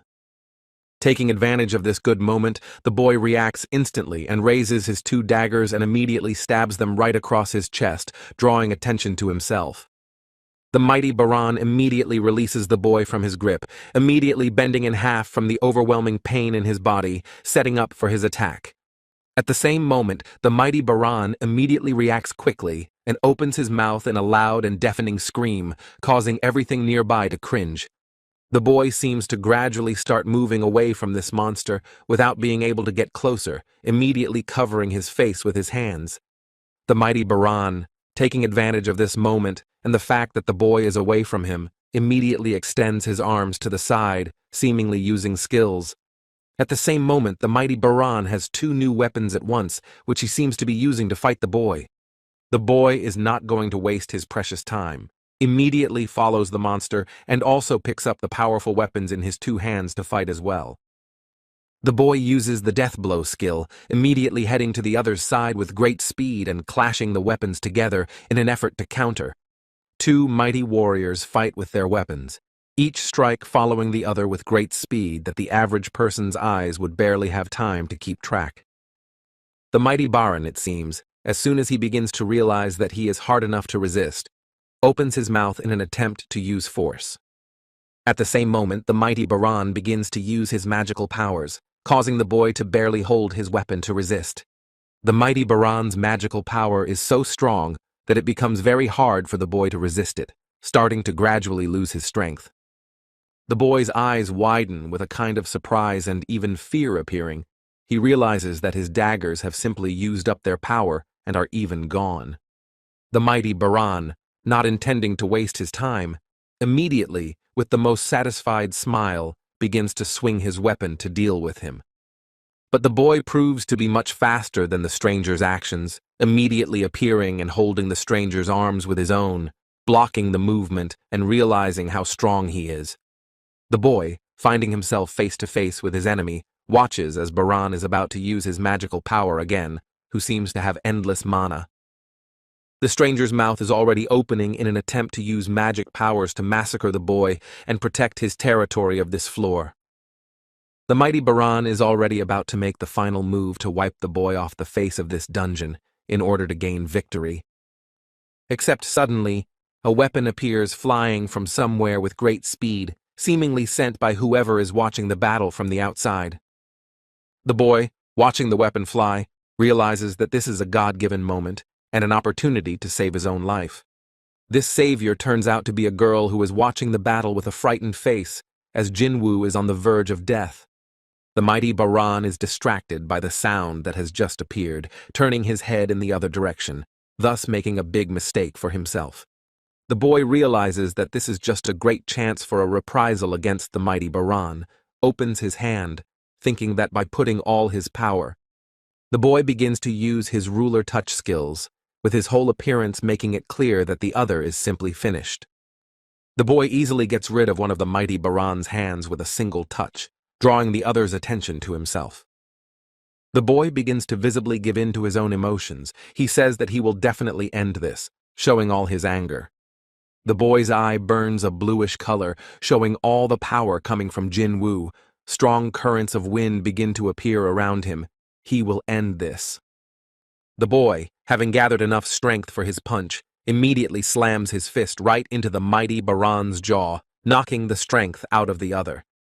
From such a strong blow, the mighty Baran's head immediately flies somewhere high into the sky, thus declaring the victory of this battle to the boy. The girl stares dumbfounded at what is happening in front of her, calling the boy's name in surprise, with her mouth open as she watches him win the battle. The mighty Baran immediately falls to the ground, breathless, and a notification comes that the boy has defeated the Demon King, thus winning the battle. The boy stands in the same spot, slightly out of breath after the battle, noticing the notification that he has obtained the Baran's soul, thus completing the second quest. The boy can feel his fatigue building up after the battle. He hears Essil screaming his name, running towards him as if to say something. The boy slowly sinks to the ground, seemingly without strength, vocalizing for the girl to go and inform her father of an important matter. And that important matter is the news that the Radis clan is now the very first. The boy smiles his smile and looks at the girl, telling the truth.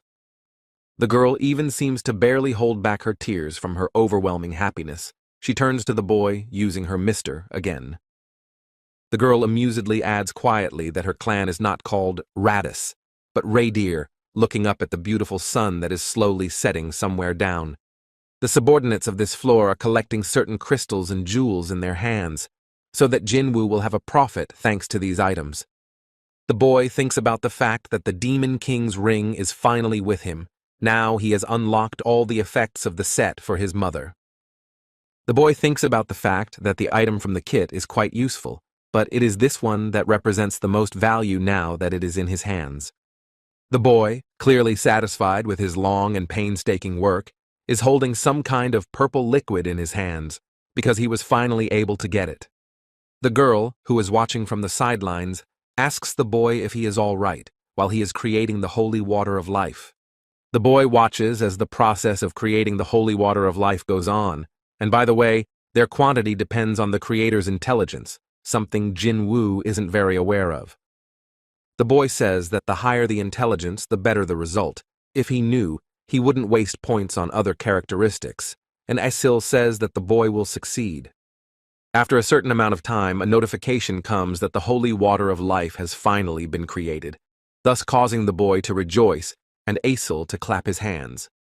The boy realizes that it took a small portion of the Demon King's blood and a fragment of the World Tree to create the item, and the spring water of whispers has been completely used up. So this is what the holy water of life really is, which the boy holds in his palm, looking at all sides of this marvelous potion. The boy thinks about whether the holy water of life will really help his mother, that he wants to go to the hospital right now and find out about it.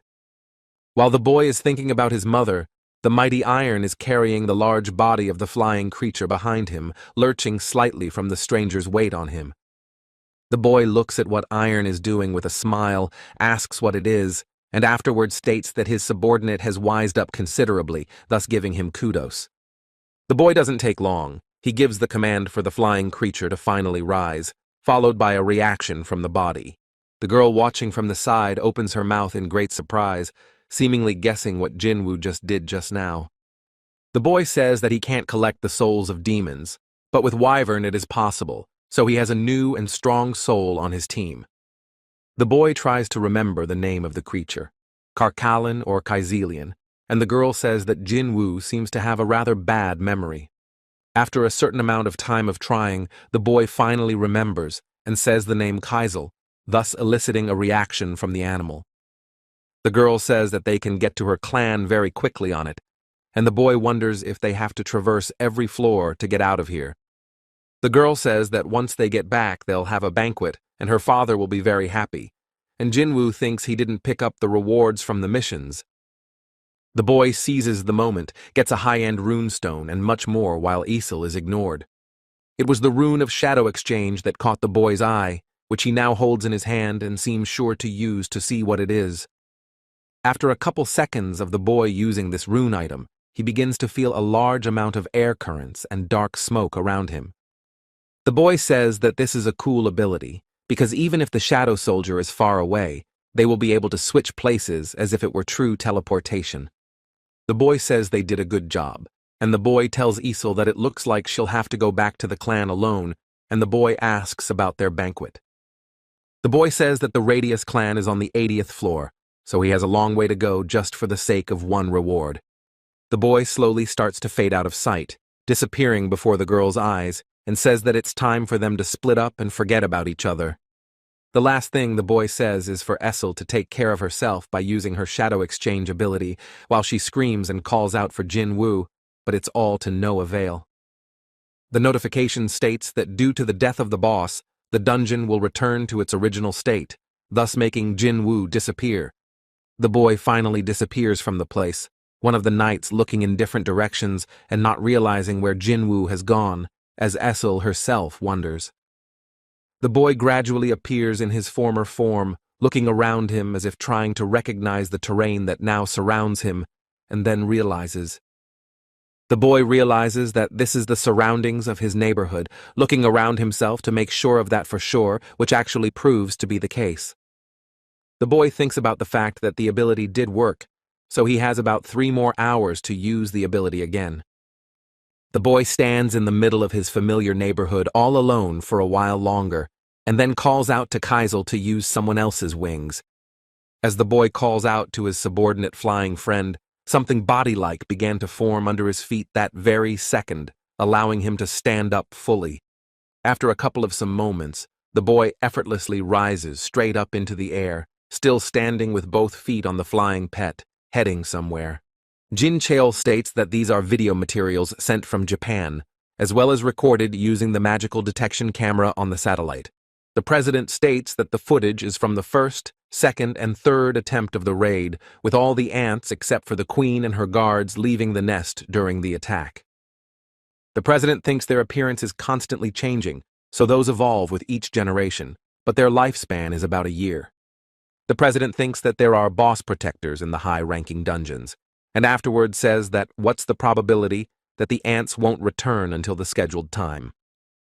Jin Cheol looks at his president and states that the hunters will be using a frequency jammer, thus making things a little easier.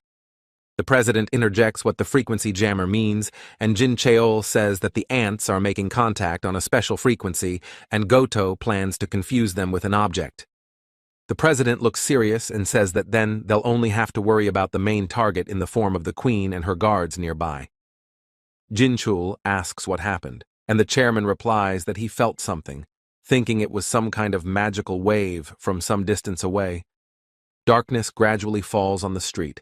The lantern shines its bright light, illuminating the way for anyone passing by, and someone says that they will do their best. In one of the tents, someone is talking about topics of interest to them. One of the interlocutors apparently senses something and asks the other if he felt something. The red-haired man asks what it was that just happened, and the other man tells him that it's more like Choi Jung-in and Cha Hai-in are competing for their shares. The red-haired man seems to calm down immediately and says that since that's the case, it's okay to have another drink, and the other man replies that the one is very kind. The leader of Group B smiles as he holds a shot glass in his hand and says that his Hyung should smile, because he will get wrinkles if he frowns so often.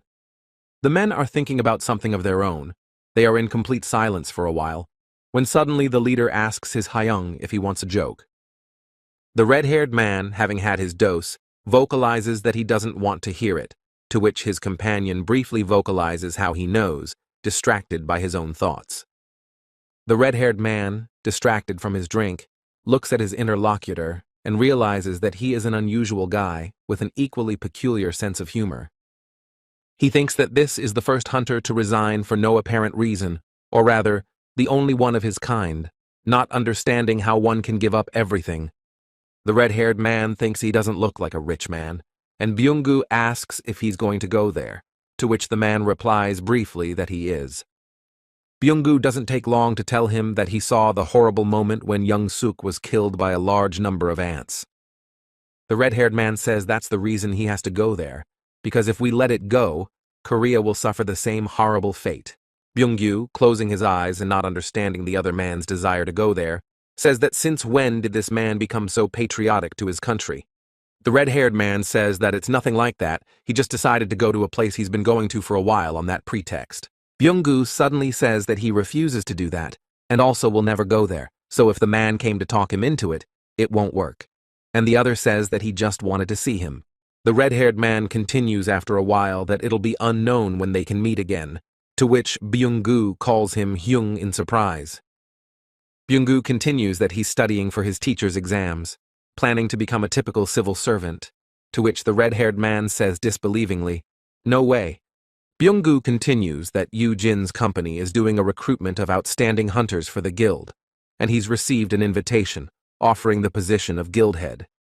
Byung-gu can still barely keep his trembling legs from shaking, stating that despite all the high positions, where everything is drenched in blood is clearly not for him. Byung-gu says that's the reason he wants to become a teacher, deciding to pursue history because he loves historical dramas, and the man says that he's weird. Byung-gu replies that he seems normal, continuing that it would be great if wars only happened in history books, holding a shot glass in his hand. The red-haired man doesn't hold back his smile and thinks to himself that Byung-gu is right and isn't weird at all, since it's the hunters who don't seem to be okay. The red-haired man thinks that there aren't many hunters who don't like fighting monsters. There are some among the healers as well, but they heal instead. The red-haired man wonders if it's possible that only those who are obsessed with battles can reawaken, offering to drink again, getting consent. Darkness gradually falls upon the town. The hospital is bustling with troublesome work, and a large number of patients are waiting for the day of their discharge. The boy makes his way to his desired location with the help of Kaisel, entering someone's room through an open window, watching with an attentive gaze. The boy thinks about the fact that if it doesn't work out, he probably won't change anything else, because the holy water of life doesn't guarantee success. The boy thinks about the fact that he has seen so many miracles created by the system, stories that other people would never believe, all because of the power of the system. The boy thinks about how it would be okay to trust it one more time, opening the lid to the holy water of life, hoping for the best. The boy rises from his chair, carefully lifting his mother's head to pull her closer to the holy water of life, trying to be careful. The boy can't hide his overflowing excitement. He holds that bottle in the palm of his hand and feels it visibly shake. The boy tries to set himself up with only the most positive thoughts, exhaling somewhere to the side, gathering his wits, and realizing that he should try it. The boy, after a while later, gathering himself, forces the woman to open her mouth to place the bottle of holy water of life to her lips. The boy looks with his attentive gaze at the woman's body, looks at the scar, seeming to gradually sink into his deep thoughts. The boy holds in his hands a kind of dish with water, begins to cry, not controlling his emotions because he just wanted to wash his mother's hair. The girl, holding her hand to her flaming burn, excitedly turns to her son and asks if he is burned and if he is okay. The boy looks at his son and cries unrestrainedly, realizing that he is to blame for the scar. The woman's exhausted face does not show any emotion.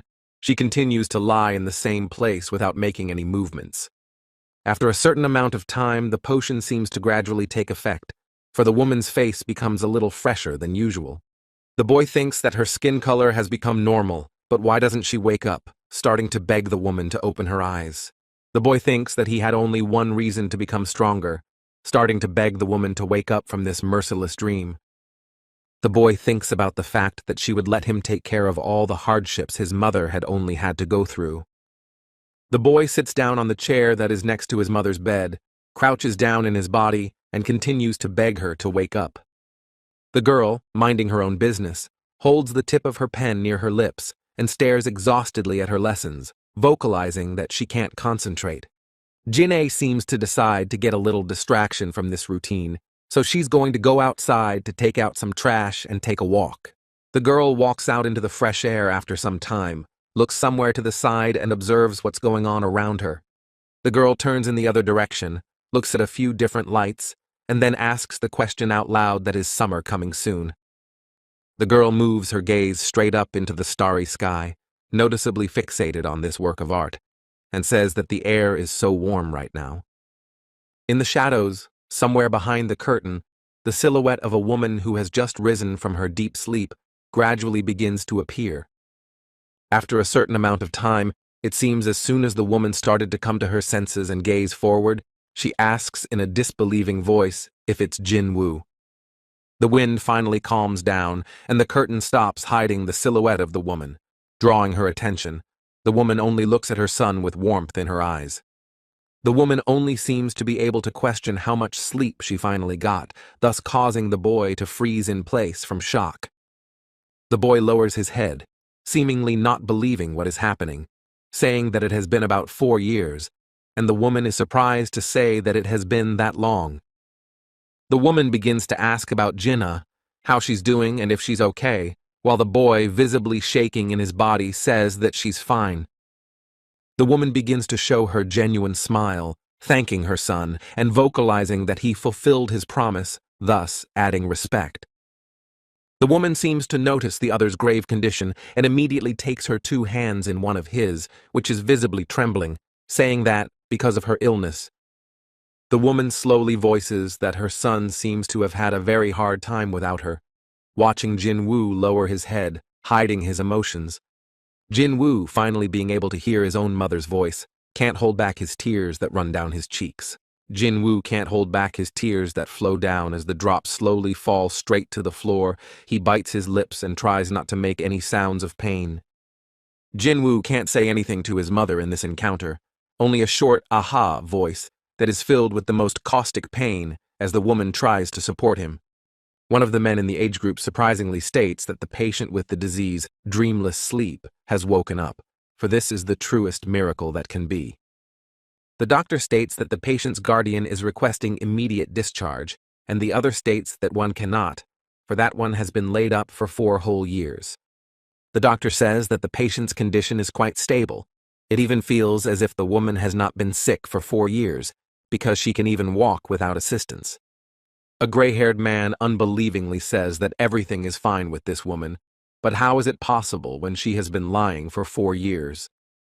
The other says that maybe it's because of the life support machine, and the man replies that they need to tell the world about this case. The doctor says that the woman's guardian is a certain newly minted 10th S-ranked hunter of South Korea, Sung Jinwoo, causing the other to wonder. The man turns away and says that they have no right to hold healthy patients against their will, so they'll let the woman be discharged. Finally, the woman is about to be discharged. She looks at her daughter and says that she has grown so much, still can't get enough of her. Jin-A is completely flooded with uncontrollable tears. She missed her birth mother like hell. She can't stop crying as she looks at her through her eyes. All Jin-A can do is hug her own mother, wanting to feel all the warmth she's needed for a long time, all these 4 years. The boy watches as their family slowly gets back on track. He can finally watch his mother move instead of lying on her bunk. The boy thinks that his efforts were not in vain. This long-awaited reunion is like a reward for all the hardships and trials. So many trials passed, so much effort spent on these dungeons. The boy is silent, seeming to feel that something is still holding him here. The boy realizes that while working as a hunter, he wondered that suddenly he was constantly drifting away from them for only one reason. The boy thinks about the fact that he completely forgot about his phone, noticing the large number of missed calls, but whoever needs it will call him back. The boy looks at the announcement on his phone, seeming to notice that Tap Kaisel, realizing that even such a silly thing could be the most talked about. Someone starts calling on the phone, Jinwoo answers, and once the person on the phone introduces himself, it's the president from the Hunters Association, making him think. The boy thinks about whether or not he's getting a call from the president himself, voicing whether or not something has happened that he needs to take care of immediately. The president says he's sure Jinwoo has heard about the news, but the boy is completely unaware, thinking that the chairman seems to be talking about Kaisel. The boy realizes that the man isn't talking about Kaisel, asking what happened, since he just got here and didn't have any communication to answer. The man says that the boy seems to be completely out of the loop, asking if it would be convenient for him to come over to talk, but Jinwoo says that he'll come over himself. Sometime later, as agreed upon in the phone call, the boy is at the Hunters Association building, hearing that the raid will begin in 4 days. The president says that they will go to Jeju Island and exterminate the ants, but they will need the help of Hunter Jinwoo to do so. The man says that all the citizens want to return to that island, asking if the boy would like to join them to win. The boy thinks about how he would have definitely said yes before, as this place is crawling with high-level monsters that would give him experience. The boy remembers that touching moment of his sister and mother reuniting as they hugged, starting to slowly voice that he... Suddenly the boy's gaze noticeably changes to one with a bluish tint. He immediately thinks of magical energy coming from somewhere.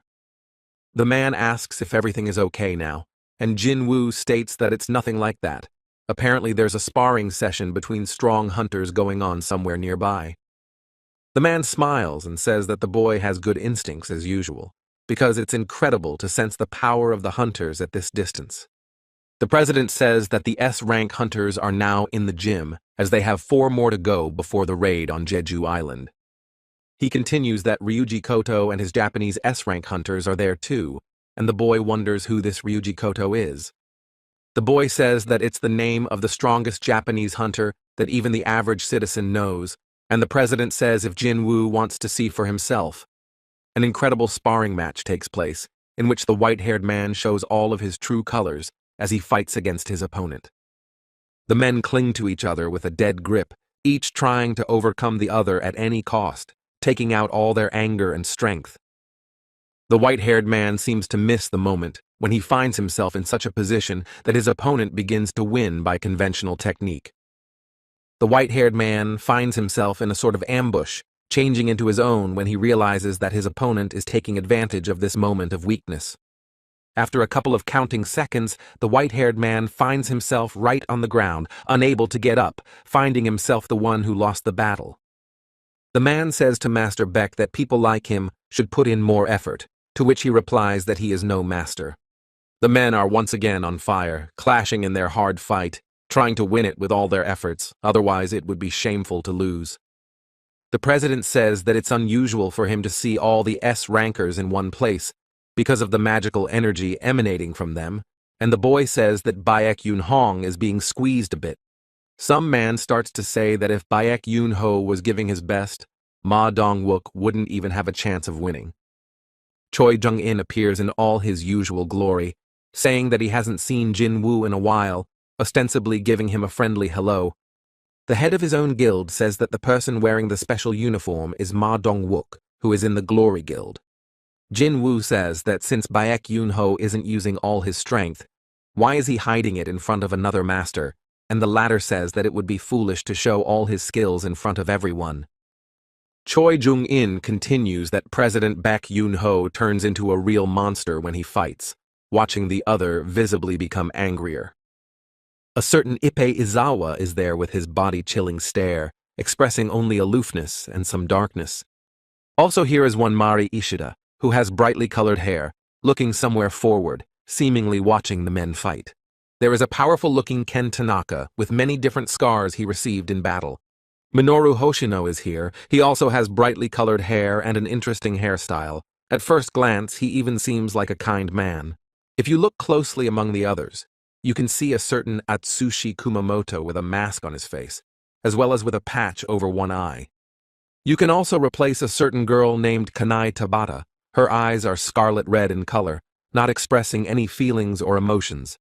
Also in this gym is Tatsumi Fujishima with his disinterest in everything going on here. And the most seemingly important character in this place is Ryuji Koto, who brought his hunters to this place to help Korea. The boy looks at the Japanese hunter, seemingly surprised that this particular man is the real Ryuji Koto. Some girl notices the boy and asks who it is, and the translator replies that it's Hunter Jinwoo, that he's recently been promoted to S-rank hunter status. Ryuji Koto looks at the boy and thinks he has the assassin class he's trying to hide, and then says that perhaps Jinwoo is an excellent hunter of the assassin class. The girl next to him seems puzzled by the Japanese hunter's words, so she says that Jinwoo is a magic class hunter. Ryuji Koto interjects, thinking it's something strange, and the girl replies that it's confirmed information, which can't be argued. Some man, upon seeing Jinwoo, says that this is the same guy who sabotaged Min Sung's debut, drawing attention to himself and Hai-In. The girl gazes in that direction and begins to realize that's why the air has changed so significantly. It turns out to be because of someone else's presence. Ishida, turning to Kei, says that this appears to be the 10th South Korean S-rank hunter, and Kei says that he's about to be sickened by all the hunters here. Kei notices that there's also a girl in Korea who has a sensitive sense of smell, and afterward wonders if it would be weird to meet her. The battle between the two masters is in full swing, as each of the men take out all their anger in this battle without sparing each other. The girl says that they are the best hunters in Korea, who are not their equals, because she has often seen Goto-san mopping up dungeons, but other hunters are not interested. The man says that doesn't seem to be the case because there's another capable hunter in the area, looking at Hai-In not too far away from him. Ryuji Koto thinks Cha Hai-In and Ko Gong-hee are strong enough fighters. Someone turns to the translator, asking what she just said. A guy says he understands everything she said, since Japanese is his second language in high school. Another shouts that it's as expected from his Hyungnim. The girl reacts calmly to the presence of unknown people by asking who they are, to which the man yells that the man is the head of the Knights Guild. The man goes on to introduce such an important person here, that the name is Park Jong-soo, who has A rank and is the head of the Knights Guild. The girl says that this is the first time she heard that name, to which the man furiously says that the Knights Guild is one of the top 5 in South Korea, and the man asks him to stop. The girl calmly asks if they joined the Jeju Island raid, because she heard that only S-ranked ones will be participating in this raid. Ryuji Koto, watching the growing altercation beside him, asks the girl about what they are discussing, not understanding a word in any way. The man is trying to show the status of their guild, and the girl says that they can't rely on A-rankers, and Ryuji says that the girl should stop. The man ends up stating that does the transfer girl even know anything, to which the girl grudgingly asks if they recognize her abilities, though. The girl takes off her jacket and states that they wouldn't say they couldn't defeat a hunter who came here as an interpreter, would they? The man grudgingly replies that the girl really needs to stop looking down on them, for such an action offends them enough. The girl looks at the back of the man's head and asks about whether he is a non-combat class hunter, thus insulting more. The boy notices that the sparring between the two A-ranked hunters begins, and Choi Jung-in says that it's going to be quite an entertaining battle. The leader of the Knights Guild says that they need to set up a few rules first, because this will be much better than a normal battle. The man continues that the first one to grab the other's wrist will be the winner, so if he grabs her first, he will be the winner. The girl thinks about the fact that if she starts attacking, She can also lose, because you have to think carefully about the steps, saying that this rule is quite interesting. The girl amusingly says that is this man ready to fight in this position, and the man says that he has no need to use his hand. The girl thinks about the fact that the man seems to have quite a lot of speed, and afterward continues that they need to start this battle. After a short sentence said by the girl rushes out of her seat with great speed that there were streams of wind behind her. The girl begins to attack with great speed, but the man is nimble enough to dodge her attempts to grab his arm, which surprises him more. The girl seems a bit puzzled that the man is dodging her body movements so easily, and also thinks that she will definitely show that the man is bluffing. The girl is about to attack, starting to gain strength and speed, as she suddenly feels a blow right on the arm she was about to attack with. The man says that it wasn't an attack at all, just a slight push with his foot, sure that the girl realized it herself, smiling a sly smile. The girl, starting to hide her emotions of surprise, rubs her arm and says that she doesn't quite understand the dialect of this man she's currently fighting. The girl continues that it's not exactly cool to stand in a pose where your entire crotch is visible, causing the man to look dumbfounded at the torn clothing. The girl seems to take advantage of this opportune moment, immediately realizing that it's time to act, so she swings her hand in his direction. But the girl's attempt to ambush him fails miserably, as the man catches her hand with words about how she's so damn slow. The girl becomes visibly nervous, and begins to think about how this could have happened. What if her sparring opponent is so vastly different in strength? The man squeezes her hand tighter and suggests that she's the kind of girl who follows tanks, so it's not surprising that she has no experience at all. The man says that things happen in Korea, sometimes he has to fight people, but the worst thing you can do is kill people. The man goes on to say that she will regret it if she doesn't take into account all her mistakes during this sparring session, because if he had a knife in his hands, he would have easily cut her throat. The girl waves off the man who is about to go as she hears the praise that there was a rather good duel. It was a spectacular event. Ryuji Koto turns to the girl, voicing a message that he wants to address everyone here. The girl says that she has some idea that she can propose to the Koreans in the name of strengthening relations together with Japan. Some man, after thinking for a while, mentions how he will start sparring between S-rank hunters, but using the same rule. The president thinks about this person wanting to test their abilities, agreeing to the idea, but excluding some classes that are inappropriate here. The master, turning to his Hunters Association president, states that they should add a few more rules, then those who get on the opponent's back will be the winner. He continues that instead of a doubles match, they should have a group match, so here it won't matter who the opponent is. Ryuji Koto thinks that the hunter-killers would have a huge advantage in this sparring match with the previous rules, and afterwards agrees to the new ones. The man goes on to state that some of the hunters from their foursome will speak on behalf of South Korea, adding interest to the battle. The man, continuing to do some sort of formation and divide people into groups, begins to ask about which hunters will be appearing as Japanese hunters. The man doesn't spend a long time on his deep thoughts. He looks at some of the hunters and chooses another 4 that will be for Japan. The boy thinks about the fact that Ryuji Goto decided not to participate, seemingly wanting to observe, but either way, Jinwoo didn't go here for nothing. One of the hunters thinks he can draw some conclusions about the power of his opponents, but Baek Yoon-ho seems to be hiding something by not showing everyone. The other hunter, on the other hand, is only thinking as he looks at his opponents, only hoping for the gentleness of his opponents, who will have to put up a fight. As soon as the teams are divided into 2 sides, one of the hunters confidently says, smiling broadly with his smile, that it is time for them to begin this sparring. The other hunter comes into view, thinking of his strong and worthy opponent in the form of Master Ma Dong-wook, who will give his best. The man says that a man should be exactly what Dong-wook looks like right now, so one of them yells out that it's time to find out who is the stronger of the 2. A couple seconds after saying the words, the 2 men fly towards each other, intending to start a battle to find out the whole truth. The other pair also begin their battle. One of the hunters thinks his opponent is fast, and is also quite confident in his speed and movements. If he gets even a meter closer, he will clearly be finished, but luckily this hunter specializes in long range. But that's not the end of this hunter's abilities. He can also utilize many other things, launching his attack towards the other. A hunter who faces a surprise attack in the form of a magical arrow begins to gradually study his opponent, contemplating further.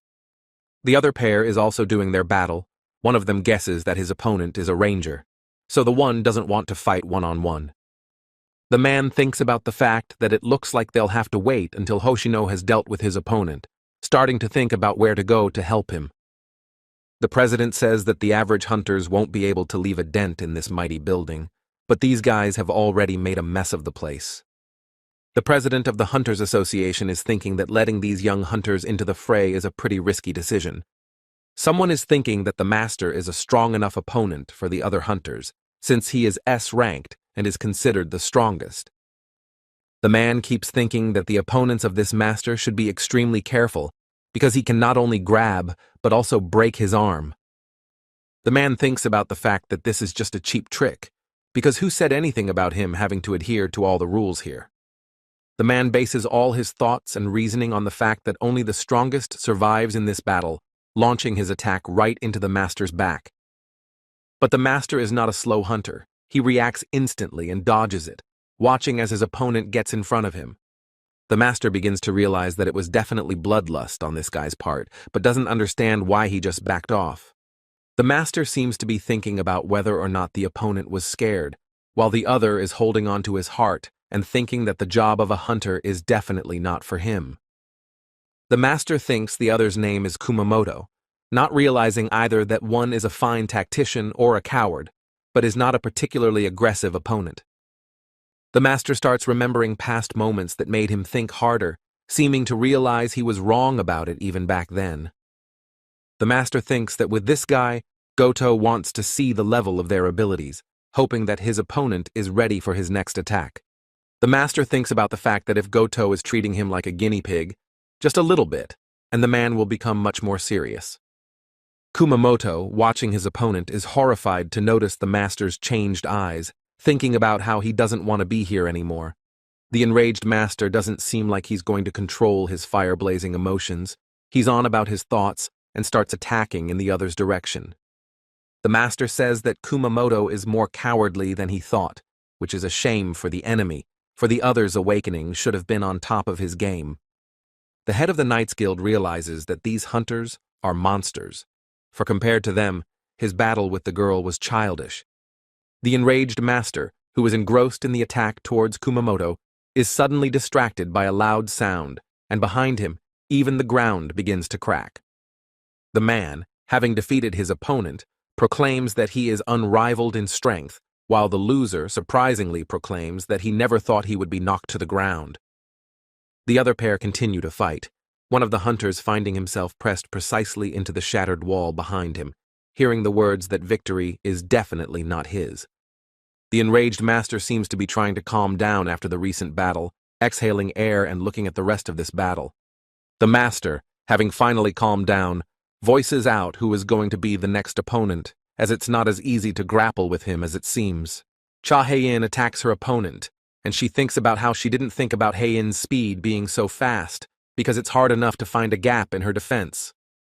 Cha Hae-in used to be called a dancer due to her own dexterous dance-like movements, thus pissing off her opponent. But because this name embarrasses Cha Hae-in, the guild leader simply forbade the use of this nickname, so only a few people know about it. Cha Hae-in continues her quick attack, which is indeed like a charming dance, makes a move that causes her to knock the opponent out of herself. The opponent is distracted by someone else's movements, seemingly not having any time at all to react to how already Cha Hae-in is behind her and touches her back, thus winning the battle. Cha Hae-in isn't going to waste much time. She looks at the battle going on, and afterward she thinks about the fact that she needs to help Baek Yun-ho, who was attacked by the two. Cha Hae-in, completely relieved from the battle with that girl, is already holding her way towards Baek as she suddenly starts to feel a presence from behind. Kumamoto seems to think that he doesn't have to worry about the other two, so he decides to just massacre Cha Hae-in to make the battle easier. But Cha Hae-in is no ordinary silly girl. She has very good instincts, so she just pushes the other one away with a flick of her hand. The others watching the battle are wondering what just happened, as if a real machine gun had been fired. Cha Hai-in, who wasn't expecting such a sly attack from Kumamoto, accidentally realizes that she used too much force than she should have. The girl scrutinizes the other's face, watching Kumamoto gradually stain his mask with his blood, and Hai-in realizes that the other is starting to get angry. People start commenting that Kumamoto becomes completely different on weekdays, as he just gets blown away and can't remember anything once the fight is over. Kumamoto can use not only forbidden things but also attack his allies, only there is no point in waking this guy up. Ryuji says that if anyone on the Korean team is in danger, they need to stop Kumamoto, because the man is only testing them. The girl says it's best to do it now, watching Kumamoto visibly change in his behavior, seemingly just losing the roof. Cha Hai-in, who is apparently just surprised at what's happening and how much her unexpected opponent has changed, looks at him. The girl notices that Kumamoto has a hell of a lot of speed, literally leaving behind only puffs of smoke. As soon as Kumamoto rises up, the girl is blown around by strong wind currents from all sides, preventing her from seeing him. The boy appears nearby, saying that it's only a competition, and the stranger's bloodlust is overstepping its bounds, hoping that the girl doesn't mind his interference. The boy is not some simple hunter. He easily notices Kumamoto's presence behind him and also hears the stranger's scream. The boy reacts instantly and is very even quick, surprising everyone around him with his abilities by simply pawing his opponent's arms. Ryuji Koto, carefully watching the boy who appeared, thinks about the fact that this technique is familiar, asking if he is definitely a hunter of the magic class. The girl, hearing the question from the man, confidently states that at least that's what the official sources say, so that's how it is. The boy turns to the huntress, stating that the best solution now would be to accept the Korean team's defeat, and the girl agrees. Someone says that Baek Yoon-ho seems to have been caught, and the master thinks that the gap in their skills was quite large, thus losing the battle. Some person addresses the boy, saying that Goto-san seems to want to talk to him about something, drawing attention to himself. Suddenly, a hunter in all his glory appears in Jinwoo's field of vision, which inquires about the boy being called by Jinwoo's name, unless the man is mistaken. The man begins to lurch toward the most interesting part, the one-on-one battle, causing Jinwoo to look at him with his burning eyes. The boy's gaze becomes visibly serious as he thinks about the man's powerful aura. Even without an interpreter, he can understand what the man is trying to accomplish. The boy, looking at the grim expression on the Japanese hunter's face, thinks that he wants to see for himself what Jinwoo is capable of. The boy keeps thinking about how he doesn't know about this man's real motives, but it's a great way to find out how strong he's become since the castle. Ryuji Goto, watching his future opponent in this arena, is visibly surprised by the stranger's facial expression, that he looks relaxed. The girl turns to Goto-san, glaring that the hunter Jinwoo accepts his offer, only making one condition in this battle. The girl continues to translate the boy's words, which reads that he will only accept another man's offer if the man fights at full strength. The hunters watching the upcoming battle are visibly surprised, one of them inexplicably asking what's really going on and coming up here. Goto-san begins to think that this fight shouldn't lead to serious consequences, and afterward says that he's fine with it, telling Shimizu to take care of the wounded. The next words don't take long to come. Goto-san doesn't keep his arrogance waiting, vocalizing for her to take care of Jinwoo first. One of the hunters says that if Jinwoo is the 10th hunter of Korea, he is quite strong. I can't even believe the upcoming battle between these two. The girl thinks about whether it will be okay, but after all, the boy is single-handedly mopping up A-rank dungeons, even killing 100 high orcs, and the master says that she is holding up well.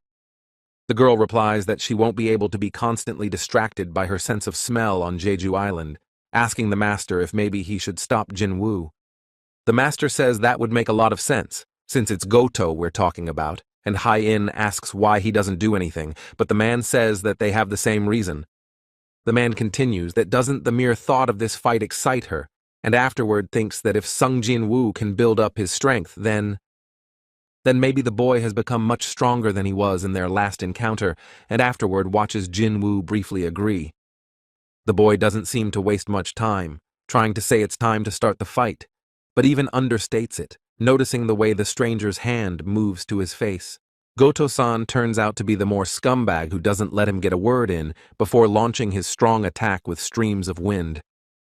The boy instantly dodges, grudgingly thinking about the fact that he attacked before Jinwoo could even finish his words, while Goto-san wonders if he missed.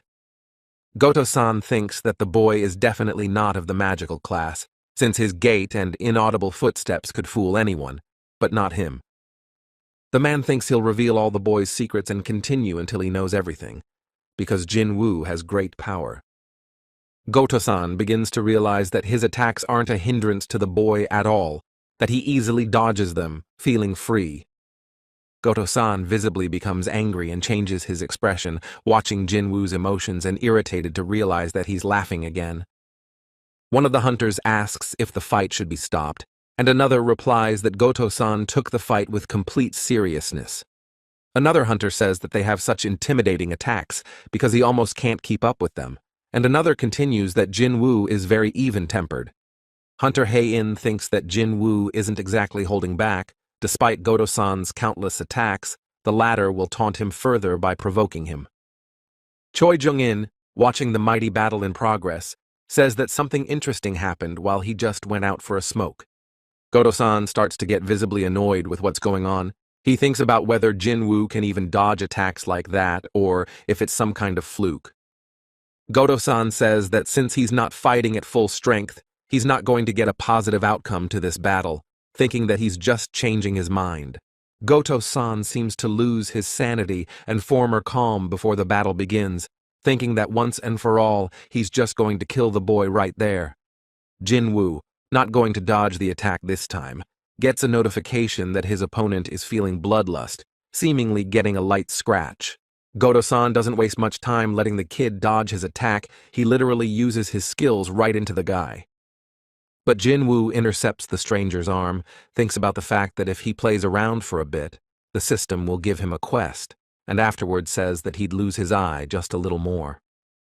Goto-san doesn't understand what kind of crazy power Jinwoo has, because he could have caught him by the wrist, but he preferred to grab his hand, asking if he was joking with him. The boy says that he's unlikely to get it right now, but if he'd grabbed someone else's wrist, he would have won the fight.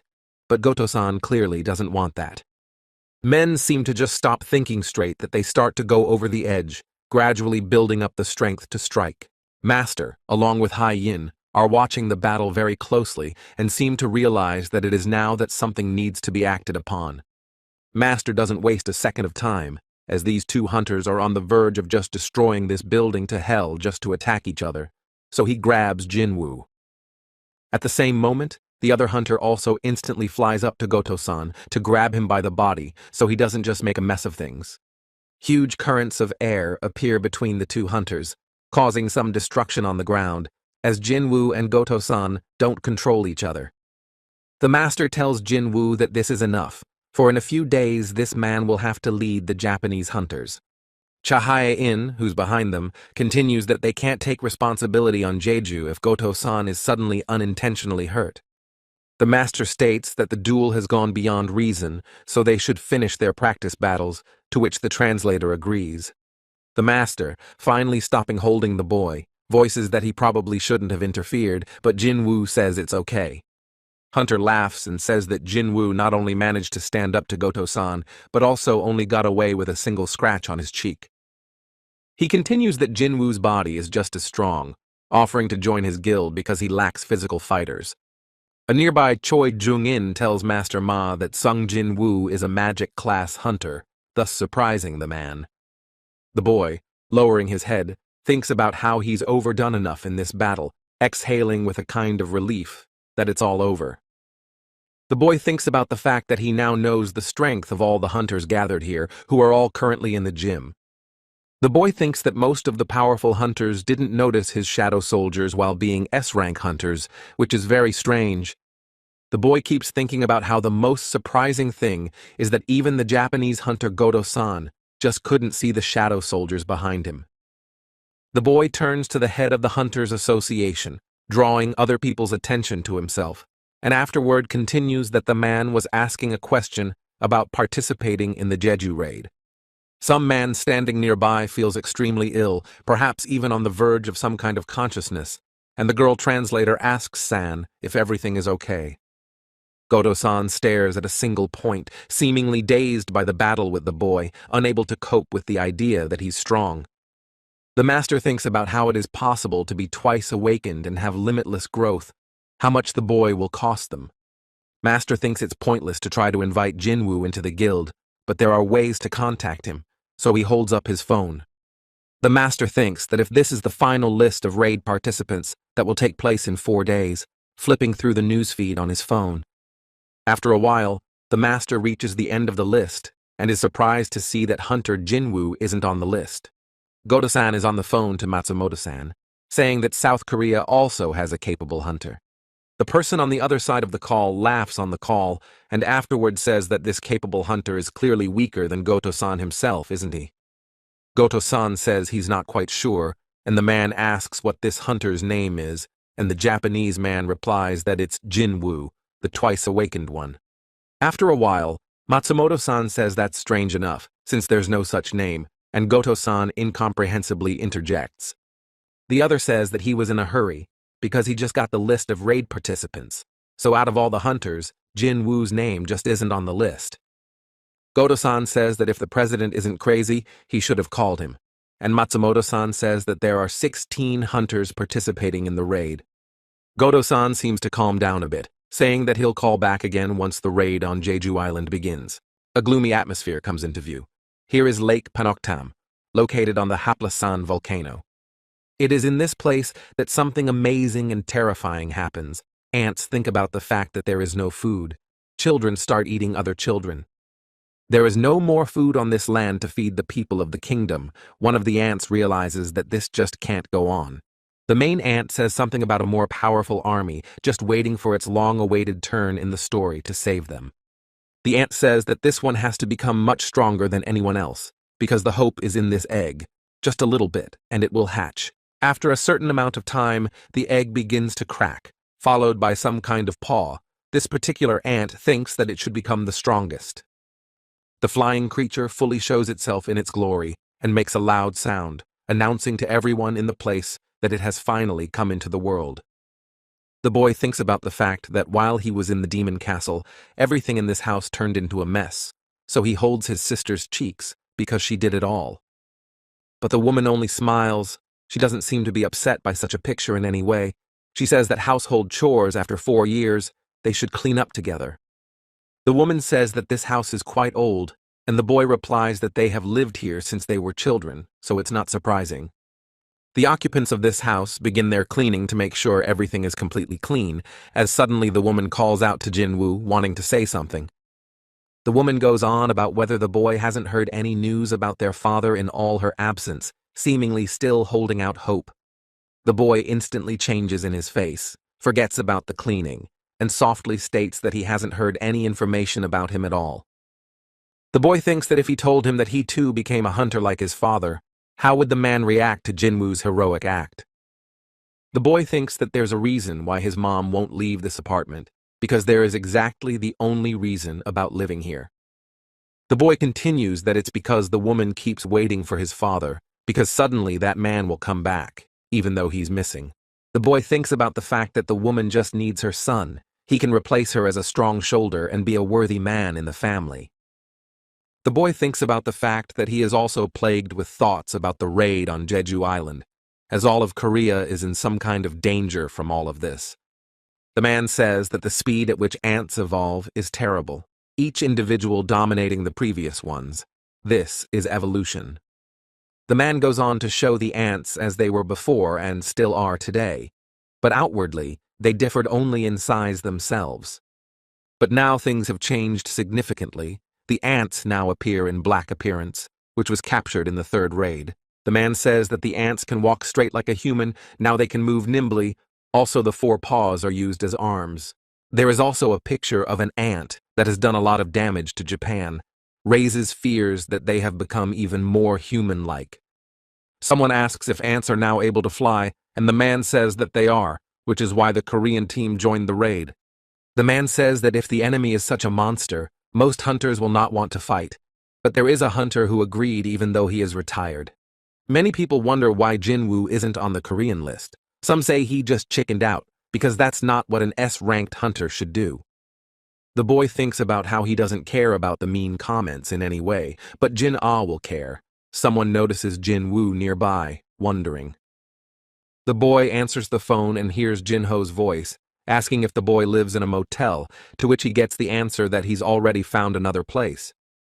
After a while, Jinho says that he has found a certain office, so does the boy want to come to this place, drawing attention to himself. Jinho says that the first thing is the office before creating a guild. He asks if Jinwoo likes it, and he says that the place isn't too big. Jinho says to create a guild, then you need a minimum of 3 hunters, and the man replies that they should hire one more person, wondering if they'll find one.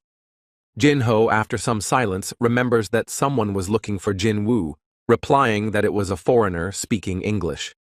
Jinho says that the person will be in Korea for a while and hopes that Jinwoo will contact him, and the boy thinks about who the person is. The boy seems to start sensing something amiss. Jinho states that he urgently needs to go somewhere, immediately starting to use his skills. After a couple of seconds, the boy simply vaporizes into thin air, leaving behind a black shadow, thus causing Jinho to be surprised. Jinho shockingly begins to see that instead of his Henim, one of Jinwoo's subordinates simply appears, surprising him only more. At some point, something unpleasant happens. Some man starts threatening his victim that if she screams, she'll die immediately. The man asks if the woman knows how many people have already died in this place, and the woman, shedding countless tears, asks him not to kill her. The man smiles his crazy smile, looking at the victim with eyes burning with hellfire, saying that's why he likes this neighborhood. It doesn't take long for the boy to find himself behind the man thanks to his abilities, who seems to begin to sense his presence. The boy, hiding behind his deep hoodie, says he wonders one thing, why the man is doing this. Is he really that uninterested in life? The man turns, looking at the boy, and then says that he is not going to teach him, because if we talk about this situation, then... The man suddenly says that he finds this matter incredibly fun. He heads towards Jinwoo with great speed, seemingly trying to attack. The man approaches, looking with the same crazy eyes, and afterwards says that when he sees someone weaker than himself, he really wants to torture them. The boy, looking at the man with his bluish eyes, and also looking down on him, making the other feel uncomfortable, says he knows the feeling. The boy doesn't make himself have to wait. He uses his skills to take a dagger in his hand, pressing it right against the man's body, making the other nervous. The boy doesn't seem like he's going to be nice to the bastard. He vocalizes that if the man ever succumbs to this temptation, the boy easily stabs the dagger right into the man's leg, causing the other to shriek, and then continues that it won't be easy for him to go back to his old life. The boy, looking at the man with the same eyes, states that he all hopes to return home before it gets dark and the sun sets over the horizon. The girl, taking advantage of this opportunity, immediately gets up and starts running in the direction she knows, trying to forget this moment like a terrible dream. The boy, continuing to stare with his chilling eyes, says that the man will return to confess before midnight. The boy continues that the man will do so if he doesn't want to die, thinking that if the man doesn't voluntarily surrender before midnight, the orc will kill him. Before leaving, the boy states that he hopes the man survives, and afterward thinks that he has no idea how much patience orc will have. The boy, as he leaves this place for a different, quieter place, thinks about the fact that finally tomorrow the raid on Jeju Island begins. The next day finally comes when a helicopter with a large number of people inside it flies on some specified trajectory. Someone announces that the helicopter with the hunters has finally traveled to the dangerous Jeju Island to deal with various enemies. The man holds the phone in his hand, can't fight his trembling, and also thinks that at that moment he felt some kind of aura. And that aura seemed deadly to him, powerful, not like the various S-rank hunters that Jinwoo seems to be the only one like that. Goto-san covers his face with a wide palm, trying to cope with himself, and afterwards states that he really has become overly sensitive to everything. After a certain amount of time, a large number of fleets begin to sail from the very coast of powerful and vast China. The coasts of Taiwan also do not make themselves long to wait, because they are all together going to deal with these terrible ants. Also near Jeju Island is slowly starting to fill up with some of the number of ships approaching the place. A large number of all sorts of destroyers with countless types, all of them have been stationed north of Jeju Island. The man says to make sure no one lets their guard down from now on, because if they let their guard down for even a second, the ants will attack them. Some guy asks his henim if their plan will work on these monsters, and the man says that until they try it, they won't know. The man says that's why they're here, to make sure the hunters take care of these creatures, and the other says that's right, and he'll follow the other. After a while, the face of one of the hunters also appears, and after waiting for the dialogue to end, he states that he is leaving the rear on them. The girl voices that the defense team is actually the main squad, and the other one voices that she can do combat training. The one says that their guild has only increased because of her, since he's a complete zero in management in general, and the one asks that they return in one piece. A huge number of hunters are in the Guild of Glory. They are walking in some direction, seemingly about to launch their attack soon. A man is on the phone talking about how their Min-sun could have been sent to this island, because if the ants suddenly come, they need to retreat further. The man asks how much his ransom is but doesn't understand why they can't change because of the finished distribution, then let them take care of him. Min-sung thinks about the fact that this is where he'll be able to justify his services, starting to wave and smile at the many cameras. One of the men thinks about the fact that if the raid isn't successful, no one wants the surviving ants to infiltrate the mainland itself, which is dangerous. Also led by a B-rank hunter, 3 C-rank hunters, 10 D-rank hunters, and below will defend the state's territory. The girl named Lee Ju-hee is a B-rank hunter. The guy standing next to her is Song Chi-yeol, a C-rank hunter. Even such hunters stood up to defend. Such hunters that retired are around 5,000. Also, this number corresponded to 1/10 of all awakened hunters in the country. The man in uniform says that he is a hunter cameraman from the official press because he broadcasts about hunters professionally. He says that this raid will be broadcast live across the country, broadcasting on a 10-minute delay while the editors cut everything in the meantime. The master says that a cameraman accompanies them to such a dangerous place. What is President Ko Gun-hee thinking? And another says that they have a duty to protect the people. Also, the cameraman should be extremely careful, and the man says that you shouldn't see him as a weakling because he is an A-rang hunter. The man says that it is possible to consider that he combines both jobs. Also, it is not the first time for him, because he has participated several times in clearing the dungeon. The man thinks about the fact that he is not quite sure this time if his own experience will help him in this raid, visibly trembling in his body. The hunter states not to worry, since the Hunters Association has confirmed the broadcast. The raid should end successfully. The man states that this is the first and last time the public will see an S-class raid, as they have failed 3 times on Jeju Island. The man says for them to succeed this time, and the master thinks that if the raid ends in failure, Korea might disappear from the face of the earth. Suddenly, the master turns to face one of the hunters, saying that he didn't quite expect to see Byung-gu joining the raid. The same one says that without his gift as a healer, Hen will be the first to die, since the master is the one who gets the first one in the head, causing everyone to laugh together. A girl appears in the field of vision and asks if Guildmaster Beck has seen Sung Jinwoo, but he replies that he hasn't. The girl is visibly puzzled by the master's answer, saying that it's nothing, and another hunter says that it looks like the show is starting. One of the hunters in the area is holding on with both hands, as if trying to hold back that violent shiver of gradual fear. The Japanese hunter Goto-san appears in all his glory, looking intently at the situation around him. The 3 hunters are in a dangerous place, one of them stating that it's one of Jeju-do's neighborhoods that smells like a ghost town. Some man is thinking that the remains look strange. Apparently ants were eating each other, and there is also a possibility that there is a predator among them. Goto-san, looking at the setting of this place, decides not to waste much time and speaks over the microphone, introducing herself as a alpha and asking for an accounting.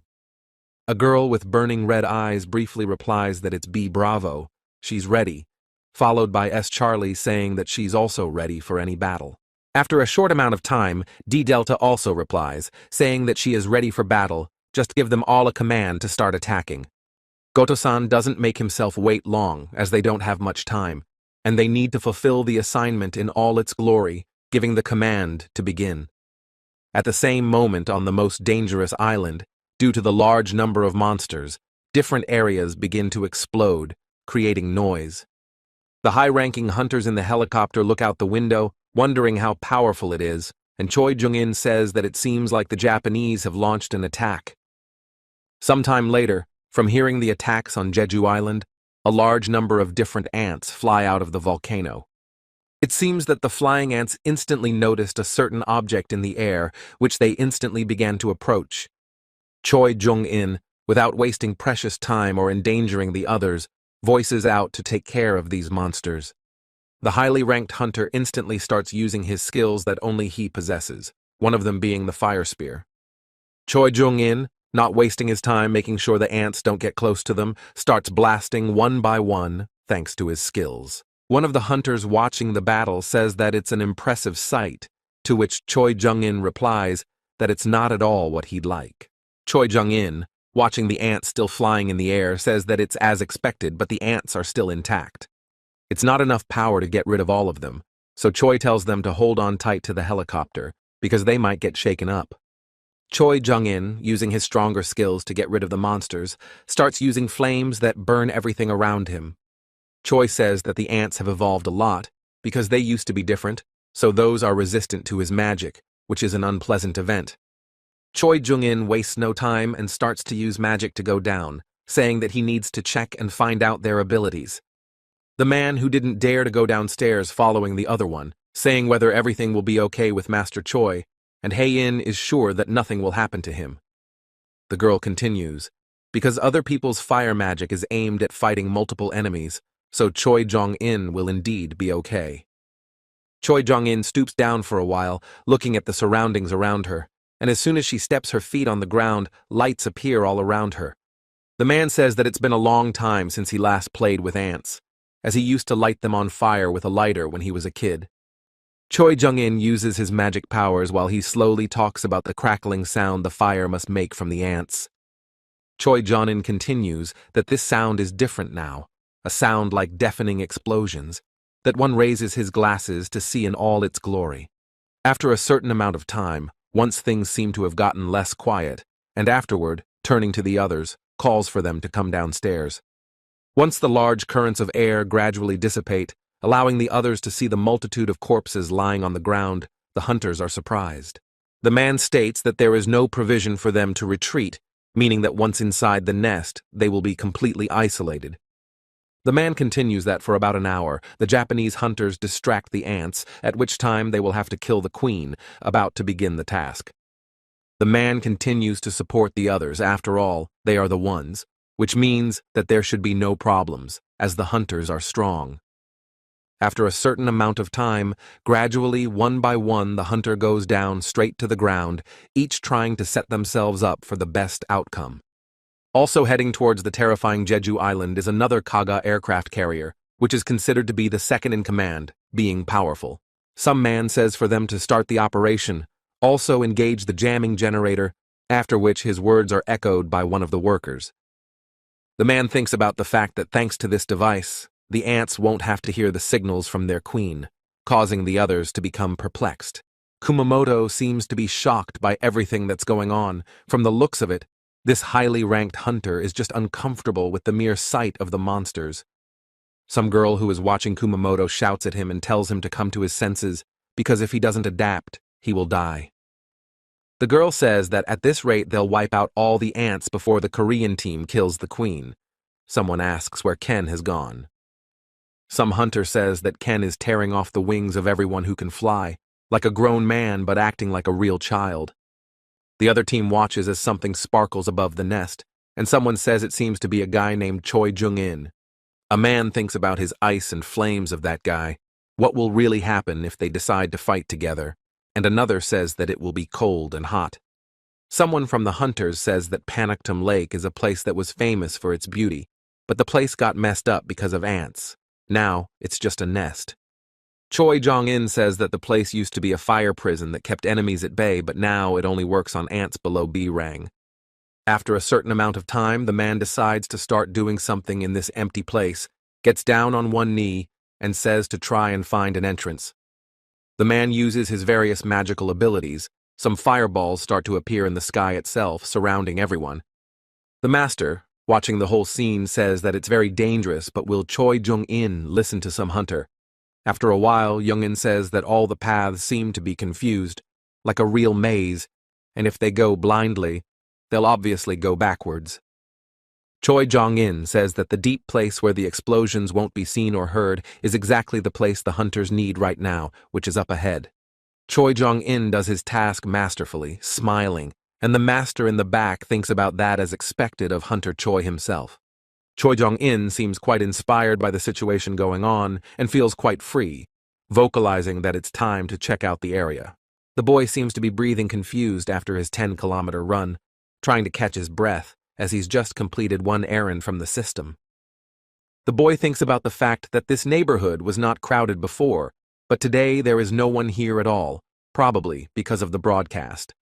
The boy continues to think that it makes no sense for him to watch the broadcast, unless something unforeseen happens. John-in says that barring some individuals, everyone is in their place, and another says that this is the first time he's seen such monsters. Are they the Queen's guards? John-yin says that these species have poor eyesight, for those are only able to protect the inside of the nest, which only makes things better. The man says that the Queen is really here, giving the example of kings running away and leaving the people behind, to which the master says that they are just ants.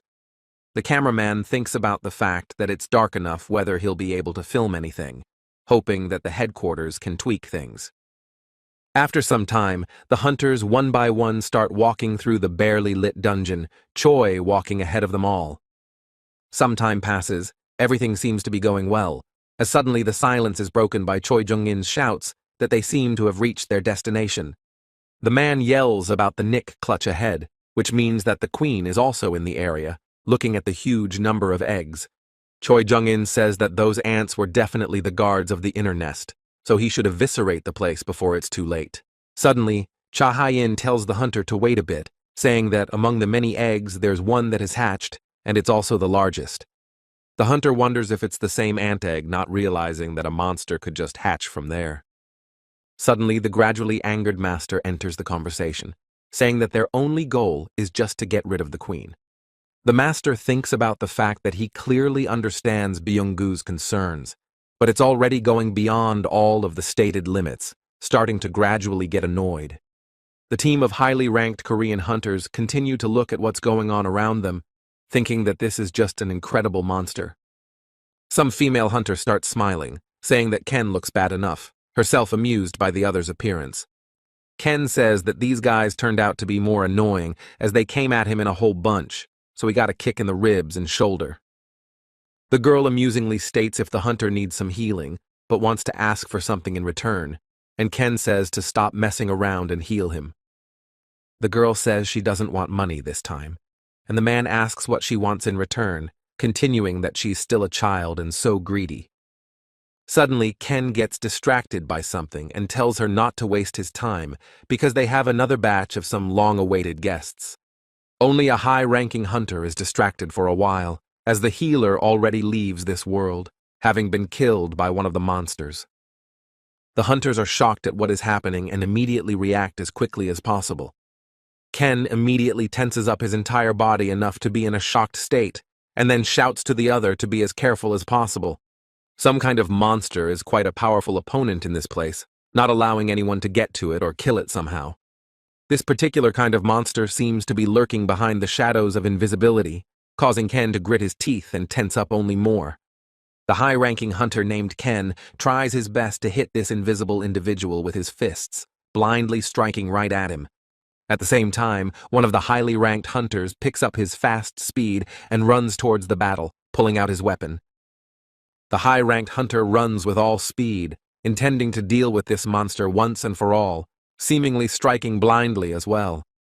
Literally in a small amount of time, this sole surviving hunter finds himself simply killed due to his hasty actions. Watching the entire scene unfold and the horrifying scene, one can see the fact that this single individual has slain all of the highly ranked hunters. One of the hunters holds a huge shield in front of him, thus defending himself from any only attacks from this ant ahead of him. The man thinks about the fact that if this is the royal guard, also each of these creatures is comparable to the strength of an S-ranked hunter. The man still thinks about the fact that it is an animal in Africa, looking at this strong individual and not giving in to other people's attacks. The man thinks about the fact that unlike humans, whose actions cannot be predicted, the movements of these creatures are easy to read, which is good. The man tries to take any just-placed attack from this ant with his shield and afterwards shouts for He Ying to act. The girl instantly reacts to the command of her hunter, immediately pulls out a sword with which she easily deals with this individual. Thanks to the speed and swiftness of the powerful hunter's movements, one of the strong ants falls to the ground, finding itself immobilized. The girl immediately drops to the ground after a high jump, finding herself surrounded by several ants, but she is not about to give up. At the same moment, the girl starts her quick attack, thus trying to hit all her enemies in order to win this hard fight. The girl states that these ants are damn strong opponents, even stronger than she could only imagine, which makes the situation worse. The man states that the guardsmen are much different from the most common ants. However, it's even a good thing since there aren't that many of them here. Byung-gu appears in sight and tells them not to worry so much, especially since he's willing to cover other people's asses with ease. The master interjects and says that Byung-gu is getting bolder, and he tells his Hyung to watch himself and not to make mistakes with the new recruits. Byung-gu seems to notice some movement on the part of even the ant lying on the ground, starting to strike his weapon directly at its head. Byung-gu says that have the hunters forgotten that just chopping the skull is not enough, since those can move for a while. The man thinks that the queen isn't in the chambers yet, but the guardsmen are already here, and the master says that the first generation doesn't seem to be among the guardsmen. Byung-gu says that it is then that all hunters need to prepare thoroughly for any attack from these ants. Byung-gu, using his magical abilities and opening the book, begins to manifest for each hunter their power, improving it. One of the hunters thinks of Byung-gu using a support spell to improve their physical condition, which just makes things easier. The master, who is under Byung-gu's own magical spell, thinks about feeling so good that he's ready to tear up an entire army. Someone says, noticing the large number of pairs of eyes that every 10 pieces will be each hunter's, and another maintains that A-ranked hunter. The master says, who in their right mind would rely on a healer, after all normal support will suffice, so let the other hunter stand by and observe. Some hunter says that Charlie's team has been out of contact for a while, and they need to find out what's going on, and another hunter says to slow down. One of the hunters seems to be getting to the place as fast as he can, finally stops and asks if this is the place. The hunter thinks there are signs of a battle here. It looks like there was no problem with clearing this place, and the other asks where those went. The hunter looks all over the area for any clues as his gaze changes and realizes in horror that he has found Fujisama's glasses. Hunter begins to visibly change in his face and gaze. He is nervous, softly vocalizing that this can't happen, that it's impossible.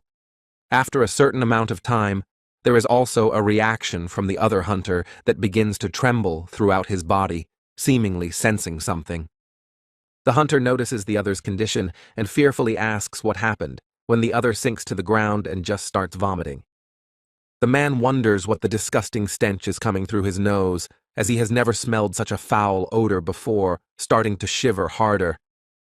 After some amount of time, the man can gaze into something ahead of him. It seems to be where the stench is coming from. A few seconds later, a block of ice begins to appear in front of the surprised and tormented hunter by the horrible odor. The man can't seem to do anything but stand in the same spot and see even his reflection ahead of the ice that has appeared. The hunter seems to realize that he is coming to a real end. He is just caught in some kind of ambush, which makes him unable to do anything about it. Some hunter says that they took too long with them, and another replies that it wasn't quite as long as it could have been still, if it wasn't for their focus. The master thinks to himself that this is all amazing, because with this spell, it's like he has wings behind his back, and the rest of the hunters too. The master, looking at Cha Ha-in, thinks that the girl has killed twice as many monsters as the man himself, which makes him proud. It takes about 15 minutes to get to the royal chambers. It takes a little while to get out through the tunnels, but there are 30 minutes left. Some hunter is thinking about the fact that now the most important thing for all of them, and even the country itself, is to massacre the queen of this island. After some amount of time, the girl voices that she can smell something, probably coming from the queen, but there are guards there.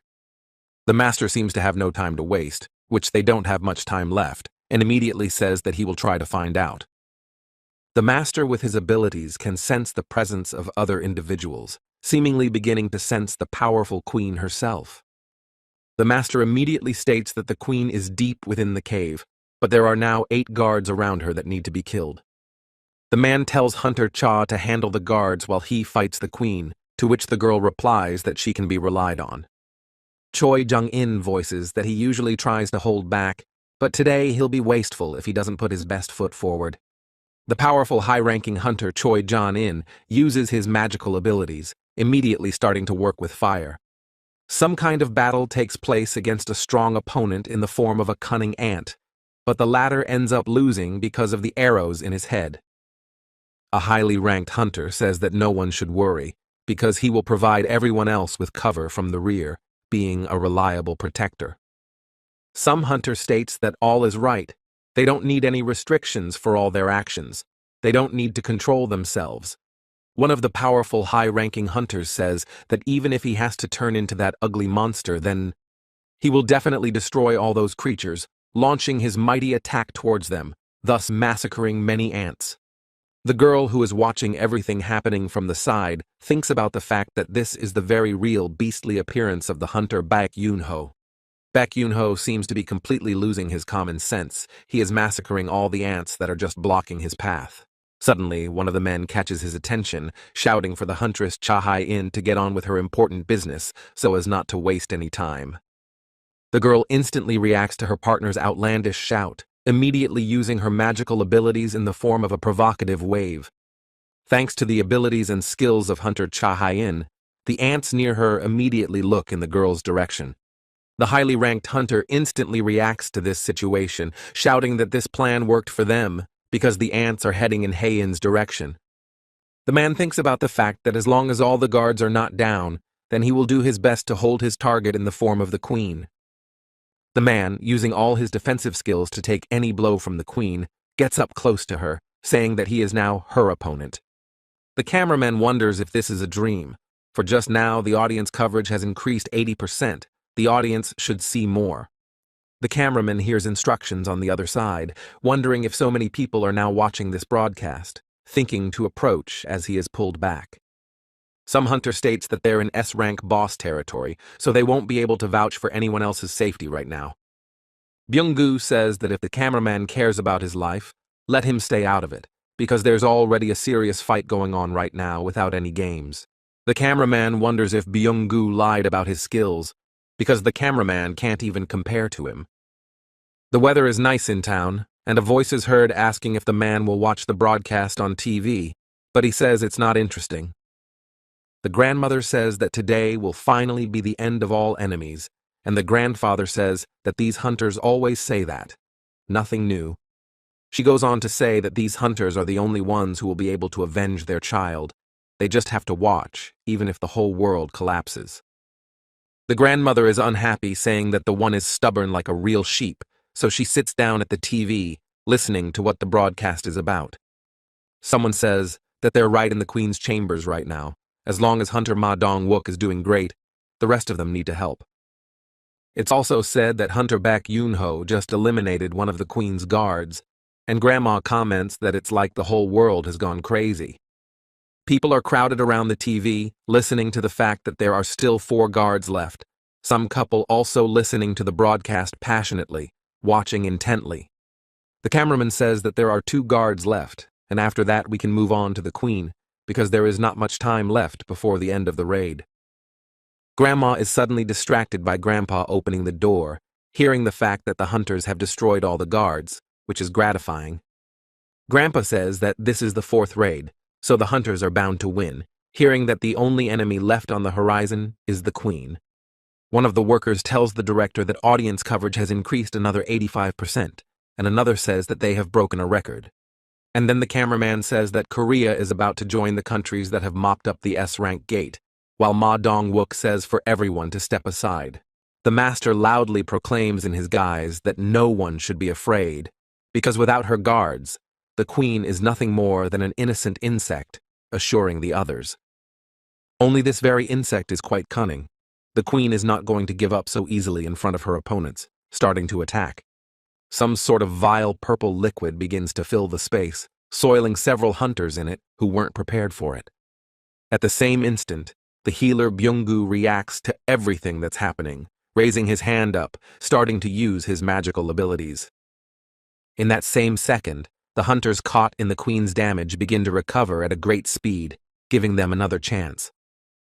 Byung-gu appeals to the queen that if she wants to kill all the attackers, then let her aim at him, saying it seriously. The queen of Jeju Island seems to react instantly to someone else's words and a clue as to who she should aim at, so Master Ma springs into action. The man says that he will never let the queen of the ants, who is trying to claw her way to their healer. It seems that the patience of Choi Jung-in, who is not far away from the whole battle, is gradually running out, and he loudly tells everyone to back off. The powerful high-ranking hunter Choi Jung-in uses his skills with which to burn the body of the ant queen. Choi Jung-in appears in his terrifying form, holding his palm upwards, from which a large flame emanates fire. The master in his beastly form thinks that the queen is finally finished. He knew this from his years of experience. The queen is thrashing from side to side because of the fire in her body. She can't seem to resist defeat. It seemed to everyone that the battle was over. After some amount of time, a more interesting character comes into view, one that no one seemed to expect to meet right now. The air around has risen greatly, causing some to barely keep their balance, some shouting what is happening now, still not understanding what is going on. The master thinks about whether or not it was a howl that announces what seems to be a death struggle, but something still seems strange. Suddenly, a man observing the whole situation loudly alerts Goto-san that a large number of ants are returning to the nest. The man goes on to say that these ants are no longer affected by the frequency jammers, causing the hunter to tense up more than usual. The man freezes in one place, watching as a large number of ants rise up in the air and return back down. The hunter Cha Hae-in seems to be going to do exactly what Byung-gu said when regarding the ant's corpse, that he would move on. After a certain amount of time, the girl completely disposes of the queen, thus ending this battle, which shows victory. The girl seems a bit tired after such a sweaty battle, takes more air into her lungs and asks the other people if they are done. Hunter says that they have become the 7th team in the world to sweep the S-ranked dungeon, but the master says that he feels something. Master Ma Dong-wook says that a message just came in that the ants are coming back, so they need to get out of here as fast as possible. The hunters are surprised to hear the news, as they still have time, but Master Ma Dong-wook says he doesn't know anything, so he tries to find out. Watching the ongoing chaos just above the volcano, for large numbers of flying ants are returning, someone thinks the fire barrier has been broken. Some sort of magical force and a powerful aura begins to spread throughout the area, making all the hunters here feel worse. Some powerful creature begins to walk in large strides towards the high-ranking hunters inside the nest. The master seems to begin to feel this powerful aura coming from his opponent, also stating what the fuck is going on. Gradually, a new opponent begins to appear in their field of vision in the form of an amazing-looking individual that seems to be able to straighten everyone out. As soon as this powerful flying ant uses its skills, it begins to stun everyone in the area. The high-ranked hunter's eyes widen with great surprise. He can't seem to believe what is happening right now. The highly ranked hunter unbelievingly realizes that is it really all this power coming from just this one monster that appeared in the nest. The girl instantly settles to the ground, trying just not to pass out from the mere blow to her sensitive sense of smell. The powerful flying ant gradually approaches the high-ranked hunters with its heavy steps and strong aura. The girl continues to hold her palm against her nose and stare at everything with a shocked look, thinking about what kind of monstrous power this individual has. The girl realizes that it's just unbelievable that she can see such a thing in front of her, and this ant is clearly not the most ordinary kind, but a more powerful one. Master Ma Dong-wook thinks that he should not hesitate in any case. He must destroy the new enemy that has appeared, while only the powerful high-ranked hunter seems to be completely confused by the fact that this individual doesn't start attacking the hunters, but moves on. The new species of individual just walks past the others and stops right by the remains of the queen of this Jeju-do island, looking at her. The high-ranked hunter is thinking disbelievingly that did this monster just pass by and is now standing by the corpse of the queen. All the hunters in the area are visibly in complete shock at what is happening, not even knowing how to react. It seems that the mighty flying ant is simply not going to tolerate such an act with his queen, immediately starting to get angry. The hunters currently in this place cannot resist such a powerful aura of this opponent, feeling it getting worse. The powerful ant does not spare anyone present in this nest, for these hunters have slain its queen, leaving it alone and with no one else. An exhausted Cha Hai-in stands in the same spot, breathing heavily, in no way able to stop acutely smelling that acrid odor of might. The girl seems to feel something moving behind her at the fastest speed possible, and she changes her face as if she's beginning to realize. After a couple seconds, something unexpected happens, causing the girl to gurgle blood as a strong blow flies into her body. The girl can't stay on her feet from such a powerful blow, feeling like she's flying in the air for a couple of seconds as her back hits the wall with force. Cha Hae-in gets hit so hard that she opens her mouth in a mute scream, but doesn't even have time to scream, instantly fainting from the shock. Master Ma Dong-wook, who is observing the whole horrible scene, calls out loudly to the huntress, as if he can't believe what's happening, starting to worry. Only something distracts the man from worrying about the girl, because behind him immediately appears the silhouette of a powerful ant. The attack from the powerful ant is so unexpected that the wizard's strong shield is immediately shattered, losing his arm. The man screams from the pain overwhelming his body, feeling the mighty ant doesn't stop and starts to get rid of his other arm. As a result, in a couple of seconds, Master Ma Dong-wook is deprived of any ability to move his arms. Because they are simply gone, the powerful ant has disposed of them. The mighty ant could easily kill any other high-ranked hunter, even passing by a master who didn't have time to react.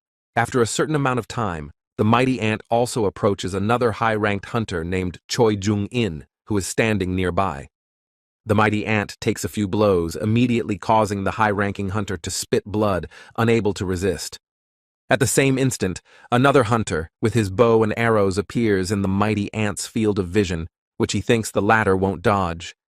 While Choi Jung-in gradually falls to the ground in front of the mighty ant, then the hunter's quick arrow flies towards that monster.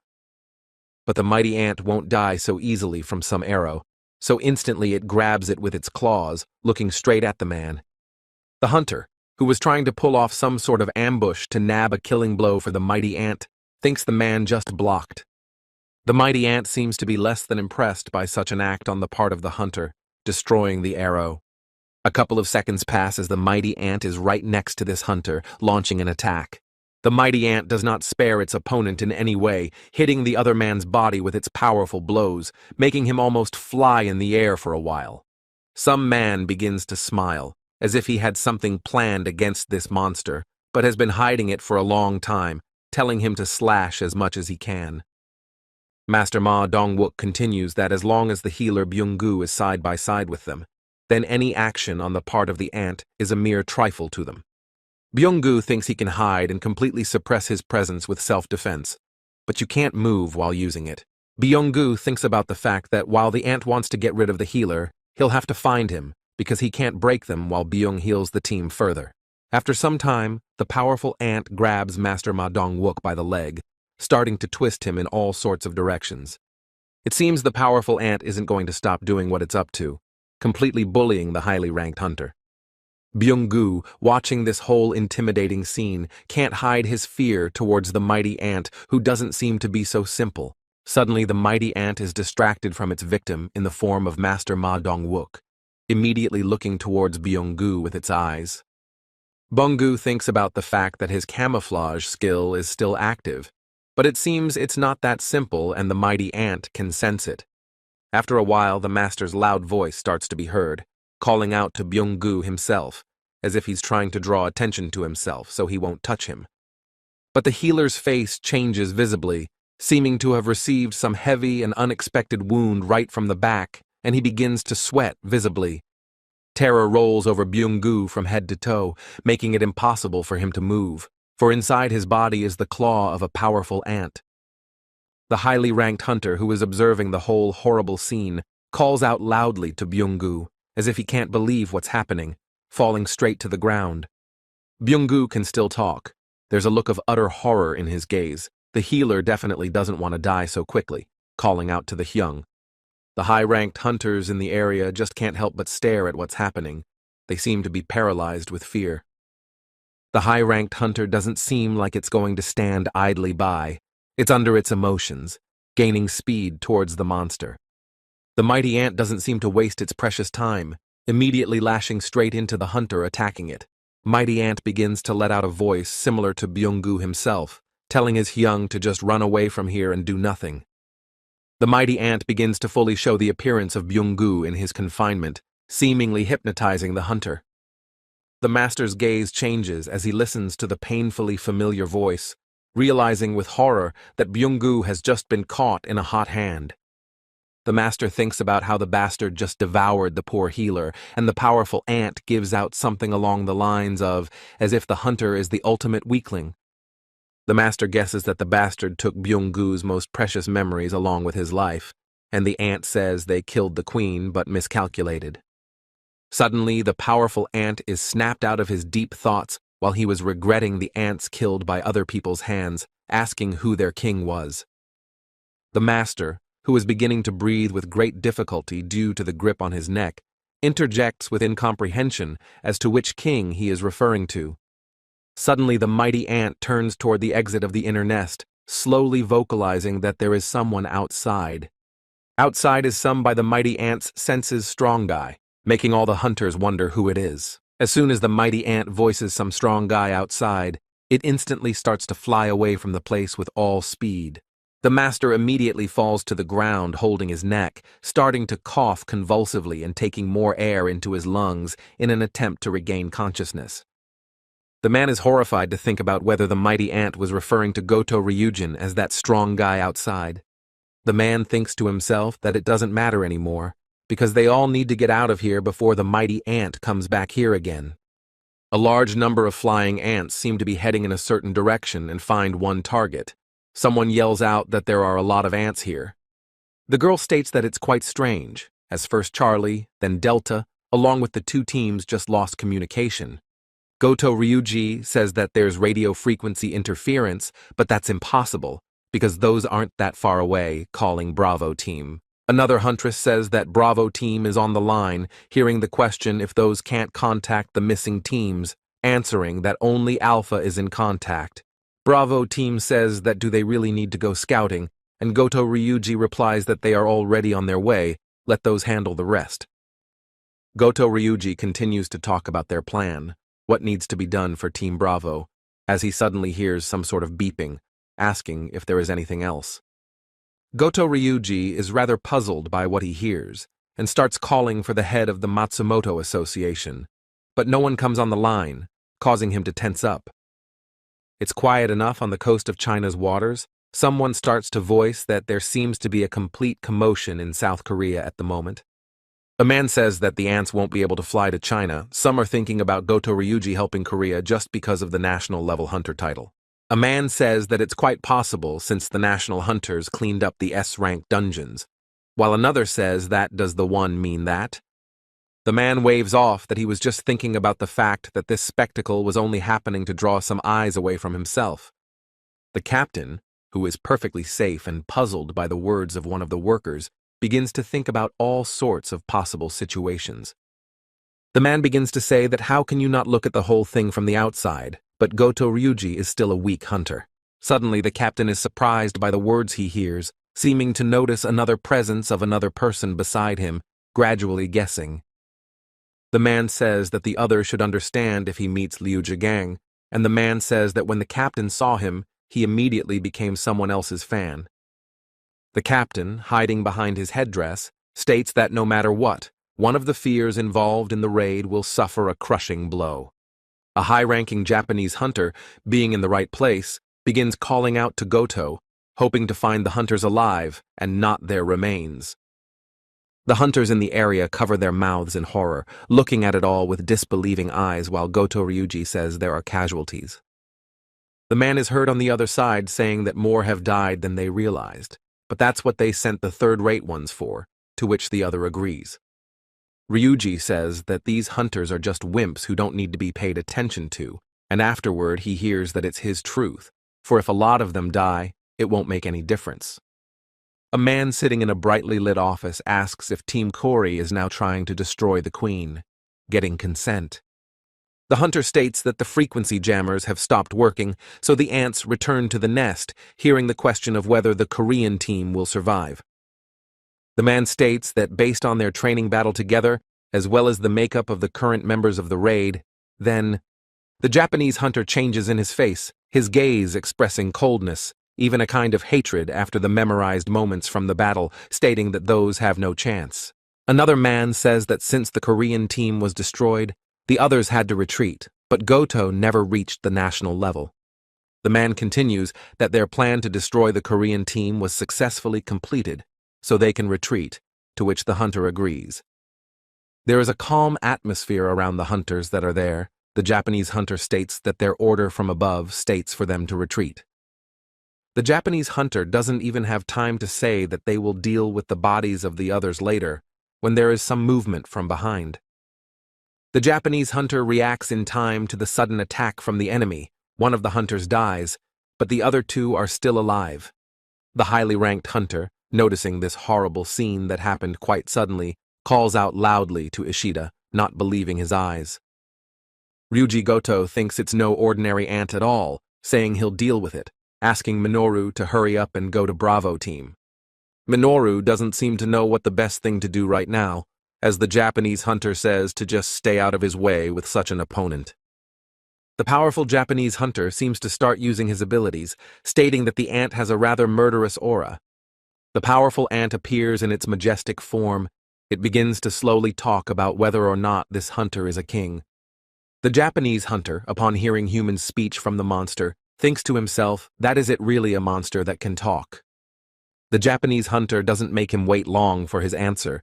He pulls out his weapon, presenting himself in front of the mighty ant as a king. After a short amount of time, the mighty ant uses its powerful abilities, seemingly making everything around it tremble. The Japanese hunter's gaze noticeably changes. He starts to realize with horror that this ant has such powerful strength. The Japanese hunter begins to remember something at this moment. It seems that the feeling he is experiencing now, he has already felt once before. Hunter Sung Jinwoo's murderous stare begins to surface in the Japanese hunter's memories, seeming to realize that it was back then. As the Japanese hunter goes into his deep thoughts, completely oblivious to what's going on around him, his sword just happens to be broken in two. When the Japanese hunter is distracted for a couple of seconds, he is struck down by a powerful ant. A large number of ants seem to be already starting to approach the other surviving hunters, some trying to fight them with magic. The master turns to Choi to ask if he can strengthen his skills, to which the other replies that then there would be no oxygen left here. The master thinks about the fact that all the hunters are now mortally wounded. Even despite Byung-gu's best efforts, their condition wishes to leave much to be desired. Master watches the attack from Choi's side and thinks about the fact that their only hope of saving their lives right now is Choi Jung-in. Despite the best efforts of the highly ranked hunter using his fire abilities, the opponents are closing in. The master begins to think with a kind of horror that is, their lives are coming to an end. Can they die so quickly while being cornered? The black soldier appears in his field of vision, holding the ants in front of him with his power. The master, in a kind of surprise, and even with the appeared hope for salvation, thinks about where now this shadow soldier appeared from, holding the enemies. The shadow soldier uses all his efforts to keep all the enemies in front of him so that the hunters will stay alive. There is some kind of atmosphere around the town, as if something is starting to gradually surround on all sides with its magical powers. The boy is standing in the middle of an empty street, seeming to stare ahead with his confident gaze, as if waiting for a certain moment.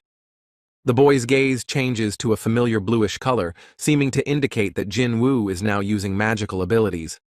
After a certain amount of time, after waiting for the right moment, the boy is not going to languish and briefly uses his exchange ability. The cameraman, who is in the inside of the queen's nest, looks on in horror at what is happening ahead of him, realizing that his powers have run out. The cameraman states that during his last conversation with his father, he asked his father what he had eaten, but if only he had known he would be in this situation. The cameraman covers his eyes as if wishing he were dead, despite his enemy ahead of him, who is heading towards him with great speed. The cameraman is already saying goodbye to his life, speaking countless times, calling for his father, as suddenly something on top of him happens. The cameraman stares at the picture with eyes of marked disbelief at what is happening, as one of the ants is dealt with just in time, saving him from death. One of the workers grabs his head and states that because of some one ant, all the S-ranked hunters will be killed, which is unbelievable. Another worker says that their line is about to explode from the amount of viewer calls, and the chief says that, do they really need to broadcast a bloody mess? The chief immediately grabs his face and grimacingly says that there is only one lose-lose outcome here, and someone says that someone has appeared on the scene.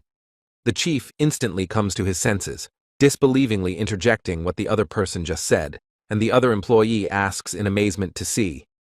The chief, looking at what is happening on the other side of the screen, opens his mouth in surprise and can't help but let out a sigh of amazement at the picture before his eyes. A man says for them to resume the broadcast soon, while another says that it will be live and they won't be able to cut some scenes. The chief says that they don't have any choice anymore because it can't get any worse, so let everyone turn on this broadcast for the whole world to see. The boy appears in all his terrifying guise, and the broadcast is in full swing, showing what is happening in bright colors. The man thinks that now the fate of mankind simply depends on this boy. The majestic Igris appears in sight with a sword. The boy, from whom a murderous aura emanates, is near his subordinates, who are ready to fulfill all the decrees of the Lord. The man thinks that the world really depends on this young boy, that he simply must defeat this powerful ant for the sake of all people. The boy, looking with his confident eyes at his opponent in front of him, does not make the command wait long, and calls out to Iron. Iron, hearing the command from his Shadow Lord's side, instantly reacts and uses his provocative shouting skill. The boy, observing the work that Iron has just done, praises his subordinate with his hand raised high up in the air, giving some sort of respect. The boy is not going to waste his precious time, immediately pulling out two powerful daggers, heading towards the ants.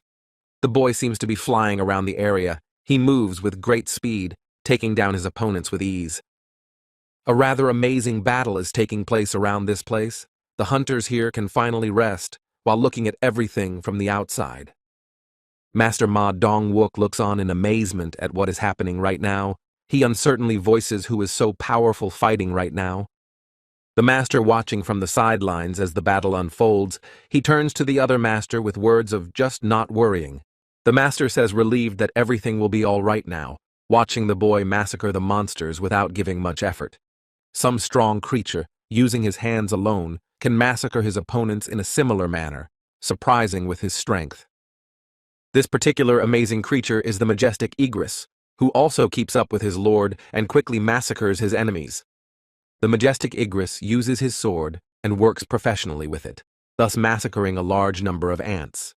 The boy, watching the unfolding picture in front of him, thinks that they should speed up a bit, because this is even starting to get boring. The boy, standing on the battlefield with a large number of different ant remains around him, immediately gives the command to rise up. The cameraman opens his mouth in horror, unable to understand what is happening now, whether the boy is definitely on their side, whether he is dreaming at all. As soon as the boy gives his command to rebel to all the dead, the flying ants immediately appear as Jinwoo's subordinates. The cameraman hears a voice telling him to do something, because the whole world is watching this broadcast, and he says he doesn't understand what's going on. The cameraman says that the ants just start hunting each other, watching as new species of ants appear. After a certain amount of time, the boy, distracted from this battle, approaches the other hunters, asking them to come closer to him. The boy holds a bottle of red liquid in his hand, and afterward thinks that now is not a good time to trade. The boy walks up to one of the hunters and says that he will explain everything to them later, asking all the survivors to drink what he is giving them now. Once one of the hunters obediently complies with Jinwoo's said request, he begins to instantly regenerate at a high rate of speed. The other high-ranking hunters, having also tasted the liquid, are surprised to notice that all of their wounds simply healed in a second. One of the hunters asks why Cha Hai-in didn't wake up, and the boy says that the girl just has a serious wound, so his skills won't be enough to heal her. The boy, observing the girl's terrible condition and how red liquid keeps flowing out of her mouth, realizes that Hai-in is barely breathing. The boy mentions that all the ants seem to be finished, so they should all get out of here as quickly as possible. After some time, a powerful ant begins to appear in sight, saying that there is no king outside. He slowly makes his way to the inner nest. He also starts to say that there was just some fake king outside, and not a real king. The mighty ant shows all of his powerful aura, begins to speak at his usual slow pace, asking if there is a real king among them. The master looks on in horror as the mighty ant comes into view, having returned and seemingly massacred Goto Ryuji. Master Ma Dong-wook, noticing the alien presence of this terrifying ant, becomes worried, and the boy asks him to keep an eye on Hai-in. The other high-ranking hunter calls the boy away, but the boy walks confidently toward his goal, thinking about why the connection to Goto Ryuji's shadow was cut off. The mighty ant walks in slow steps towards the boy, asking if Jinwoo is the human king, and the boy says it's a talking insect. The two powerful opponents come face to face, gazing at each other studyingly, thus trying to figure out who will win the battle. The mighty ant begins to remember the false king, and afterward says that a truly dangerous aura emanates from the boy. At the same second, the mighty ant starts making noise, thus spreading air currents around, but Jinwoo is also standing. The boy is in no way surprised by the other's reaction and attempts to scare him, only grinning that the ant seems to be an insect right now. The city is covered with gloomy weather. It is raining heavily, and at times you can see lightning flashing in the sky. Someone is holding a phone in his hand, which says that the broadcast is not yet prepared. Technical work is underway to improve the signal. Some people who have been watching the raid itself since it began are wondering what's up with the hunters, and a girl asks where the ant came from. One of the men yells out how they could interrupt the broadcast at such an important moment, while another man is vocalizing, trying to figure out what is going on now. The occupants begin some news. One man voices that they are broadcasting breaking news from the scene itself, slightly nervous. The man begins to voice that during the broadcast, they reported the horrible news that Hunter Byung-gu had died, causing one guy to freeze in shock. The man continues to voice that they don't know yet what has become of the rest of the hunters, who are also in that terrifying cave. The man suddenly cries out that it seems some unknown hunter in the cave just appeared in the queen's chambers. The broadcast will be resumed. The hunters watching the broadcast instantly change in their faces, seeming completely shocked at hearing the news. Some man begins smoking a cigarette, seemingly trying to come to his senses, remembering that phrase whether a man is a king, to which the man replies that he is. The man states that it was after that short dialogue that the connection with Ryuji Goto just broke, making this guy nervous. The man is distracted from smoking a cigarette for a while, thinking about the ant speaking human language and also killing Goto. The man seems a bit puzzled that he doesn't hear any feedback after the information he reported to the chairman, waiting for a response or decree. Matsumoto Shigeo, who is the president of the Japanese Hunters Association, immediately hatefully voices where the thing is now. Suddenly, one of the men voices the powerful ant has returned to the inside of the nest, making one wonder more strongly what is going on. The man either cries out, clearly surprised by this news, beginning to voice that is it not possible that the Korean hunters are still alive and fighting the enemies. The man, watching the radar devices, begins to see a large number of ants returning, saying that it appears that they are. The man adds that besides this, an unknown source of magical power has appeared that surpasses many in power, showing that someone has arrived. The man is in a nervous state as things are not going according to plan. He immediately says to turn on the Korean broadcast. Jin-A seems to be minding her own business while their brother is out, and afterwards decides to check on her mom, asking about what the woman is up to. The woman, distracted, apologizes for clearly disturbing her daughter's work, stating that the TV has stopped working, and Jinna asks where their brother is. The woman shifts her gaze back to the TV and says that the man left in a hurry but said he'd be back soon, again shifting the topic to the TV. Suddenly, the girl immediately closes the door behind her, as if finding some new thing to do, yells that she'll be right back. The woman, as if not surprised by such an action on the part of her daughter, says softly that young people are always in a hurry to get somewhere. Jin-A, being in her room all alone, seems to find some business for herself, immediately engrossed in it. The matter seems to be watching a Korean broadcast. Jin-A, watching all the news, immediately changes to a shocked face.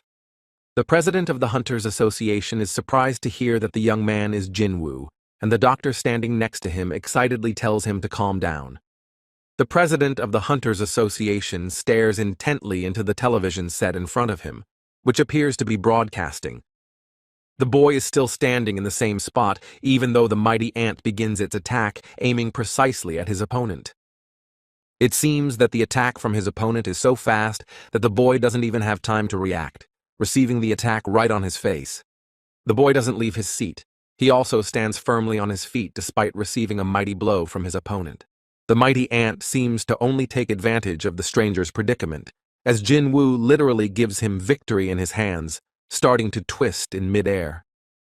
In the interior of the nest, a terrible battle is taking place. It seems that even behind the streams of strong wind, the battle between the two powerful enemies cannot be seen. The hunters are surprised by what is happening. Choi Jung-in says that he thought those were equal in strength, and the master says that they clearly underestimated the ant. The mighty ant, observing what he has done to his opponent, begins to say that the boy is a real weakling and not a king. Once the torrents of strong wind have gradually dried up, then the highly ranked hunters can see the others, shockingly opening their mouths in surprise. The boy appears in his usual appearance. He doesn't seem to have suffered any serious injuries at all as he continues to stare at the ant. The boy continues to stare at the mighty ant, spitting blood, and then begins to use the ruler hand skill. The boy begins to gradually raise his hand, with magical power happening around it, attracting the ant's attention. The mighty ant seems to gradually begin to realize what his opponent is about to do, immediately tensing up harder. The boy's mighty aura seems to be so strong that it causes his opponent to simply fall to the ground in unbearable pain. The boy takes advantage of this moment of weakness of the mighty ant, immediately starts aiming his fist right at his enemy's head. The boy doesn't waste his precious time, immediately strikes his fist right on the mighty ant's face with all his strength. The blow turns out to be so strong that the mighty ant starts flying in a direction unknown to all the people there. The boy, thanks to his strong skills and abilities, was able to send the mighty ant into the opposite stone wall, destroying everything. The cameraman and the nearby high-ranking hunter just open their mouths from seeing the picture. They just can't believe such power of the boy. The man says, addressing Master Beck and Master Choi, whether Jinwoo is definitely a magic rank hunter, wondering more than usual. The master, watching the whole scene taking place and standing next to Choi Jung-in, states that he never would have thought of Jinwoo's strength being so great. Just as all the high-ranking hunters are distracted by their thoughts, at the same time, the powerful ant launches its attack. The boy notices the stranger moving in his direction, thinking about how the mighty ant is strong, probably due to his exoskeleton. The boy begins to use his magical abilities, begins to voice that the stranger's stamina is slowly starting to annoy him. The mighty ant wastes no precious time. Immediately, with his two huge hands, he starts swinging in his direction. The boy, noticing the stranger's motives and goals, immediately puts his arm above him, taking a strong blow to himself, unable to dodge. The mighty ant's blow is so strong that as their hands collide, the ground around them begins to crumble, and the air currents resume. The boy notices the other's weakness in front of him. As the mighty ant is surprised by his endurance, Jinwoo immediately attacks the ant. The mighty ant is not a weak opponent, so it instantly hits right on the boy's head, preventing him from turning away. The boy seems to be maximally pissed off right now. As soon as he receives the blow, he immediately hits right on the mighty ant's head. The cameraman, watching everything from the side, thinks it's an incredible sight, because compared to Jinwoo, he can only stand and watch. The cameraman can't contain his trepidation at the picture happening, thinking that he can go crazy from their power alone. The mighty Ant-Man barely has time to recover from such a strong blow to his head. He thinks about the fact that he is clearly inferior in strength to Jinwoo. Mighty Ant can't hide his puzzlement as he can't understand how strong this opponent is. Mighty Ant can only stare at the highly ranked hunter Jinwoo, who swings in for another strike. Mighty Ant looks straight at his opponent, trying to realize how strong this Jinwoo is that he doesn't show his emotions. The boy hits so hard that the mighty ant recoils some distance away, taking some damage on himself. The mighty ant, not far away from his opponent, is surprised to find that his protective layer has cracked. The mighty ant can't fully understand what kind of power this boy has, wondering how this could even be possible. The boy does not waste his precious time, immediately takes advantage of the moment of weakness of the mighty ant, approaching him closely. The boy strikes with his fist after a few counted seconds, using more force, thus forcing the mighty ant to suffer the blow. Only the mighty ant seems to have some kind of weapon for such an occasion, as some kind of sharp object starts to appear from the opponent's mouth. The mighty ant takes advantage of this unexpected opportunity for the boy, immediately pointing his long tongue in the other's direction. The boy, noticing some new attack in his direction, tries with all his might to dodge this weapon, only it grazes him a bit. The boy, receiving a literally light cut on his cheek, begins to slowly realize that it seems to be some kind of ant poison. The boy seems to realize that this is one of the deadliest poisons in the entire world that this powerful ant alone possesses. There is even some nuance and good news for the mighty ant, for its venom is magnified many times over when mixed with magical energy. The mighty ant leans over the boy, eyeing Jinwoo with a sneer, calling him a pathetic kid. The mighty ant doesn't seem like it's going to waste much time, immediately taking advantage of the boy's moment of weakness and going to attack him. Some high-ranked huntress stands in the pouring rain, her gaze evoking no emotion, only complete equanimity. The girl finally lends her voice, addressing Minoru with the fact that she just got a call from Sugimoto-sama, asking about the other's well-being and what's wrong with him. Minoru's body shakes large in its own right. It's voicing about an S-rank monster that has power that is simply disproportionate by human standards. Minoru continues to voice that even Goto-sama and all of them, continuing that hunters are not even a match for this monster, and the girl grabs his clothes. The girl just can't seem to stand other people's whining anymore, so she states that Minoru is a lowlife that is currently sitting on the ground. The girl looks high into the sky and states that there are much bigger problems ahead of them, seeming to notice something amiss, causing her to reprimand. The boy doesn't take long, even after some poison finds the strength to grab the mighty ant by his hand, surprising him more. The mighty ant seems to have no way of realizing just how strong the boy is and why he is not affected by such a strong poison. The boy doesn't make him wait long for his next action, so after a couple seconds he just sends the ant to the other side of the wall with all his might. A notification comes in that the detox is complete, and the boy finally realizes that's why the mighty ant was so excited. The boy looks at his opponent with a serious look, and also thinks that he seems to be able to sense his emotions now with the increase in his perception. The boy can confidently state that the mighty ant is feeling some sort of concern in this battle at the moment. The boy also begins to feel all the emotions of not only the mighty ant, but also the high-ranking hunters behind him. The boy thinks about the fact that he needs to finish off the mighty ant as quickly as possible, shifting his gaze to Hai Ying. The boy takes advantage of the mighty ant's second weakness, rising high into the air to strike with his foot. After a few counted seconds, the boy gradually descends to the ground after a high jump, intending to end everything as soon as possible. The boy's kick proves to be so strong that even after his foot makes contact with the ground inside the cave, a large number of rocks begin to fall. The high-ranking hunters watching the fierce battle taking place are loudly crying out where the mighty ant is. The mighty ant is not going to die so easily, and from some kid that thought to kill him with his foot, so is now in the air. Mighty ant is thinking about how even his deadly ant poison just couldn't work on the boy. The mighty ant thinks about the fact that the more he makes attempts to compete with this hunter, he just won't win anything for himself. The mighty ant thinks about the fact that since for him a battle with an enemy that relies on strength for the most part is completely pointless. The mighty ant wastes no precious time, pulls his claw to the side and thinks about the fact that his advantage is speed. The mighty ant continues to stay high in the air, thinking about the fact that if it shrinks its own body, it will be able to move more easily. Mighty Ant seems to be at this very moment just losing any thoughts on ending this battle quickly, because the real one is starting. The boy doesn't look scared.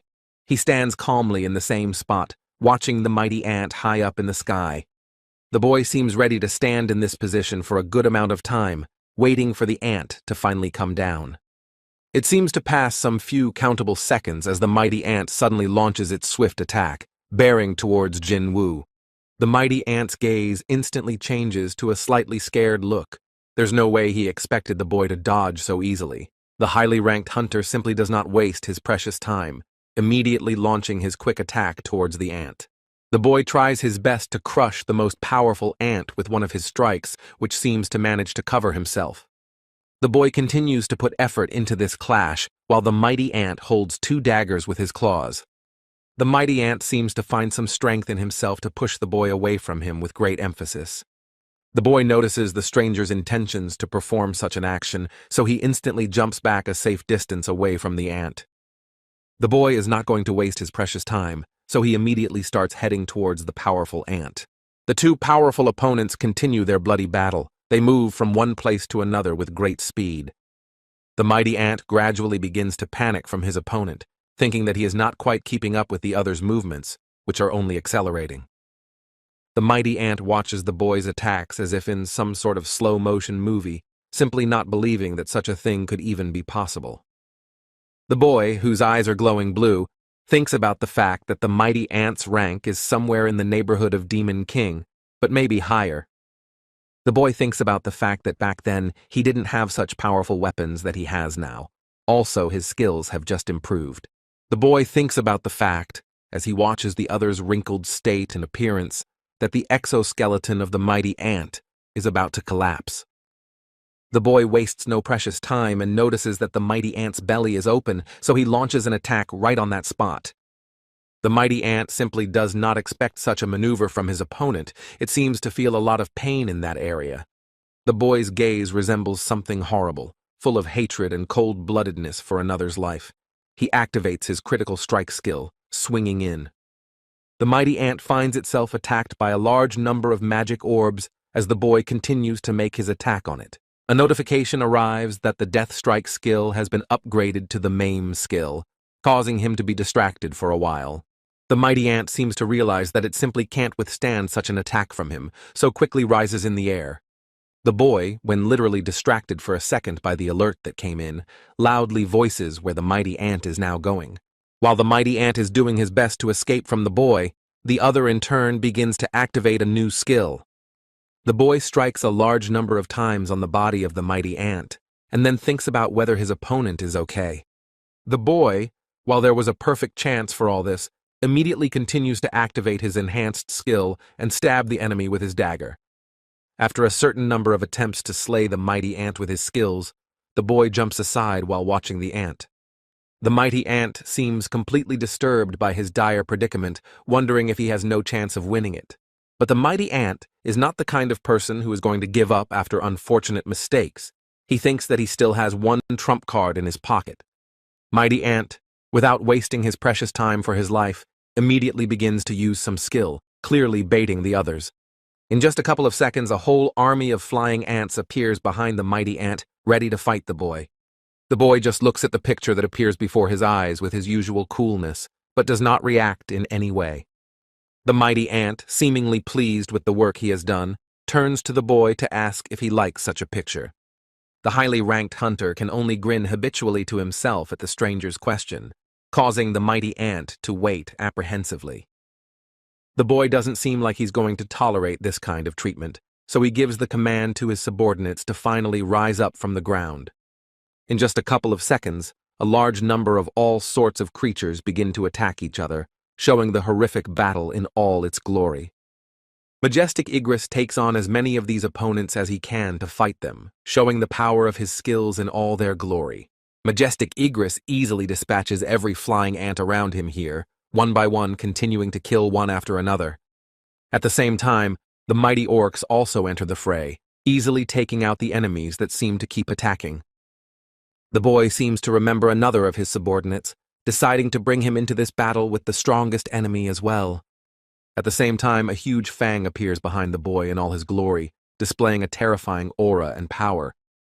The boy tells him that Fang should aim only at his enemies, and if he hits people, he will not be called back to any battle. Fang, realizing the seriousness of the boy's words, nods to him and begins to use the skill of the giant song, making everyone terrified. Fang doesn't waste his precious time, continues to use another skill of his called Fire Dragon Song. The mighty Fang begins to gain his power. A large fireball forms right in front of his face, causing everyone to marvel. After a couple of counted seconds, some strong magical force starts to happen instead of the ball itself, incinerating all living things in front of it. One of the high-ranked hunters asks with horror and disbelief that if this monster was summoned, that it is impossible to summon such a monster. Another high-ranking hunter looks at this picture with horror and thinks that this action and even some kind of summoning just does not smell. The highly ranked hunter thinks that most likely the very real devil from hell has decided to come to them, massacring the enemy. A mighty ant in a similar guise seems a different and intimidating foe to the boy, with fire emanating from around him. The mighty ant, looking at such a terrible battle with a bad outcome for himself, thinks about how this can be, what is even possible. Mighty ant begins to remember his distant past, thinking about the fact that even from that time was the strongest opponent. The mighty ant keeps remembering and thinking about how he destroyed anyone who dared to go against him, standing at the very top. The mighty ant keeps thinking about the fact that he has evolved repeatedly. It was he who did it all and no one else. He is the king. The mighty ant keeps thinking about, as if to inwardly shout that he is the truest king since his birth. Only all the confidence of the mighty king begins to dry up exactly at the moment when the appearance of a boy begins to appear in front of him. The mighty ant seems to be frozen in his place, does not know what to do in such a situation. Perhaps it is only necessary to run away from here. In front of the mighty ant, the boy begins to appear in all his body-horrifying aura, with Fang walking behind him. Mighty ant can't shift his gaze from such a strong opponent. He keeps thinking about the fact that he just needs to survive. Mighty ant keeps internally exulting about how he vitally needs to survive this battle by using regeneration. The boy thinks about the fact that it seems that Mighty Ant inherited this skill from Byung-gu, seeing for the first time a monster that appropriates the skills of others. The Mighty Ant starts thinking about the fact that he needs to get as far away from the boy as possible, trying his best to accomplish this. All of the Mighty Ant's confidence seems to vanish the instant he notices a huge hand in front of him, coming towards him. It takes a couple of seconds before the Mighty Ant finds himself right in someone else's grasp, immediately finding himself pinned to the ground. The boy pulls his arm forward towards his own opponent, causing the mighty ant to startle even more than usual. The mighty ant still doesn't seem to be losing its attempts to just run away from its opponent either, starting to try to dodge the other's attack. The boy, watching all the pathetic attempts to run away from him to save his life, thinks about the fact that the mighty ant can't escape. The boy, not wasting his time, immediately starts activating his mutilation skill, changing in his gaze as soon as he thinks of attacking. After a couple of seconds, the boy easily catches up to his opponent in the form of a powerful ant, starting to strike. A few seconds later, after a large number of blows the boy has dealt to his enemy, he receives a notification that he has killed him. The boy, watching the body, which immediately collapsed right to the ground, continues to see alerts that his level has been raised and so on several times. The boy seems to be about to gather his items from the enemy as he hears the master's voice calling his attention. It's as if the highly ranked hunter is trying to draw the boy's attention to the hunter Hai Ying, who is also still not feeling well. The boy instantly thinks about the fact that he spent too long with the powerful ant, immediately sitting down next to Hai Ying. The boy thinks that he needs to find a healer right away, but exchanging shadows won't help here, and also his skill just hasn't rolled back in the meantime. The boy thinks about whether there's even a single healer left on the side of the naked blades, realizing that some other way is needed. Suddenly, the boy begins to turn towards the cameraman, asking if he can turn off the camera for 1 minute. The highly ranked hunter menacingly states that the cameraman should hurry up and do so, or he will just smash the camera without any words. The cameraman, seemingly surprised by the stranger's words, immediately shuts off his camera for a while, wondering why the boy is clinging to his camera. The boy immediately speaks loudly to his subordinates with words for them to find the corpse of Hunter Byung-gu and as fast as possible.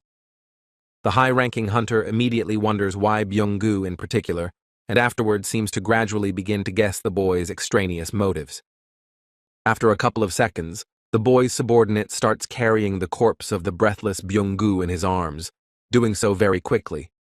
The boy realizes that Byung-gu's head has been bitten off, and afterwards wonders if it's going to work while the master talks about what the boy is going to do. Suddenly, after a couple seconds, a notification comes that the boy can extract the shadow, thus causing him to exhale in relief. The boy doesn't waste a second of his time, because literally someone's life depends on it, so he immediately gives the command to rise up. After a couple of seconds, black smoke begins to appear around the hunter's breathless body, surrounding him from all sides, showing that there is a reaction. The boy waits for the one with Byung-gu on his team as he suddenly receives an erroneous notification that the shadow extraction failed. The boy, clearly surprised that his shadow extraction failed, says that it can't be, because Hae-in's life literally depends on the healer. But the boy continues to stubbornly stand his ground.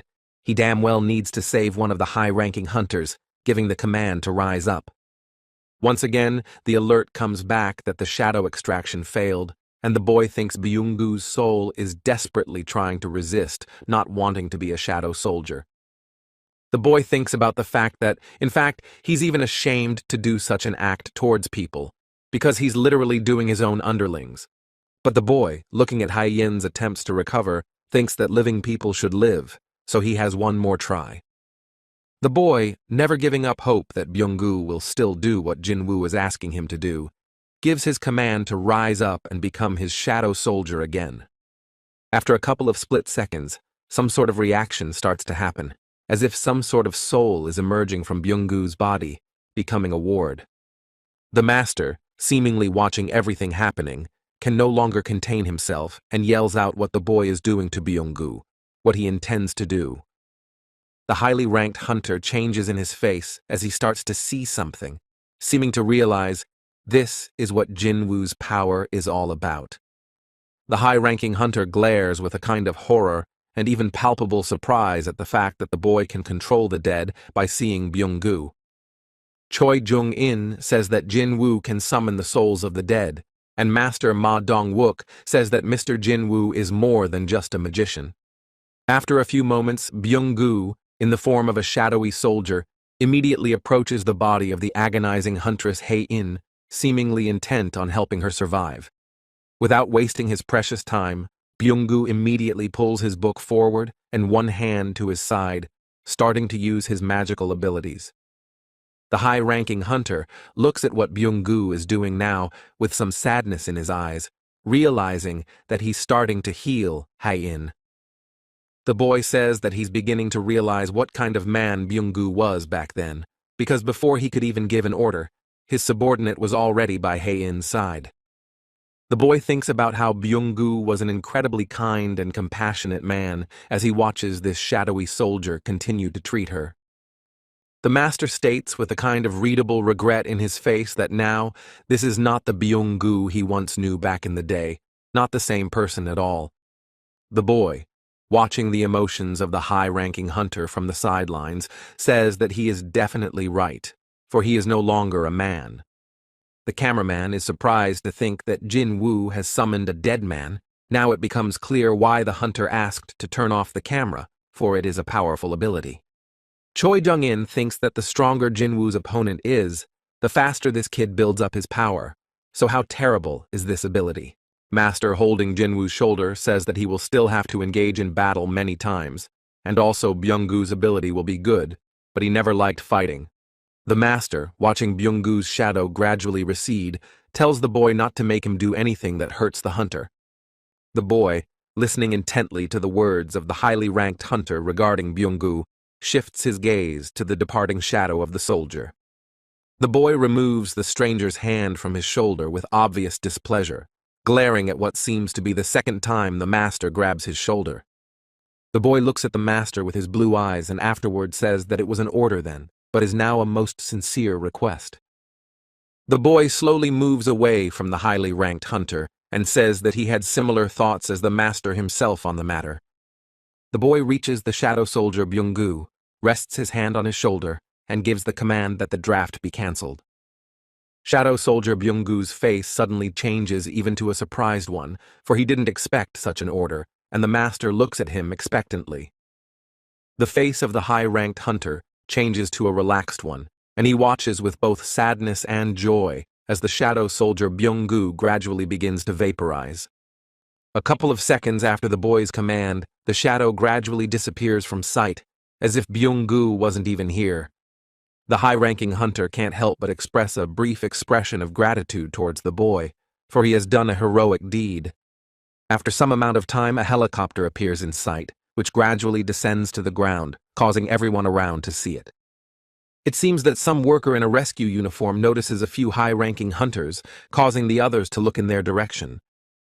A certain number of high-ranked hunters walk in their direction. They all look rather tired, but don't lose hope in their eyes. A certain number of the hunters seem to be slowly making their way inside the helicopter already, and the boy stops and voices for those to go on without him. The boy on the counter question briefly says that he has some unfinished business, thus finally announcing that he will be staying here for a while longer. The high-ranking hunter, standing with the boy in the pouring rain, can't seem to say anything against him, saying that he understands him. The master guesses that the battle is still not over, and the boy says that he will go clear the way and deal with the remaining ants here. The boy doesn't seem like he's going to waste much time talking, so he immediately calls out for Keixel, who will show up here any moment now. The boy instantly climbs up on his flying beast, causing the master to marvel for the umpteenth time this day as he bids him farewell. The boy, without wasting his precious time, immediately voices a command to the flying beast to go on a long and arduous journey of battle. Keixel takes off from his seat with great speed, rushing in a direction known only to the boy, many ants being knocked out of the way. One of the ships floats on its own current. It seems to have enough people in it that it may be safe. A certain number of people have gathered around one high-ranked hunter, all of them standing in the rain and not holding a conversation just yet. After a couple moments, Minoru voices that no one has seen the actual monster, which is why they are so calm, and Goto-sama was killed in a brutal way. He continues to voice that they can't defeat the mighty ant, and the other man replies to calm down because the raid on Jeju Island is over. The man goes on to say that the mighty ant has fallen, causing Minoru to say in fear that it's a complete lie, but it's official information. The man thinks that there is a rather capable hunter in Korea. However, that one is weaker than Goto-san, only he doesn't even know what the hunter's name is. The stranger's thoughts are cut short by a worker suddenly appearing, stating that the ants are starting to run away, which seems to indicate that there is someone on the island. Someone announces over the loudspeaker for everyone to get ready right now because there might be another attack from their side. A large number of ants find themselves struck down by Jinwoo's subordinates, who mercilessly deal with them. Not far from the upcoming battle, the mages utilize their magical abilities, thus adding even more damage to the rest of their allies. A huge number of fireballs fly towards the army of flying ants, thus giving them no chance to capture victory in this battle. The boy thinks about the fact that destroying the ants that haven't hatched yet can add some more experience to himself, immediately starting to open his inventory. The boy, observing the mess in his inventory, thinks he needs to tidy it up somehow, when suddenly he notices something. After some time, having found something interesting, the boy takes out a certain object from his inventory, holding it in his hands. From some small object in the boy's hand appears a huge sword, which he just remembered because he simply forgot about it. The boy seems about to try out the real power of this large and powerful weapon for the first time, starting to wield it a bit. The boy doesn't seem to need to put a large amount of effort just to start twirling this huge sword, as if he had been using it for years. The boy makes a large number of movements with the mighty weapon, literally flashes of lightning appearing after each of his strikes. The boy wonders how he could have left such a monster dusting in his inventory, going to deal with the eggs with the sword. There's a Korean broadcast on TV featuring a highly ranked hunter who slays the mighty ant once and for all. Some blonde guy in a business uniform is watching the live broadcast, is silent for a while, and then turns to someone.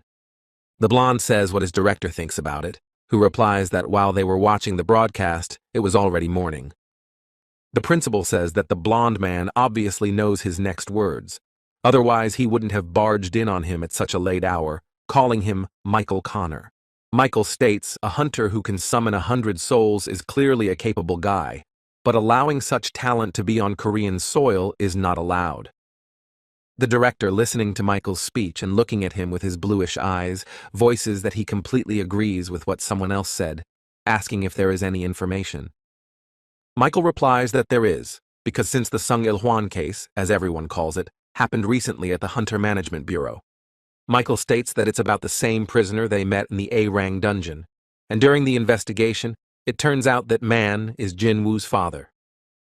Michael states that other countries don't even know who Jinwoo is, so they have to take advantage of it, and the director states that the case of Hwang Dong-soo is a different story.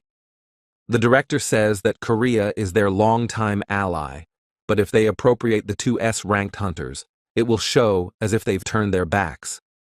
The director asks if this action is even worth it, if they need to risk so much since they are such good friends together with Korea. After a while, the director covers his eyes for a moment, and then, gathering himself, says whether Michael can arrange everything to be just right. The boy, having dealt with a large number of ant eggs, immediately realizes that in this way he was able to reach the cellular level. The boy can breathe a sigh of relief, because he has fulfilled the goal he set for himself long ago, and finally removes his weapon from his hands. The boy does approach the remains of the mighty ant, and afterward says that a rather powerful aura emanates from this guy.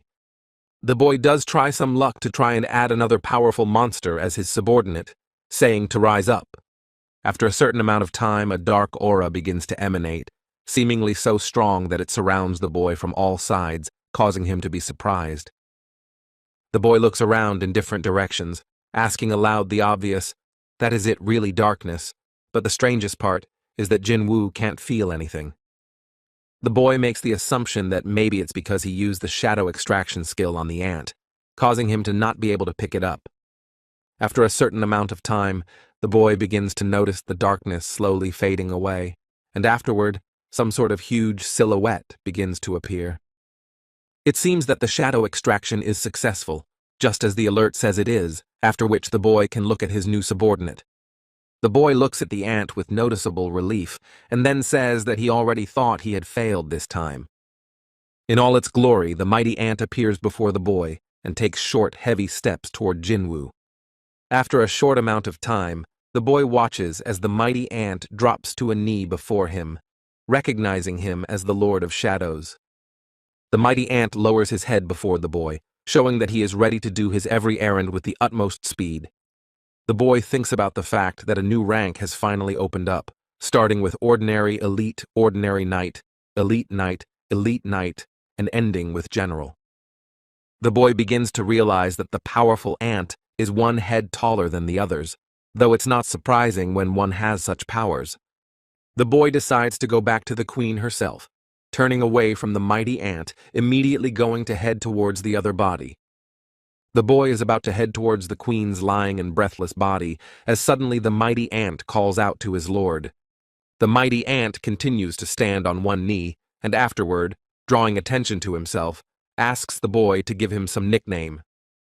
The boy thinks about the fact that the mighty ant has contracted absolute loyalty syndrome like the rest of the warriors.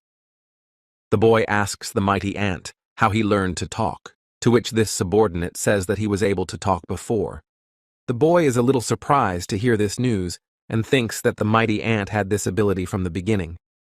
The boy thinks that Iron Fang and Byung-gu were human before and could talk, but after they became shadows, they stopped talking, so it's a matter of rank. The boy thinks about what will happen when the other demons increase their rank, because maybe they will be able to talk after that too. The boy decides to ask the mighty ant directly because he has killed him, but the ant keeps listening to follow him around. The mighty ant speaks with some gravity, but in a clear speech that he did not die, but was resurrected thanks to his king, his power.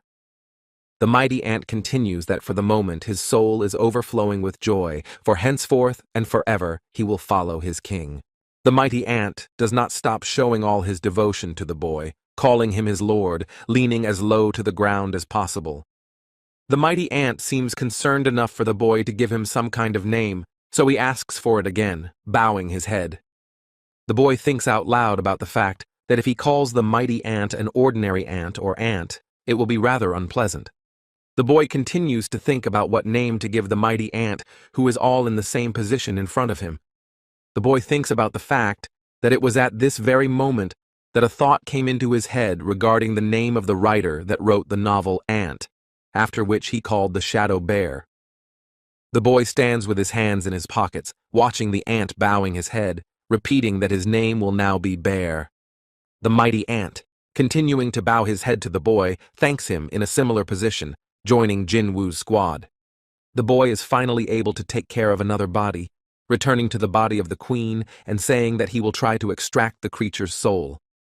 The boy, after some amount of time, says his command to rebel, as then a reaction from the queen begins to occur. This time, the boy succeeds in extracting the queen's soul the first time, thus watching this shadow appear in all its glory. A large number of ants seem to notice something unusual and dangerous to their lives, causing some sort of commotion in their atmosphere. Suddenly, the boy begins to sense something amiss, immediately thinking that somehow his bond with the ants is suddenly beginning to weaken. The boy asks Bera what happened, and he says that the queen is in charge of the legion of ants, and as long as she is alive, the reins of power will pass to her. The boy asks about the queen's mana, and the man says that most of her mana is for breeding, which makes you wonder. The boy begins to realize that the ant queen is simply unfit for battle, thus the powerful ant confirms his words. The boy thinks that one ant leader seems to be enough for them, so he cancels the queen's summons, bringing her back. The boy suddenly notices his subordinates, whose hands are full of crystals, and afterward says that they don't need magic crystals right now. The subordinates immediately leave them behind, and the boy says that they will be used to rebuild Jeju Island and pay compensation for the damage. The boy thinks that the one stone he has in his hand will be enough, because Jinwoo took it out of Bear's corpse. The boy thinks about the fact that they need to destroy the rest of the ants, whether he can do it with his current fighting power, saying he will try to do it. The mighty ant says that the enemies without a leader were in a difficult situation, so they scattered into small groups. The boy, listening to what the mighty ant is now relaying to him, briefly calls him by name and wants to know how many ants are left. Bear says that before the battle began, there were over 8,000, but now there are just over 4,000 ants left among the survivors. The boy sighs and says that he thought he had put down quite a large number of ants, but he still has so many more to fight. Suddenly, the boy comes up with one ingenious plan, asking Baru if he can deal with the rest. The mighty ant, as always in total submission to his ruler, says that if that is the order, he will surely handle it. Some high-ranking hunters are out in the pouring rain. One of the men loudly announces that a large number of ants are flying towards them. As soon as the man loudly announces this terrible news, they instantly begin firing fire weapons directly at their enemies. At the same time, the highly ranked mages begin to use their attack to deal with more ants in order to save their lives. All sorts of attacks start hitting the flying ants, aiming towards the humans, who are all also flying towards them purposefully. Suddenly, one of the huntresses discovers that the ants are flying north, so they are about to collide with the knight's camp, alerting everyone. A certain number of high-ranking hunters begin to expect an attack in their direction. The knight voices for the rest to prepare for battle. Some female hunter voices that their guild glory should show themselves as well, and a man yells for them to chop down anyone and everyone in their path. One of the men yells that every ant is comparable to a B-rank hunter, because someone might get hurt, yelling for them to restore the reputation of the Reaper Guild. One of the high-ranked hunters is trembling in fear in his entire body, holding his head and stating how he can fight them, for he is afraid. A young man in uniform passing by thinks that a highly ranked hunter seems to be A-ranked, but in reality, he can't do anything. A certain number of high-ranked hunters are expecting to be attacked by a large number of flying insects. Some blonde-haired girl says that the ants have already reached Haeundae, asking if they will be able to defeat these flying creatures. Some high-ranked hunters who are still also waiting for an attack in their direction, someone yells out that they are getting closer. In just a couple of counted seconds, from just one powerful strike on the flying ants, there is simply nothing left. Just remains in the sky. The blonde-haired girl opens her mouth in astonishment and states that some kind of creature had just massacred those flying ants. One of the high-ranked hunters is visibly puzzled by what he just saw, and afterward says that it was too fast that he didn't even see it. One of the high-ranking hunters wonders what it really was, while some sort of powerful battle continues to take place in the sky. Someone voices good information that there has been an active extermination of the remaining ants in southern Korea for 2 days now. Someone goes on to say that these ants were later found on the coast of the Chinese Sea, saying that they have already reached China. A captain says that they have not been able to sleep for 2 days, and another worker says that the 2nd Legion has entered a dangerous fire zone. One of the leaders in charge says to start the attack, as suddenly another man says to take their time. The man continues to vocalize about giving them a chance to show their hero in all his glory, which says that there is no end to these ants. The highly ranked hunter keeps his hellfire burning knives with him, and afterward vocalizes for these ants to rest in peace. The high-ranked hunter utilizes his fire magic abilities, thus filling the sky with his flames and various skills. The man states that he is bored enough fighting such ants. Now, if there was that powerful ant, it would be hot. The highly ranked hunter says that what is to be is not to be, thus filling the sea with more ant corpses. A pretty blonde girl in a smart suit turns to a man, asking him how he feels about the spectacle that has just occurred. He says that Jinwoo and Hwang clearly have something in common. Perhaps it was Hunter's son who killed Hwang Dong-soo, so the stranger's brother will clearly be out for revenge. The man, after telling his assumption about the stranger's fate, asks if he got it right, and the girl replies that he got it right. The man says that it's rather pathetic that it won't be easy for him to meet Jinwoo now, since he was so eager to meet him. The girl says that if they have to fight, what will he do? And the man addresses her as Lola, saying that it's not the first day they've known each other. The man with the burning eyes says that Hwan belongs to the Scavengers Guild, and this particular guild is his, so what exactly will he do? The man states that he can't stand anyone who touches his property, yes, even if it is the American government itself. The 3rd day of the raid on Jeju Island is passing. It is currently a dark night, with only the moon illuminating the land with its moonlight. The military and the main forces of the Knights Guild have landed on the island to collect crystals and deal with unforeseen situations. One of the knights tiredly states that there was one man in the world who had almost no luck, thus drawing the attention of one hunter.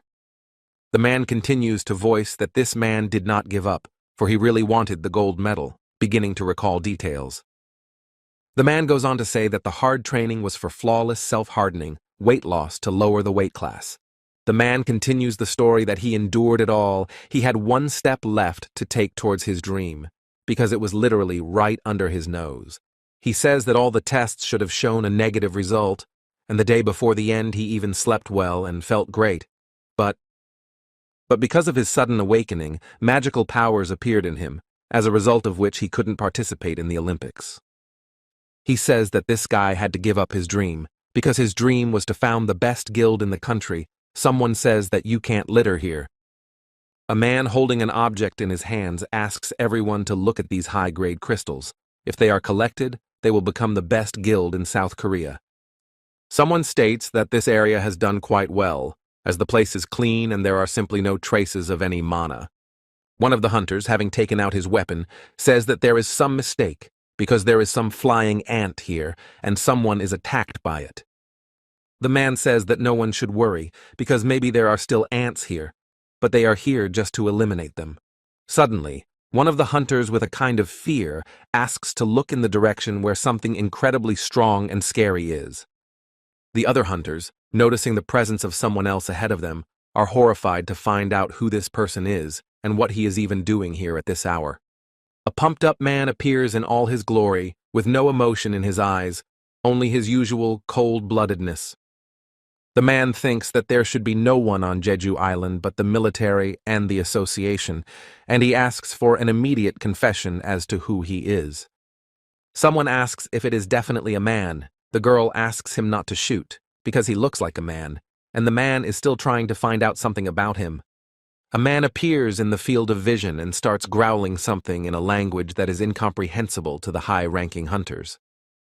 It seems that one of the high-ranking hunters begins to realize that the man in front of them is not just a man because he speaks the language of monsters. Suddenly, someone's hand of an unhealthy skin color appears in their field of vision, seemingly creating some sort of clicking sound, thus drawing their attention. Literally at that very second, all the high-ranked hunters here begin to storm out, creating a horrible atmosphere around them. A large number of high-ranked hunters instantly fall straight to the ground, unable to deal with such a force. One of the monsters that looks like a human asks what kind of tricks are these, and he says that they don't need any unnecessary noise because he put them to sleep for a while. The pumped-up monster keeps asking questions about whether the ice elf has checked this area, whether someone's power is definitely here. The ice elf says that it's a strange case, why he's even helping people, and another one says that they don't know what kind of cockroaches he has in his head. One of them says that those spread-out rotting insects stink of odor.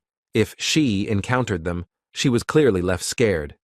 The ice elf extends his hand forward and states that it is time for them to begin their hunt, so they should stick to their basic plan.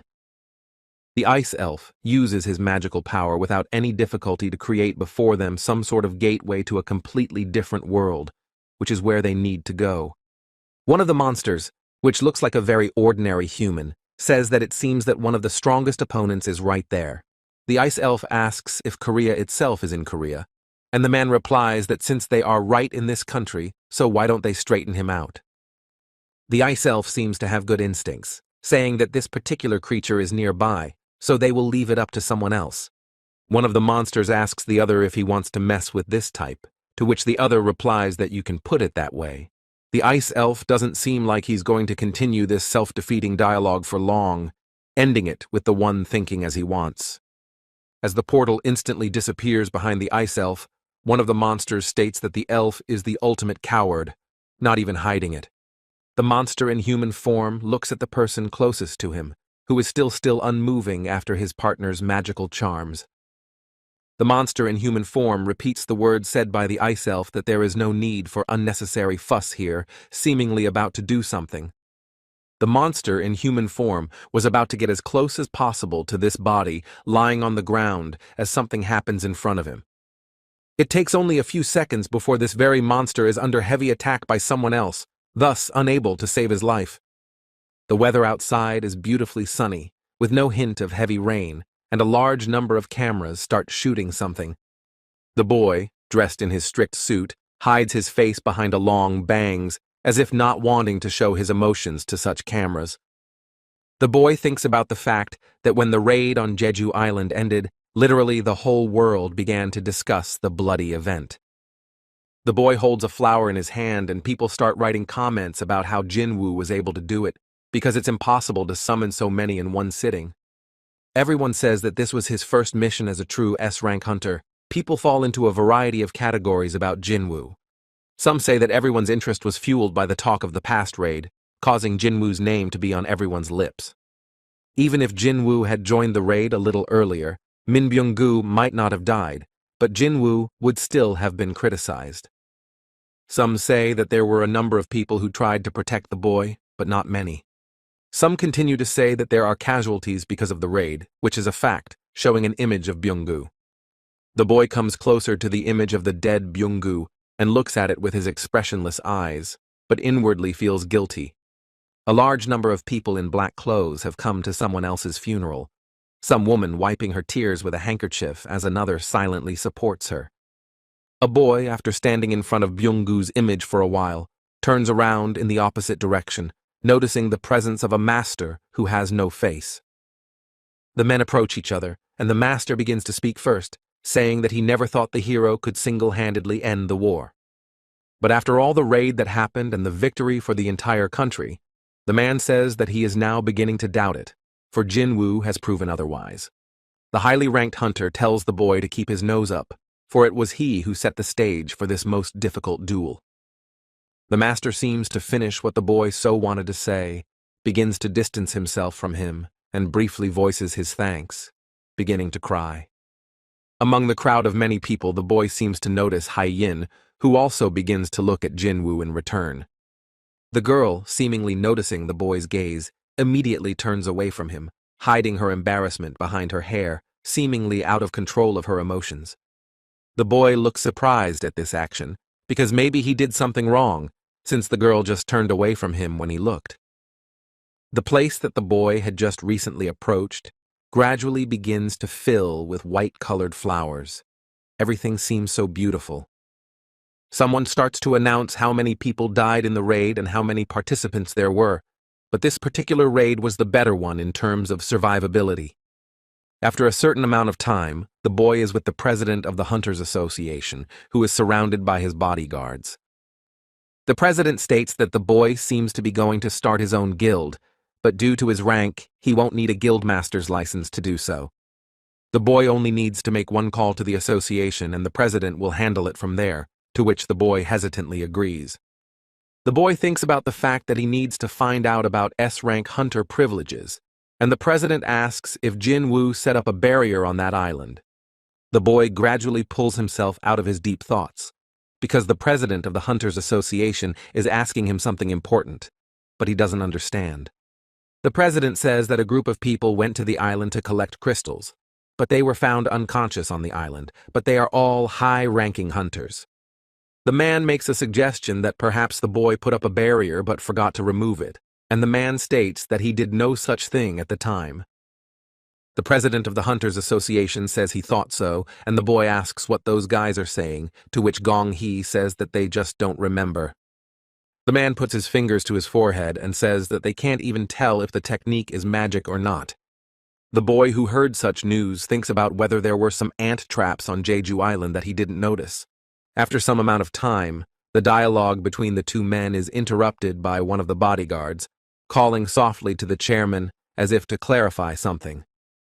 The president says that their guest has arrived earlier than they expected, so he will have to leave Jinwoo, thanking him for his time to talk. The boy seems to get up from the table as soon as he's alone in the place, thinking about the fact that he has to go about his business as well. After a certain amount of time, the boy starts to walk towards his car, ostensibly about to leave, but someone calls his name. A man appears in all his glory, first saying hello, and then saying that his name is Adam White, an American employee. The boy, noticing the new acquaintance in his field of vision, wonders what else the Hunters Bureau is, and the other briefly says that he may be called Adam. The man says he was in the office, but the boy isn't easily caught apologizing for such an unexpected encounter in such a place, and Jinwoo doesn't understand yet. The boy thinks about the fact that since the man has been looking for him in the office for a while, he might not be the foreigner Jin-ho was talking about. The boy briefly asks about the stranger's intentions, and the man states that he has some information he'd like to share with him. The man says that there's probably no country or organization that Jinwoo would ever get that kind of information other than the one that's personal to him. The boy still has no way of understanding the other man's intentions and asks why Adam would want to share such information with him specifically. The man doesn't make him wait long for his answer, extending his hand forward and stating that such value is only for a select few. The man states that he planned to meet with him in person, as did his deputy bureau, as this is a rather important matter, and the deputy will tell him all the details. The man says that there is a car waiting for them nearby if the boy would like to go for a ride with them, and the man thinks about the information. The boy starts to open his car door and says he doesn't know if they can be trusted, but he needs to think about it, and maybe he'll call back. Adam voices that he forgot to say regarding the negotiation, during which you have to keep the bar until the very end, after which there will be a higher fee. The boy is already getting into his car about to buckle up, as he suddenly hears from Adam about the upgrade, immediately a change in his face. The boy's look changes even more as he hears the words about what he knows about awakened ones, being able to increase the abilities of another awakened one. After some amount of time, it seems the boy along with Adam get to their desired location, Someone says they have arrived. Michael shakes Jinwoo's hand and states that he is glad to meet him, introducing himself as the deputy chief of the Hunters Bureau. The man who had been traveling with the boy earlier announces that he will be Jinwoo's translator, smiling his easy smile and letting him know that he can be relied on. Michael doesn't seem to be the type of person to ramble and stall for time. He voices that they should get right down to business, addressing Jinwoo. Michael, holding a folder in his hand, begins to move it closer to the boy, stating that these documents are for immigration to the United States. Michael says that it takes 2 years to process such documents, but Jinwoo has a special case, 1 word from him, and he will become a U.S. citizen. The boy doesn't seem completely satisfied with what's going on. He coldly says that he came to this place for the information Adam promised him. The boy thinks of an awakened one with which to improve skills. He asks if increasing skills is even possible. Michael covers his eyes and states that, to be honest, the person with such strong abilities is already here. Michael isn't going to spend much time talking like this, as the boy is clearly not the patient type, so he asks for Selner to be invited here. Michael says that the only person in the world who can help the awakened hunters overcome their limit is a certain Mrs. Norma Selner, who is immediately shown in all her glory, businesslike, dressed in bright clothes, looking forward. The boy thinks about the fact that this woman has a very different aura from the rest of the awakened hunters, surprising him more. Michael approaches Mrs. Selner with words about preaching about her ability to Mr. Jinwoo, who is their important guest here. The woman looks at the boy and says that it must be hard to believe, since the other hunters thought exactly the same way Jinwoo looks. The woman isn't about to show that she doesn't have such strong powers, dropping her hat on the table and stating that he should experience her power. The woman looks with her amazingly colored eyes as if to exactly into his soul, and afterwards says that all the boy's doubts will immediately disappear. The man, watching what the woman is doing and how she behaves with such an important guest in this place, can't help but call out Selner. The woman says that every awakened person has a limit, only no one is capable of overcoming it, looking exactly into the boy's eyes. The woman breaks off a piece of cake and says that since the boy is already an awakened one, he will never be able to increase his own rank again. The boy, listening to the woman very attentively, because he came here purely for new information about awakening, calls out to her. The woman cuts off all the boy's thoughts, smiles, and says that it is so, but she can help the awakened hunters to break their own shackles. The woman states that there are as many as 3 steps to do so, but she's not sure she can call someone else's ability a forced awakening. The man says that everything Mrs. Selner said is true, but such a power requires a large expenditure of magical energy, so it is obtained by small people. The boy thinks about being in that number of people, especially if those people are telling the truth. Such an ability is quite useful, asking how effective it is. The woman says that it will depend on the person, but if they pass the 3rd stage, their skills will improve by 20 or 30%. The boy thinks about being able to improve his skills by 20 or 30%, realizing that this is just an incredible event. The boy thinks he now understands the reason for sending Hwang Dong-soo to America, and yes, any other hunter would want to be in someone else's shoes. The man says that this information is under the care of their Hunter Bureau. Also, they have taken responsibility for Selner's life. The man states that it can be said that the ability Mrs. Selner possesses is a gift to any chosen hunter. The boy thinks about how it's not exactly like a gift, and afterwards states that it's more like a bargain than a gift. Isn't he right about that? The man states that if the boy becomes a U.S. hunter, they will help him get over his limit. Besides, Jinwoo will be able to join any guild. The man says that there's no need to rush, because they invited him today so the boy can experience for himself what it's like to be awakened again. The boy doesn't quite seem to expect such words from his new acquaintances, wondering aloud what it really means. The woman casts her gaze downward, trying to remember how the expression was said back then, and then, remembering, states that it was a gift for Jinwoo. The man states that Mrs. Selner is right to ask the boy if he wants to try to go through with it, and the boy asks that so easily. The man says to Jinwoo to take it as a gesture of reverence on their part, and the man thinks the woman is pretty confident.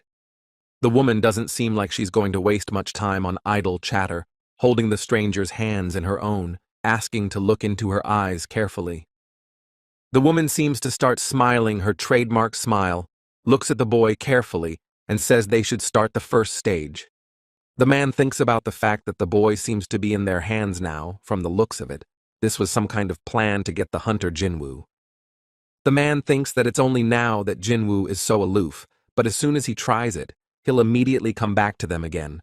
Or maybe he'll sign the contract now. The woman starts to feel more power, thinking about the fact that the raid on the island was easily ended due to this man's strong abilities. The woman seems to be starting to feel Jinwoo's all-powerful aura, but also continues to find all the characteristics of this boy. What is his limit? The woman fully gives her all for this awakening test. She raises her eyes of amazing color upwards, sensing something strong. After a certain amount of time, it seems as if that something catches her in a sort of horror at what she sees, her eyes instantly opening in fear. As soon as the woman looks into the stranger's eyes, the boy completely changes in his image, his pupils portraying a bright blue color. After some time in the room, there is a loud scream of a woman, because of which everyone in the room became alarmed. At the same moment, the boy's bodyguards run up to him, calling Jinwoo a bastard and asking what he did to her. The man calls out for the bodyguards to stop, because what are they doing to Mr. Sung Jinwoo? Have they forgotten who the hunter is? The man calls the bodyguards idiots, while the other one nervously says that Mrs. Sellner was in danger, and the other one says to check, not condition. The man bows before Jinwoo and apologizes for the situation, for his agents behaved quite improperly in front of such a hunter. The boy, clearly surprised by what is happening, opens his eyes and thinks about what happened, but afterward he says it's nothing. The man tells the agent that if they had put on such a show in front of Thomas Andre, there would be nothing left of them, forcing it into their empty heads. The man, finally distracted from his blundering agents, turns to Mrs. Sellner, asking what her problem is. The man states that sweat is dripping off of her, asking if the woman, who continues to shiver throughout her body, is unwell. The man states that the woman doesn't seem to be feeling well, suggesting that she continue the other's awakening next time, addressing the boy. The man turns to Adam, vocalizing for him to take Mr. Jinwoo to wherever he tells them to go, to which the other agrees. The man returns his attention back to the trembling woman, who continues to be in the same state, showing complete fear. The woman seems to have no way of controlling this trembling in her body. She pulls where her trembling hand goes forward, starting to mutter that Jinwoo. The woman seems to finally be able to string her words together into some sort of speech, and then suddenly and hilariously states that the boy is a king and incredibly strong. The man, with readable surprise in his eyes, begins to guess that the boy's strength has reached hunter national level. The woman looks away and says that she's not quite sure of that, for she is beyond doubt that Jinwoo is a king, but he is noticeably different from other hunters. The woman begins to share her feelings that the moment she decided to look inside him, a stranger's cold gaze rested on her. The woman tries to hold back her body shivering as she continues to voice that it was an all-consuming abyss around Jinwoo, and she was looking at it. The woman doesn't hide her emotions in her gaze. She seems to be experiencing something like this for the very first time, about to continue speaking. The boy seems to have already reached his assigned place, getting out of the car and looking around the area, surveying the surroundings. It seems the president of the Hunters Association is not feeling quite in a good place. He holds his fingers to his forehead as if gathering his thoughts. The man tries to massage the bridge of his nose and thinks about the fact that Hunter Byung-gu died in that bloody raid after all, which shows the bad news. The man thinks it's a terrible tragedy. His heart breaks at the mere thought, but there are still many trials ahead of them. After a certain amount of time, the man begins to be distracted by a phone call, which suddenly distracts him from his accumulated thoughts. The president picks up the phone, listens to what the interlocutor tells him, and then begins to realize that in the middle of the road, the gate of V-Rang has opened. The man thinks that if this is the case, then their troops are powerless here, saying that he will try to contact some large guild. After some amount of time, the president of the Hunters Association starts to guess that if this gate appeared in that area, the man recalls that it seems that Hunter Jinwoo said that that's where his future guild office was located, making him wonder. The boy, sitting in his car, begins to remember a past encounter with the woman, for the woman saw something in him, but wouldn't say what it was. The boy remembers the woman's condition, thinking about what scared her so much. She looked terrified, as if she saw a real monster in front of her. The boy wonders about why there is such a traffic jam at this time. It seems like it would be faster to take the subway, making him grudgingly look at what is happening. After a certain amount of time, the boy, sitting in his car, hears the melody and vibration of his phone, which is nearby. The boy doesn't take long, immediately takes a call from the president of the Hunters Association, and he states that he is listening, asking if something is wrong. It seems the president of the Hunters Association is sharing the news about the B-rank gate, and the boy annoyingly thinks that he is now in traffic. The president says that a B-rank gate has appeared in the middle of the road. Can Jinwoo handle it? And he asks without permission to clear it. The president laughs and says where he thinks the dungeon sweep permit comes from, and the man says from the Hunters Association. The president of the Hunters Association amusingly asks who he is then, and the boy, smiling, says that he is the president of the association. The president of the Hunters Association laughs amusedly, saying that the boy can't be bothered with that, and Jinwoo thanks him. Some man reads that there's a W-rank gate in front of someone right now, which has appeared right across the roadway, and he's asked to follow instructions.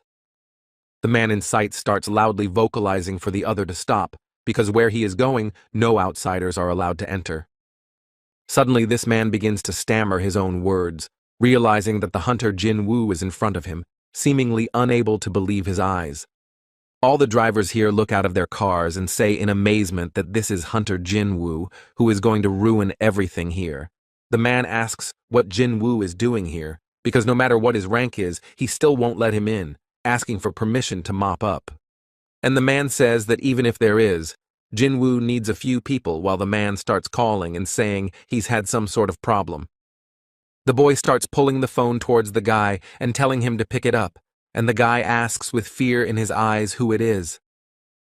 The boy says it's another person that the man can't allow, who is the president of the Hunters Association, causing him to wonder. The man turns the other way and with fear in his head says that he understands everything, and the boy says that he will go do everything then. After a certain amount of time, just as the other man is distracted by the call, Jinwoo is already gradually entering the gate. That man looks at Jinwoo's back with displeasure in his eyes and thinks about him falling into the dungeon and spraining his ankle, sincerely wishing that. Suddenly, some commotion rises around the place. Some man is yelling for everyone to look at the gate, not realizing what's going on there. All the people here, looking immediately at the gate, realize that it has changed to a completely different color, red, indicating danger. A man shouts with horror in his eyes that they have turned red, thinking that it was only because of his words in Jinwoo's back. The boy, finding himself in this place, thinks about how he was clearly tricked and ended up in the red gate instead of the B-rank gate, looking on with displeasure. The boy, looking at all this, realizes that the entrance is closed, so it will be quite difficult for him to get out of this place, making him think.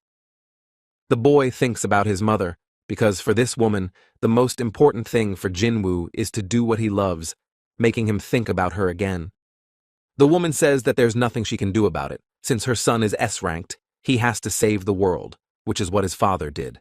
The woman says that before becoming a hunter, the man was a fireman, but he also saved people, so she loved him, and they got married. It's as if the woman is asking the boy not to try to jump over his head, and Jinwoo says he's so glad his mom understood him. Such a relief. The boy, looking at his surroundings, says that he seems to have downplayed the situation a bit by saying it's just a little difficult. The boy thinks that he should finish cleaning up this dungeon today, as he is expected home anyway. The boy calls some of his subordinates. One of the knights starts a battle with the monster, trying to win. The boy, while in his business suit, thinks about the fact that a hunter is born to hunt, watching everything happening from the sidelines. Some girl seems to be meditating and trying to think of someone saying that monsters are not the only enemies of hunters. A large number of weapons end up inside the monster.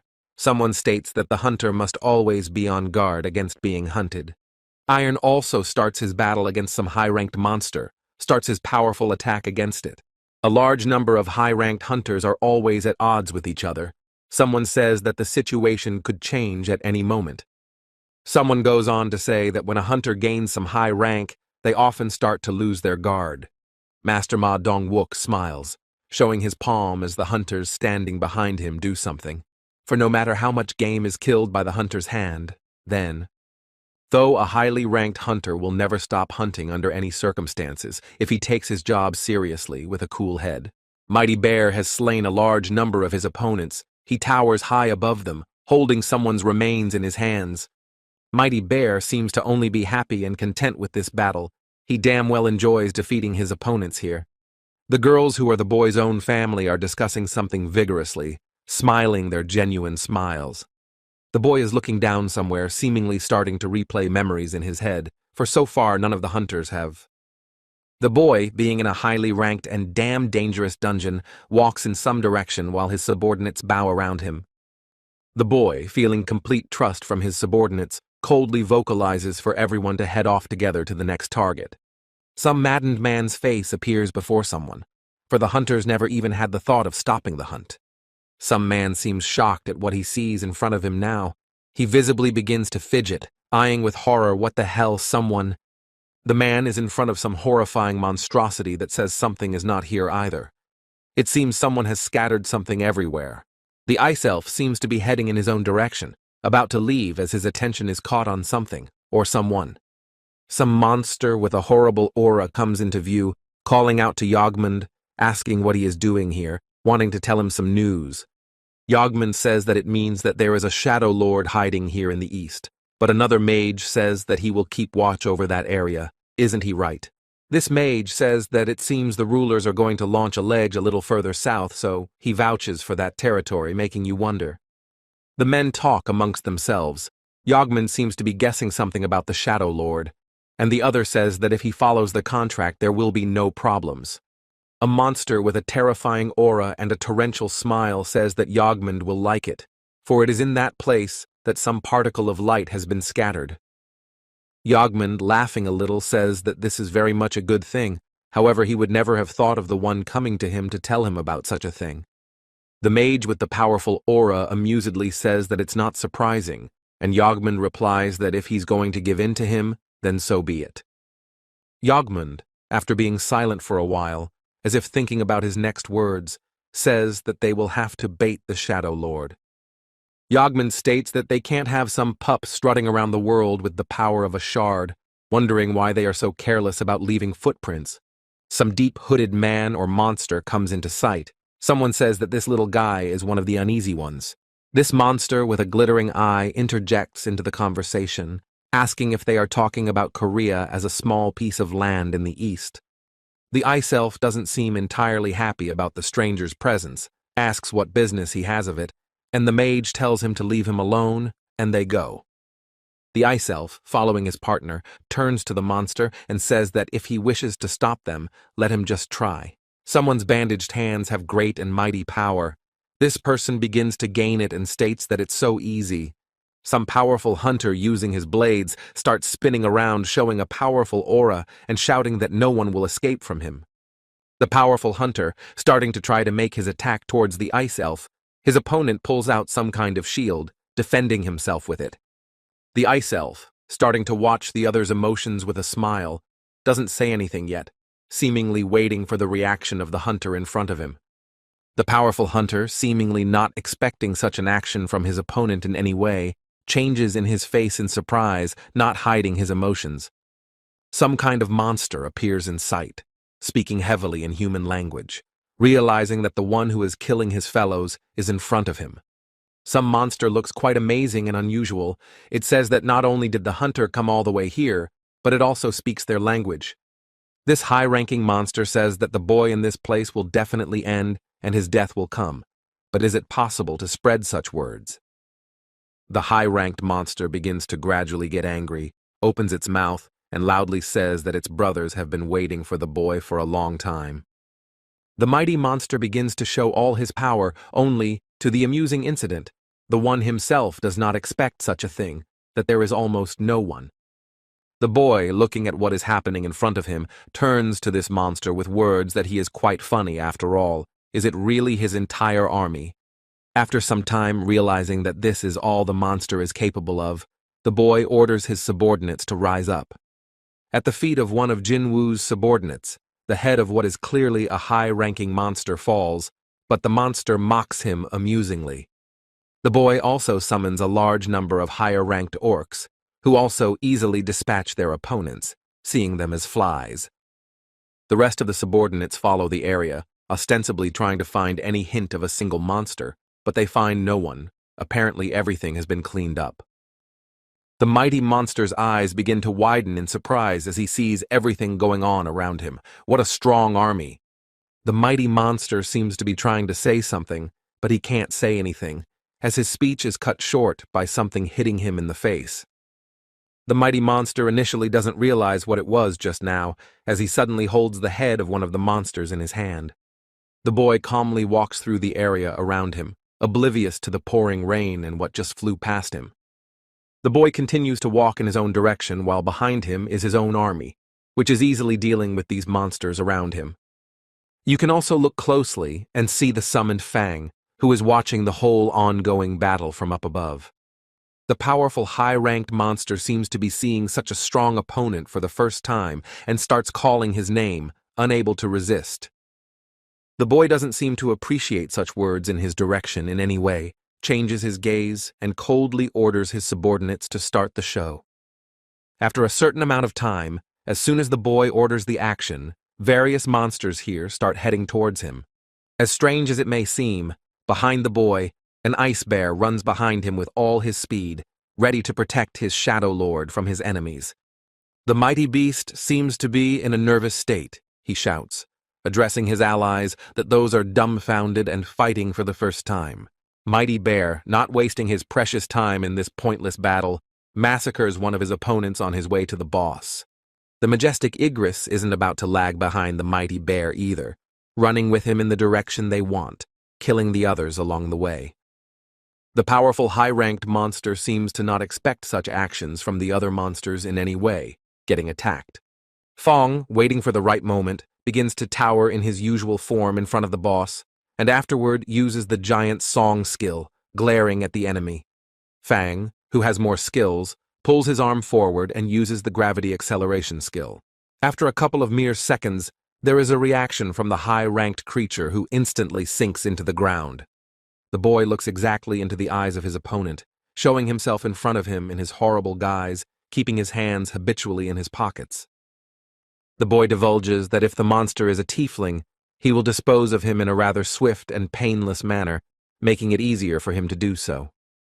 The boy seems to be looking for something useful for himself, but doesn't find it in this place, thinking that the system is preventing him in every possible way. The boy seems intent on using something from his inventory, stating that someday he will still be able to find out the truth.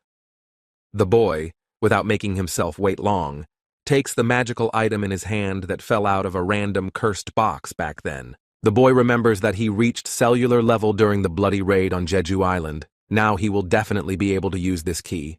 The boy holds in his hands the so-called key that will be able to open the entrance to Kartanon Temple. The location will be revealed after a time. The boy continues to stand in the pouring rain and thinks about the fact that this is the key to Kartanon, and if he dares to look for it, he is unlikely to find it at all. The boy seems to start thinking about a double dungeon that lurks somewhere, perhaps close, perhaps far away. The boy, surrounded by many different alerts, thinks about the system calling him back to the place he started from.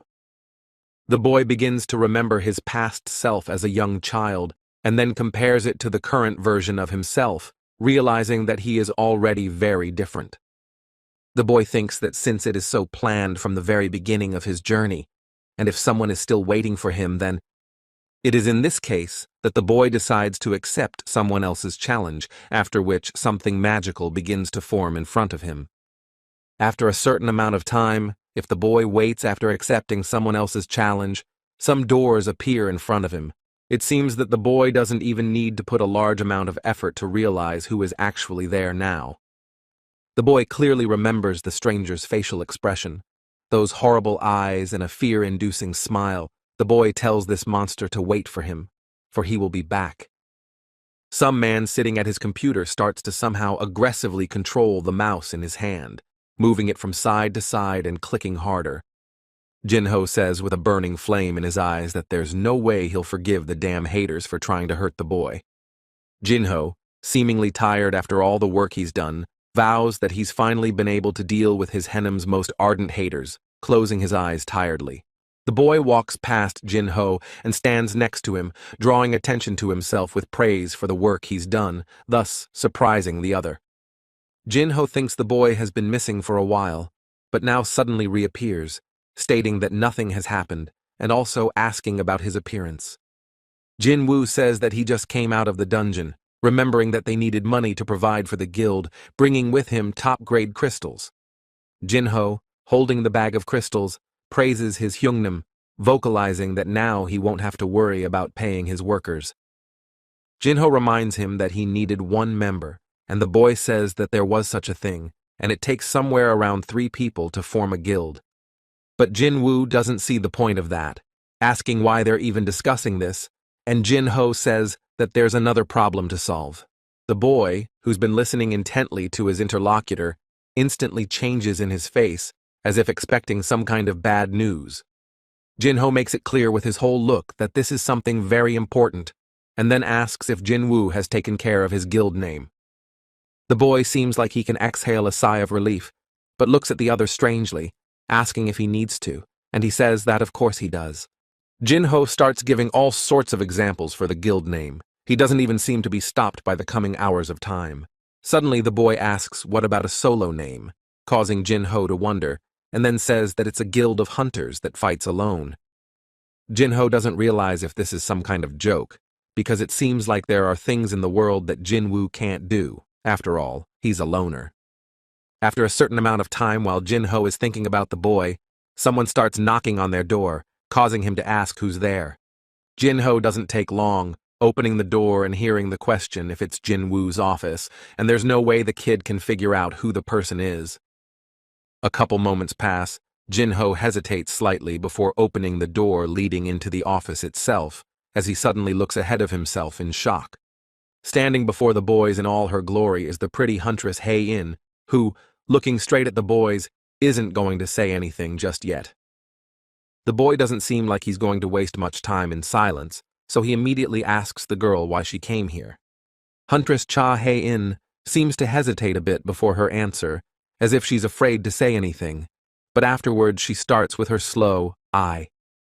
The girl, seemingly gathering her courage and not letting herself wait too long, raises her gaze to Jinwoo and states that she wants to join the guild. The girl is already inside the office itself, sitting on a couch across from the boy, who asks a question about how on earth Hae-in was able to find them. The girl doesn't seem like she's going to answer the boy's question at all, sipping her drink and saying that the boy himself asked to join his guild. The boy doesn't seem to quite understand what the huntress is talking about. You can even tell by the look on Jinwoo's face that he's just confused right now. The boy asks if she was sent here by the president, and she says he has nothing to do with it, nor does Choi Jung-in have anything to do with the parish. The boy seems to be slowly starting to lose patience, asking about why she would join a guild called Solo. The girl visibly changes in her face as she asks again about the name of the guild, and Jinwoo asks if she has any complaints about the name. Jinho enters the dialogue and disbelievingly says that he didn't really choose that name, and the boy says that the boy was silent, so he thought everyone agreed. The boy thinks that first of all he should calm down now, because he hasn't figured out the situation yet, and doesn't understand what they want from him. The boy looks at Hae-in and thinks that she's trying to hide the real reason for coming to his office, which she's not very good at. The boy says that he knows Cha awakened 2 years ago, and also her guild contract is still up, he realizes. The girl, distracted from her drink, looks up at the boy and states that she has the money to pay this penalty. The boy seems very much surprised by Hae-in's eagerness to join their guild, even though the payment regarding the forfeit. The boy says that their guild is unable to provide Hae-in with a monetary reward worthy of her level, and the girl says that it's not worth it. The girl seems to put a stop to these doubts by stating that the monetary reward is of no importance to her, placing the jar on the table. The boy voices what her true purpose is, if Hae-in is so raring to join his guild despite any consequences in this place. The boy isn't completely stupid, and realizes that this particular choice of his guild entails an unfavorable deal for the highly ranked huntress. The girl closes her eyes as if trying to come to her senses, thinking that maybe she should tell the truth that is so hard to hide. But the girl instantly gives up that desire, thinking that even if she does tell, she will be considered a crazy huntress. The girl begins to remember the very moment when she, holding a handkerchief in front of her nose, tries not to breathe as she passes some worker. After a certain amount of time, the girl begins to realize that the nasty smell that usually comes from the workers is simply absent. The girl instantly approaches the boy, who bewilderedly asks if there's any problem with him, and she tries to figure out if he's a hunter. The girl at exactly that moment was just curious. She called some person in the late night to get more information about Jinwoo. The girl couldn't help but stop looking for the information she needed about this particular worker, because he was the one who gave off some nice scent. The girl recalls the jubilant moment when the audience wondered about the number of creatures he had summoned and how much power he had. The girl, sitting at her computer, thinks about the fact that Jinwoo disrupted the press conference, causing all the negativity from the haters to pour down on him. The girl seems to get to some information, realizing that Jinwoo is an S-rank hunter, which was expected since the latter isn't that bad. The girl, seeming to feel tiredness in her body, stretches and states that the Jeju Island raid is just around the corner, and she thinks about all sorts of unnecessary things. The girl thinks about the fact that even though she tried to indoctrinate herself to the contrary, believing that Jinwoo is unlikely to pay any attention to her, the girl seems to be starting to think and realize that in this pitch darkness, she has begun to see some light at the end of the tunnel. The girl recalls those very horrible images back on Jeju Island. She felt the overwhelming fear, the terrible pain in her body. The girl recalls that very blow straight into the wall and that her thoughts were filled with death, cold water covering her clouded mind. After some amount of time, the girl opens her eyes after a long sleep. It is as if she is slowly coming to her senses after her nightmares. The girl seems to start feeling anxious. She rises up but hears the voice of the president of the Hunters Association calling out to her. The president asks about the girl's well-being, and the girl asks where she is. He states that he is on a helicopter and will send her to the hospital upon arrival. The girl, listening intently to the president of the Hunters Association, thinks something that seems unbelievable, but she feels better. The girl dares to ask about the hunter Jinwoo to the president of the Hunters Association if the hunter came to the raid on Jeju Island. The girl immediately hides her gaze behind her hair. She seems to feel some kind of embarrassment thinking about the fact that this wasn't a dream for her, but everything is real. The girl thinks about the fact that she really almost died this time, or maybe she's imagining things and she actually died a long time ago, not sure what to think. The girl thinks about what if on one of the raids she is once again on the cusp of death, now sitting in the helicopter waiting for her flight. The girl seems to be slowly coming to her senses after thinking deeply about the past raid, looking somewhere off to the side and wondering what she should do. The girl starts to get visibly nervous. She runs her fingers over her fingers and thinks about it as if she had gotten water in her mouth, but she can't really say that. It's not like the girl can't say what she wants the boy to be by her side until her last breath, making her blush even more than before. The girl can't seem to deal with her uncontrollable embarrassment, immediately covering her flaming face with her hands, trying not to show it. The boy doesn't seem to understand anything at all about what's going on with the girl, perhaps so simply can't tell the real reason. The boy, watching as the girl waves her hands to calm down, thinks that judging by her flushed face, she is definitely hiding something. The boy thinks he doesn't know what's on her mind, but the fact that she might have planned ahead by asking her answer can't be ruled out. The girl seems to be trying to gather her adequate and sensible thoughts, coping with her embarrassment, but clenches her palms together, vocalizing that she is comfortable. The girl gradually raises her gaze to the boy, gathers her thoughts, and briefly says that she just wants to, can't she? The boy stammers slightly and says he can, and Jin-Ho whispers about how hard it is in the hunters that even Hae-in herself came to them. The boy thinks about the hunter's age. Being a young hunter, she feels the weight of responsibility.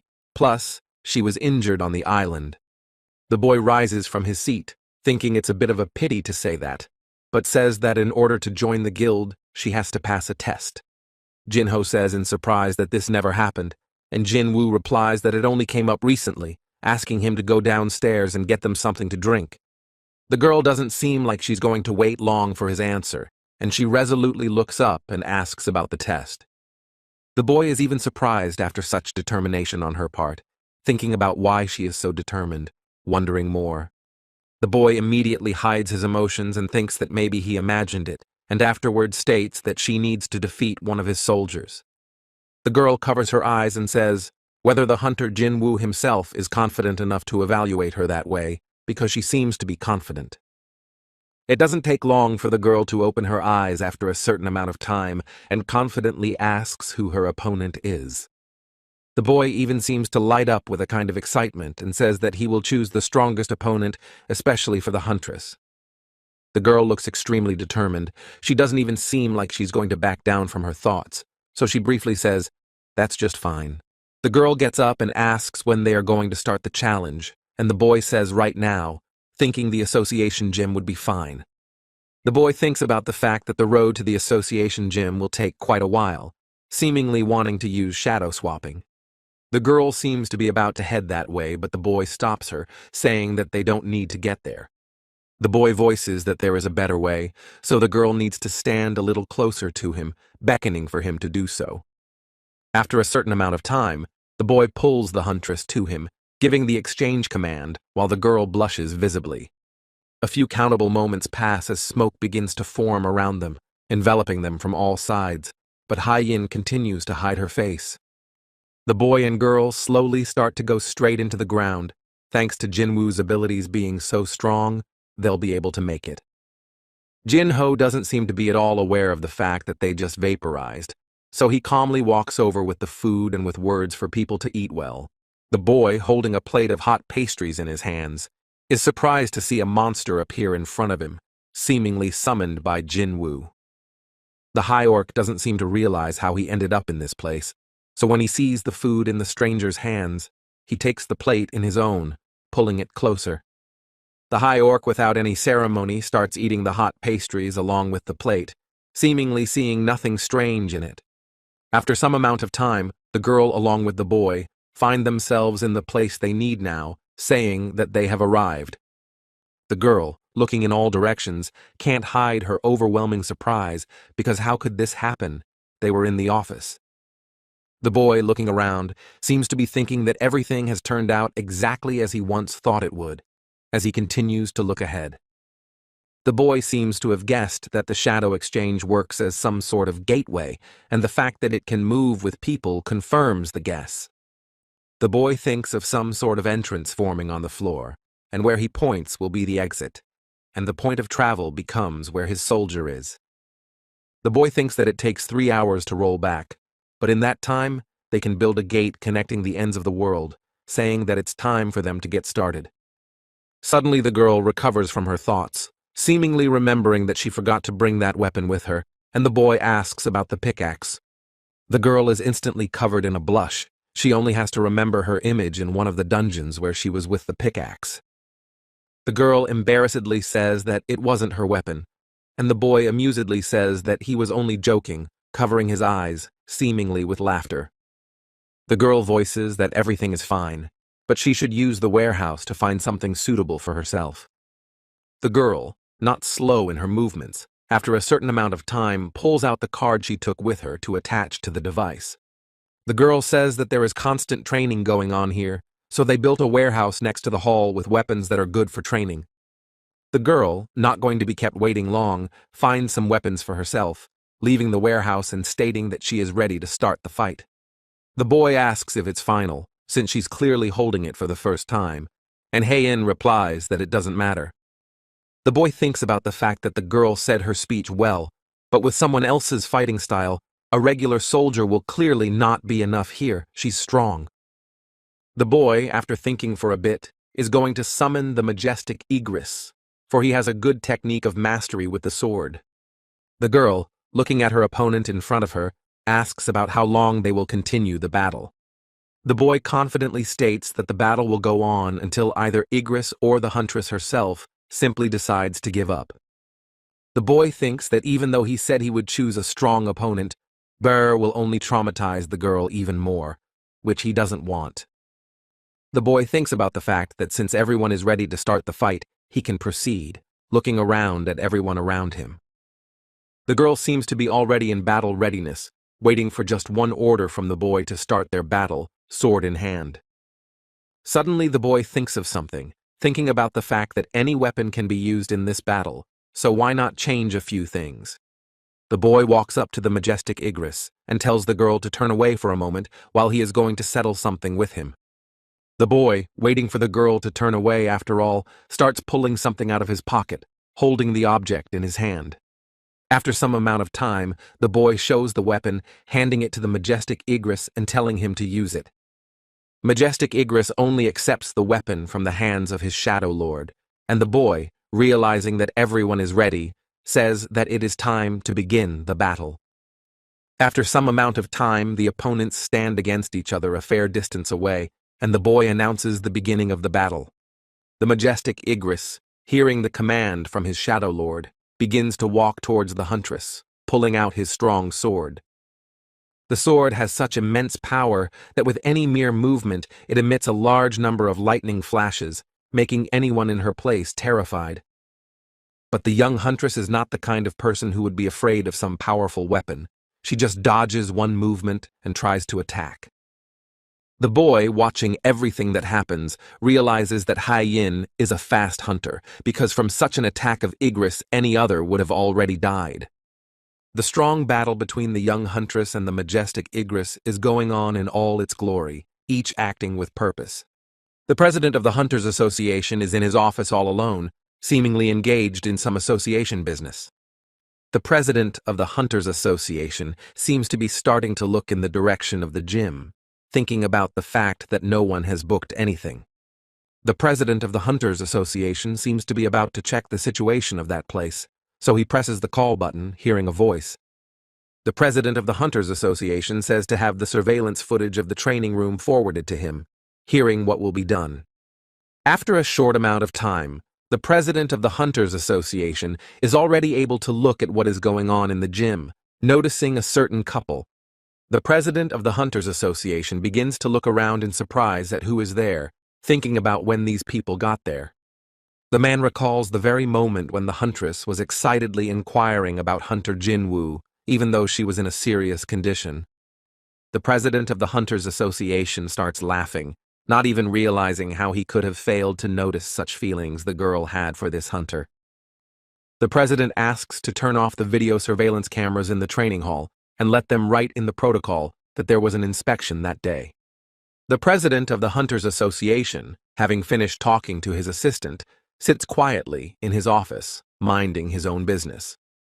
After some amount of time, it seems like everything should have been in the same atmosphere, only there is some loud sound and a jolt from upstairs of the office. The president of the Hunters Association doesn't seem the least bit surprised by such an occurrence, thinking about what a good time youth is. The boy in the training room looks at what just happened right in front of his eyes with readable amazement in his eyes. The majestic Igris, despite his strong weapon in hand, finds himself pinned right up against the wall, showing victory on the part of the huntress. The girl doesn't even seem to have seen the majestic Igris as an opponent, asking if this is the most skillful swordmaster Jinwoo has. The girl looks confident, stating that the boy has promised to summon the strongest subordinate, forcing him to summon right now. The boy looks serious, his eyes starting to burn with a bluish hue. He vocalizes that his shadow soldier might hurt her. The girl is indifferent to this, saying that it's okay because she wanted to fight this shadow soldier anyway. The boy is instantly surprised by the words he hears, asking if the huntress knew about his strong shadow soldier. The girl is not going to keep quiet about how she knew about this strong shadow soldier, saying that she saw it when she watched some video. The boy seems to realize that the video is some kind of problem for him, but doesn't decide to dwell on it, immediately starting to summon his bear. The girl seems to visibly tense up at what she gradually begins to see in front of her, glaring at her opponent, from whom a strong aura emanates. The boy naturally isn't quite sure if the girl is now in a state to fight the powerful bear, interjecting once more. The girl stands not far from the boy, behind whom the mighty bear gradually begins to appear, looking precisely at the huntress. The mighty bear makes no secret of his ability to speak human, asking the girl exactly if she is sure. The boy thinks about the fact that by turning shadow, Burr has become weaker than he was when he was alive, but he was originally born to kill hunters. The boy, looking at the powerful bear, realizes that the advantage is definitely not on Hai Ying's side, and Bear asks what the instructions will be. The boy, turning to his shadow soldier, tells him to deal with Hai Yin, but in such a way that she won't get hurt, and Mighty Bear tells him to do as he orders.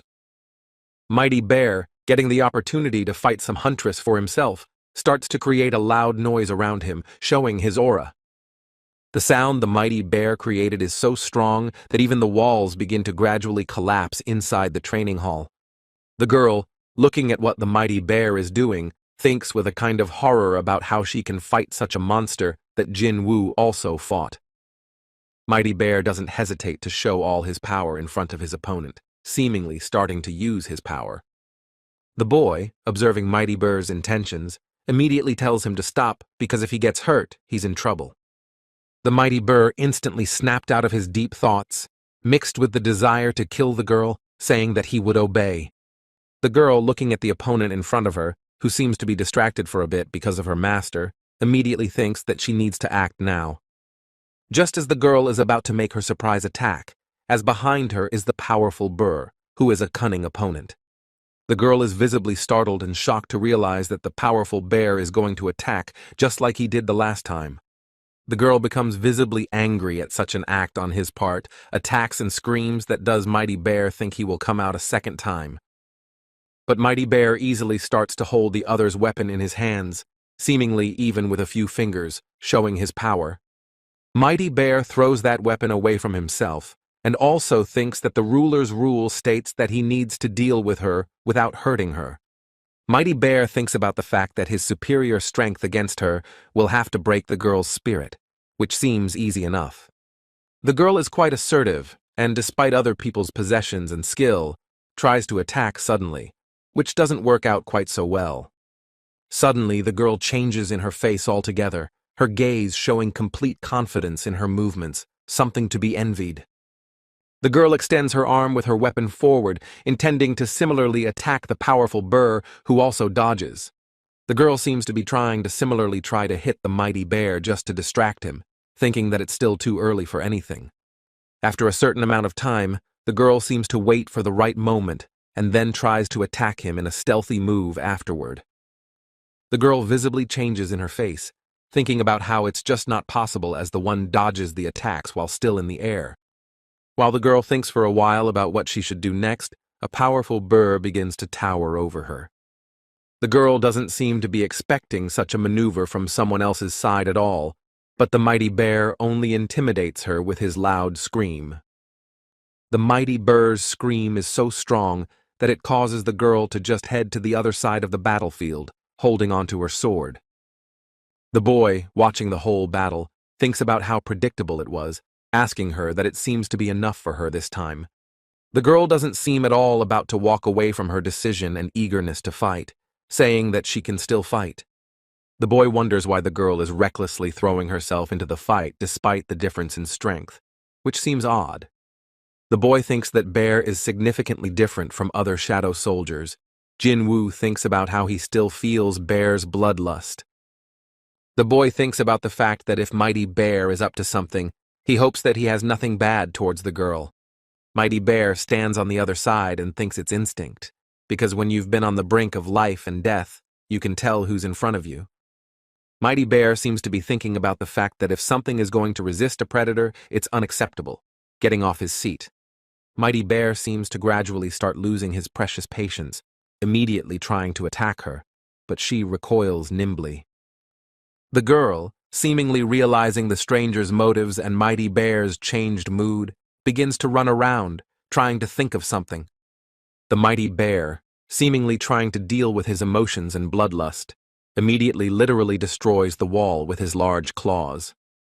The girl seems to be waiting for the right moment, putting her weapon in front of her, starting to use her skill in the form of a sword dance. After a certain amount of time, the girl jumps upwards to a sufficient height, beginning to swing towards the Mighty Bear. The mighty bear doesn't seem to be going to give up so easily in this battle. He catches the stranger's weapon, trying to endure this unpleasant pain. The girl, noticing someone else's attempts to break her weapon, thinks about the fact that this is her only chance to win this battle against a strong opponent. The girl thinks about the fact that since there is almost no mana left, she will only be able to use her skill once, but this last time will be enough. The girl still continues to be high in the air, tries not to waste much time, and, gathering her strength, uses the Sword of Light skill. It seems that this skill of the girl is quite a strong ability. She thrusts her weapon into the body of the mighty Burr with great force. The boy is watching the whole fight taking place, with a huge astonishment in his eyes, can't tear his eyes away from this battle, thinking that he just can't believe it. Mighty Burr realizes that in his thoughts appeared in the order of the queen, because of which he on instincts will not be able to resist. And it is the queen's order that says that Mighty Bear is to destroy all the hunters here, for they are the enemy. Mighty Bear seems to be losing his adequate mind, unable to resist his bloodlust, and begins to swing. The boy watching the horrible scene taking place immediately realizes the shadowy soldier's intentions and shouts for him to stop. The girl, seeming to realize that she simply can't take such a strong blow from the powerful bear, simply closes her eyes. It seems that in a matter of seconds there could have been a heavy blow that would have caused casualties, but something is clearly stopping Bear. And that something is the boy, who catches the swung arm of his shadow soldier just in time, holding him with force, stopping him. The girl, seeming to realize that no further blow will follow after that, immediately opens her eyes and stares forward with a kind of horror. The boy, being in a visibly nervous and irritated state because of the mighty Burr's action, tells him that he should have stopped. After a short amount of time, Mighty Bear jumps aside with numerous jumps, while Jinwoo asks if she's okay. Mighty Burr seems to realize his big mistake, immediately sinks to the ground, and with a shiver in his head asks his lord to have mercy on him. The boy doesn't seem entirely satisfied with the Mighty Bear's action, only exhaling unhappily as he looks at him. The boy now turns towards the girl, asking why she would take such a risk. After all, what is the benefit to the huntress if she were to be in his guild? The boy states that this is just a test to join a guild nobody knows, that it is not worth it at all to risk her life. The boy continues to stubbornly try to understand the other's intentions, asking her what motivates her to take such a rash step. The girl, with her head down and her gaze on the ground, doesn't seem to know what to say in such a situation, when the boy realizes again that she will remain silent. The boy thinks about what is really going on with the girl, what is wrong with her, asking that maybe the one is just interested in him. The girl seems to continue to be in her deep thoughts, also not raising her gaze, at first being silent and saying nothing. After a certain amount of time, the girl seems to seem as if she understands the essence of the question asked of her, looking up at him in surprise. The boy doesn't seem to understand the girl's motives in any way, thinking to himself that if he's wrong, then what really drives this huntress? The girl seems to have been trying to gather her thoughts and strength for all this time, only to suddenly utter a short yes in response to Jinwoo. The girl, finally raising her gaze, with a noticeable look of embarrassment on her face, voices that she seems to be seriously interested in the boy. The American Hunters Association is in its usual beauty. There seems to be some construction going on and updates to the building itself. Inside the building itself are several people bowing to someone in a polite manner, apologizing for some situation that has occurred. The man inside coldly states that he didn't call them in to apologize, but to tell them how this could have happened. One of the assistants seriously looks at the man in front of him, stating that according to Sellner's surveillance report, then Hunter Jinwoo has been identified as one of the kings, causing the man sitting in his chair to question in surprise. The man turns to Sellner, asking that Jinwoo has power comparable to that of the national hunter, and the woman realizes that clarification is needed. The woman begins to voice that all awakened ones have power connected to the other side, for Sellner can see the channels of that connection. The woman says that sometimes the power coming from the other side is too great. There have been awakened ones that seem to sparkle like diamonds. It is such awakened hunters that the woman calls king, but the woman begins to visibly tremble in her body, seemingly remembering those moments. The woman saw nothing of the sort from Jinwoo. Once the woman looked into his eyes, she saw solid darkness, nervously holding her hands together. The woman states that Jinwoo is darkness himself, and the man thinks that since the boy is darkness, is he evil? The woman says that she does not speculate about the nature of Jinwoo's hunter power, whether it is good or evil, for she says where that power itself comes from.